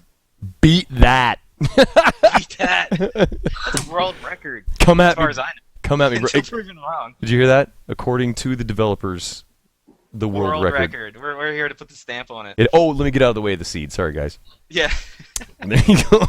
Oh, somebody just asked about Steam. So yeah, if we get on Steam, we're definitely going to be doing Steam achievements. We were talking earlier though. There's not going to be any co-op. There is going to be score, like built-in score sharing and being able to play seeds that other people have played or come up with. So we want to get things nice and integrated that way. Sweet. I am back to. I am paying full attention now to what you guys are talking about. I'm not gonna lie. There was some time there in these last few runs where I had no idea what you guys were going on about because I was locked into the battle with the time trial mode. That is a good thing. Yeah. Oh my god, God, I have to play this game. That felt good. No. Oh my god. See, I get a lot of requests to do, like, hey, can you promote this game? Can you play my game? Can you play this game? And so yeah, I really I like your game. Let me just put it right there. Like, I think this game is definitely, it's going to be great. And I would like to see this get fully funded, which it sounds like we may have done with hopefully with the 5K that might be coming in soon. So, hell yeah. Just amazing. I've been asking multiple times. Let's get this one. But how high are you aiming charge-wise for this game? 15. 15 bucks? $14.99. Sounds good to me. That's and this thing's called a Wendigo. It's from Native American folklore. And Tony actually found it. Wendigo. Yeah, I'm a sucker for those things. I know of Yeah. We're trying to bring in a lot of different influences and. Wendigo. But in folklore, this thing is like a cannibalistic creature that would eat the natives. They also So eat you probably don't want X-Men. to mess with it. I know of the Wendigo from, Wolverine, I guess. But, yeah, I just remember the Wendigo boss from the X-Men arcade game. Wendigo! Somebody said something about banshees. Yeah, we're like looking at everything. Like we're like for the final game, we really want to make kind of like our own culture that like built this like underground temple. So we're doing like a lot of studying different cultures all over the world and trying to pull influences together. That's what I'm excited about, because sort of like this demo, the entirety of the demo takes place in like one sort of environment type, and Yeah, and a few people have asked, so we definitely want to have some like wildly different looking environments. You know, like you're gonna start here in the mines, and then you're gonna bust into these catacombs that the miners found, and the catacombs lead down into this like massive underground temple, and like that's where the rest of the main game is gonna like kind of take place, is inside this temple that was built for unknown reasons by unknown people, and it's kind of like up to you to piece all that together and figure out like why the hell you're trapped in this town. because that is a detail that I found out quickly. If you try and walk just past the whole town, you quickly find out that you are not leaving. So Yeah, there's no way to get out of there. Oh, Medusa heads. You guys, Ooh. You don't want me to put Medusa heads in. Yeah, who the hell would make that request? They're like, can we put a clock tower in this and just throw some Medusa heads in there? Yeah, the worst gaming masochist. I want to say the title screen music here is giving me, because you mentioned Ico, or Eco. I say Eco. Yeah, I'm not sure how you say it either. I don't know. The Japanese say Eco, so I just go with that. But yeah, I'm getting a very Eco vibe from the title screen music. Thank you. Yeah, actually, our music guy, Jimmy Steve, like he's actually in the chat. He's got the name Jimmy Origi, and he just said "ask away" up above there. So, Oh, sweet. if you guys have any questions for him, he's in the chat. You can hit him up. Any kind of music questions? Very cool. Ico. Oh, according to Dr. John. Who's Dr. John? He's a doctor. He's a doctor. Clearly, he's a doctor. That's all you need to know. That's he went to John school, and he's got his full doctorate. E.T. at my target. That's cool. Oh my god. To the people asking about seeing more of my work, I have a Pixel Joint profile, and that's where most of my other art is on. It goes by the name of Slime, but it looks like it says Slim, so I'll spell it out. I always thought it was Slim too. Yeah, it's supposed to be Slime, but SLYM, and then you can just search that on Pixel Joint, and it'll come up with the profile. We're all learning today. That's Slim is so much more fitting than for you. I'm just gonna throw that out there. Like Tony weighs maybe God. 90 pounds on a good day. Hey, 137, okay? us beanpoles got to stick together. Really, I'm a gangly one as well, James. I got Dude, it must be nice. That's all I can say. I got Tony's back on this one. Some of us Thanks, have our man. wives watching our soda intake. That's all I'm gonna say. Soda intake. That's hilarious. Oh man. I know for me it's all about the coffee, but Yeah, exactly. That's what I've been leaning more towards now. I just want to say, having now bested all 3 modes of Chasm, just an amazing demo that you guys have put together, and I really, really can't wait to play this game, because I am certain that you guys are going to meet your goal, and I just can't wait to play this game about a year from now. I will certainly play it on my broadcast. It seems like a game that could blow up in like the casting circles, because I've come to find that procedurally generated or random type games like that, where you can play it again and again and have a different experience every time, like those have been huge on broadcasts. Yeah, I'm really hoping the replayability, like it definitely lends itself well to the YouTube Let's Plays and Yeah. that kind of stuff. And it's interesting for you to watch it, even though you've played it yourself. You're still gonna see maybe something different. Yeah. What was I gonna say? I don't remember. Anyway, just an amazing game. But yeah, I don't know what time is it? It's a little after 8:11. We can just because I I'm sort of done doing my playthroughs, but we can sit and field questions from viewers as long as you guys want. Yeah, I got nothing better to do. I mean, like whatever you want to do, I'm down for. Yeah. Well, I'm just saying, like my sort of like gameplay is probably good, and we might be wrapping it up here. But if we want to spam the Kickstarter link in the chat one more time, just to remind you guys that Discord Games, they're still trying to reach their goal. There it is. Boom! I just spammed it in there. Trying to reach 4,000 to goal. 4,000 to go towards the goal. Really hope to see you guys make it. And this coming week is the last week of their Kickstarter. Wow! Thank you so much to first, thank you so much to you, James, and Tony, for coming on the cast today. It was awesome. Yeah, all our pleasure, man. Like, we really appreciate you featuring us and for playing so long. You know, I mean, that's totally awesome. I hope that it was worth it to go through all the Google Hangout bullshit that. Yeah, definitely, dude. That's probably the least annoying thing I've been doing for the last month. So. That's good. That's good. I'm glad to hear, because I know, like. Yeah, because I will honestly tell you, I have downloaded and installed and then uninstalled Skype, like, 3 or 4 times in the last, months, and I'm just sort of over the whole Skype thing. That's all right. Totally understand. Yeah. So, thanks for coming along, and I just want to take a moment and thank you, the viewers, Mankind. Thank you so much for showing these guys so much support. Yeah, thank you. Yeah, it's gonna be. I think it's gonna be a great fucking game. So. That's our hope, man. We just want to make an awesome game. Yes. We can play forever. At least that's my goal. Yeah. I think the cool thing about, like, when you make games is, like, each of us have our own kind of goal. We want to, when we're making this game. Like, Jimmy's obviously trying to make the best music he's made. Tony's trying to make the best pixel art. I'm trying to make, like, the best game I can just play forever. Yeah. And it's kind of like all of us kind of come together for this, like, one goal.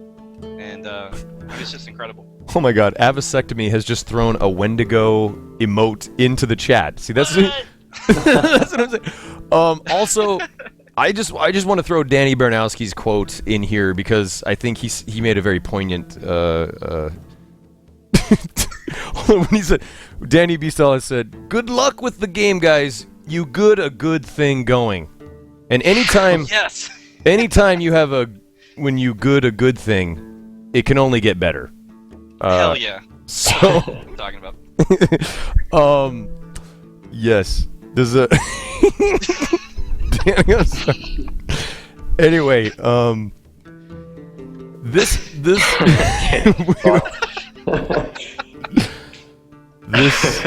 whole cast. Oh, this is great. This whole cast has been such a good thing. Yeah, so, definitely. I think I'm probably gonna call right there, and but Dalaran, yeah, now he's giving me shit about how I mispronounce every proper name in the World of Warcraft. But I think I'm gonna call it, guys. I'm gonna probably pull the plug here. Thank you to everybody. It's just been, I had a blast playing Chasm today. You can go play this game. That's one thing I want to say too. You can play this demo. It's available on their Kickstarter page right now, just below the video for the trailer. He's yeah. not special. He's not special. Anybody can do this. Exactly. This is no Man vs. Game exclusive look at Chasm or anything. It's I just wanted to get the word out on this what is shaping up to be an amazing game. So hey, no problem, Kermit. We love answering questions. If you guys have any more questions, just hit us up on Kickstarter or our forums or whatever. Like, we try to keep up on everything. So. Or yeah. Twitter. We're on Twitter a lot. Like that. Yep. Oh, can I give final plugs now, I guess? Please do. Like, just anything and everything you guys want to promote, plug, please plug away. Yeah, I mean, obviously the Kickstarter is the main thing right now. So check out that for sure. It's got the demo links on there. All of our Twitter links are on there if you scroll down to the team section. We're still trying to get on Steam Greenlight, so if you guys can give us a vote there, that'd be great. And then just a couple other things. We have a fan art contest going on right now. The grand prize is the $500 tier from the Kickstarter, like everything for you. 2 other people are going to get T-shirts, and everybody's going to be featured in that place in the Chasm Compendium PDF that we're going to be making, and the hardback book. Also, we got the whole soundtrack up on our SoundCloud to check out. You can download it. It's got all the trailer music, all the demo music. It's all in there. Um, I guess that's pretty much it for now. I guess just spread the word. Check out our forums. It's discordgames.com. We're always on there. Hey, screw you, Jinx. Though I don't care how much you pledge. You can't call me ugly. Yeah. Yeah. Oh snap! I like that. Developer. Is there a way to cancel pledges? I gotta look at this now. The backbone. That's what I'm saying. Really quick. I think. And that's my lovely wife's pixel character there that we did. That could be you for $500. Oh, nice. You can't be James' wife though, but you can do. I know. As you just saw. Oh, nice. The sticker sets, beautiful. Ooh, there's an enemy that wasn't in the demo. Sweet, sweet. Or I didn't see it anyway. Oh, there. Okay. James' lovely wife, in pixel format. That's awesome. Yeah, definitely. That's all Glauber. So Glauber will be pixeling you if you back at 500. So cool. Well, I figured to go like a nice little capper here, we could just watch the video that's on that Dan Fitzgerald. I think did he edit this one together, or was that like the Kickstarter video?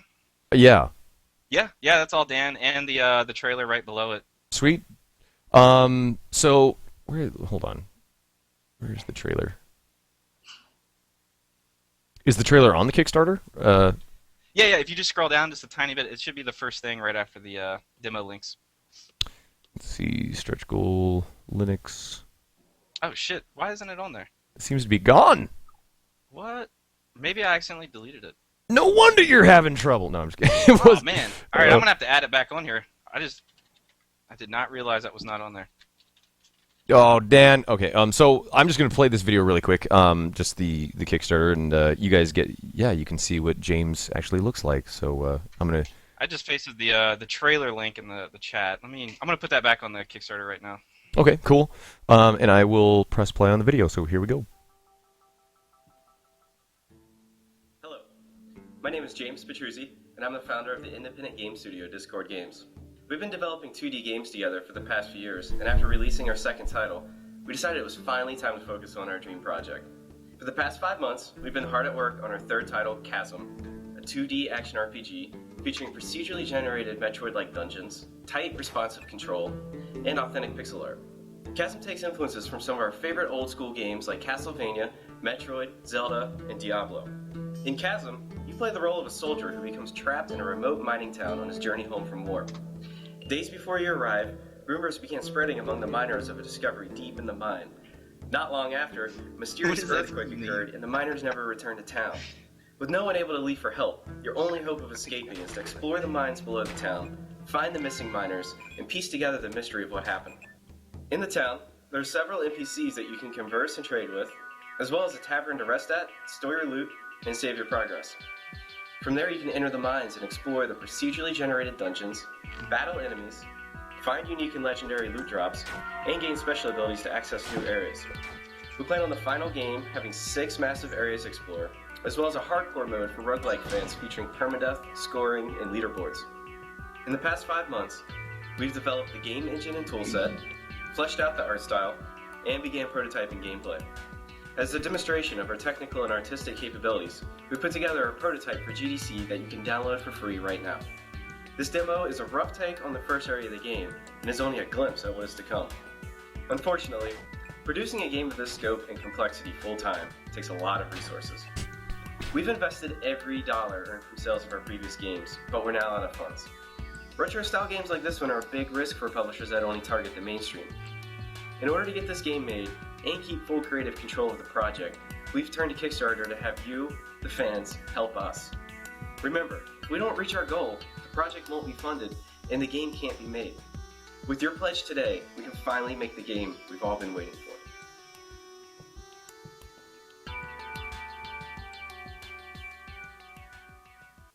Wonderful.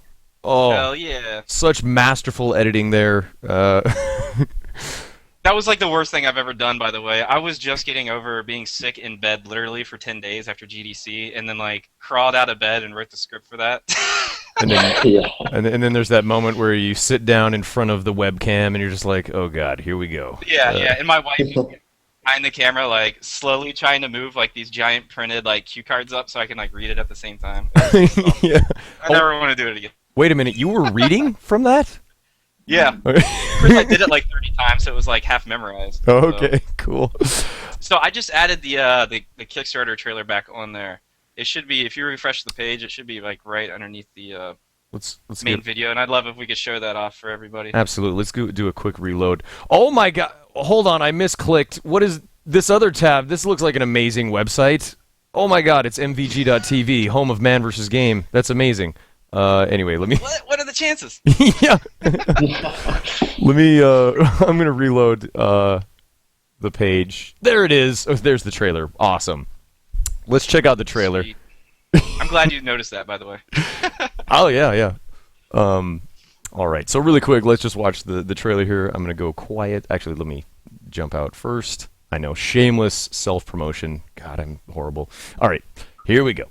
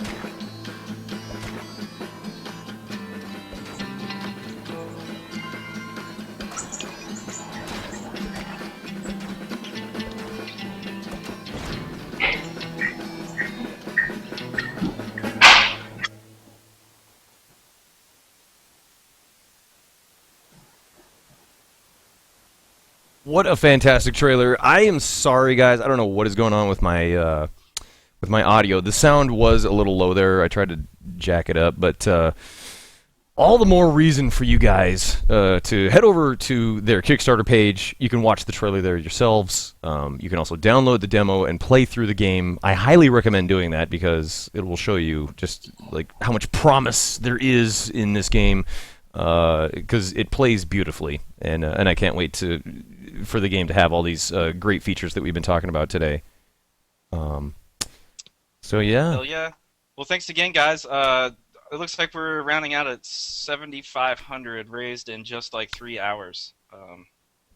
Yeah, wow. Kind. I just can't thank you guys enough. Yeah, you guys are incredible. Thank you so much for coming to check us out and giving us all the great questions. And you know, like, the chat's been awesome. Like, I couldn't ask for anything more. Yes, everybody here has been amazing. I've been having a total blast playing the game, talking with you guys. The chat being open, it makes me a lot more like open to opening up the chat for like future broadcasts. So thank you very much again.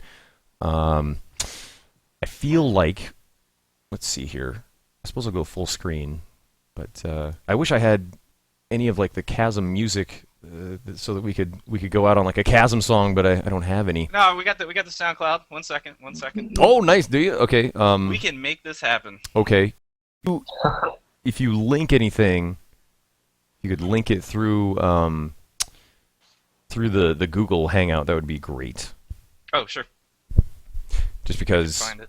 if it's in chat, I have to do all kinds of weird, dumb things to get it over to me. Did you get it? I did. There it is. Okay.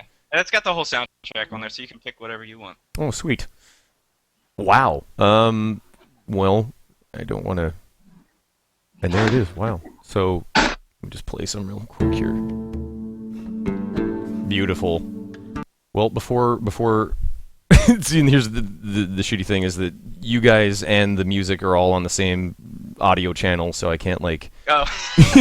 can't do, like, a fade or anything like that. So... It's all good. Yeah, I guess I'll just thank everybody one last time for like the millionth time today, and just say I am out. And I suppose I don't know, James, Tony, if you guys want to hang on, or if you guys just want to drop off right now, either way, because I'll be doing this weird outro where like I'll still be able to hear you guys and like. No, that's cool. We'll just drop off. Oh my Wait a minute, my camera's not available. What the hell happened? We got disconnected. What the hell? This is not cool. Oh, you know what I bet happened? Google Hangout happened. Yep. Maybe we will have to just end the Hangout. So just one last time. Thank you so much for stopping by, James Petruzzi, Tony. God, Redmer. I was looking at his name right there on my screen. Tony Redmer. James Petruzzi, my God. Thanks for stopping by. Man and Mankind again. Yes. We love you guys. Yes. Show these guys love in any way you can. They're on the internet, Twitter, Kickstarter, their page, discordgames.com. Yes. I hopefully will be talking with you guys at some point in the future, when this game is released. So you better take our call when we call you next year, man. That's just. Oh, I will. Yeah, exactly. Because I'm screening us. I'm going places too. Yeah. Anyway, you guys have a wonderful evening. And hopefully, are you going to be watching Game of Thrones later on? Oh, you know it. Oh, absolutely. So I will be watching Game of Thrones with you guys in spirit. Beautiful. But until then, take care, guys. All right, take care. Bye-bye. Oh, man. Okay, let's see if I can get my... No, that's... Oh, God, that's a no-no. Whoa, no. Oh. Jesus, God, what is happening? Why is it doing this thing to me? I guess I'm just not here. I guess I'm just not going to be able to fucking end the cast. Hold on. Let's reload that. Really? Nothing? What the fuck? What happened? The cool thing is that I can play the Chasm soundtrack now. Well, this is probably the weakest ending to a broadcast I've ever done. Seeing as how I'm just not going to be here. Let me see if I can find what took my camera from XSplit. If anything, I'm almost certain it would have to be the Google Hangout, but that has since been closed. I don't get it. Why? I even reloaded the thing. Oh my God. Alrighty then. Have it your way. Guys, this is how we're doing it. We've reached the end of the cast. A big MANvsGAME logo. I'm gonna go out on some Chasm music. My camera's gone. I don't know what the fuck happened. But thank you so much to Discord Games for stopping by. Totally awesome people. Totally awesome game. Please check it out. I am going to go prepare to watch Game of Thrones. Mankind, you all rock so hard. Thank you so much for showing these guys so much love today. I couldn't be more proud of a community. You guys are just amazing. So, Mankind, please take it easy. And stay manly, I guess. And that's all I've got. I'm just gonna have to do a slow fade out or something, and hopefully think of something really funny to say before the fade out ends. Danny, be something.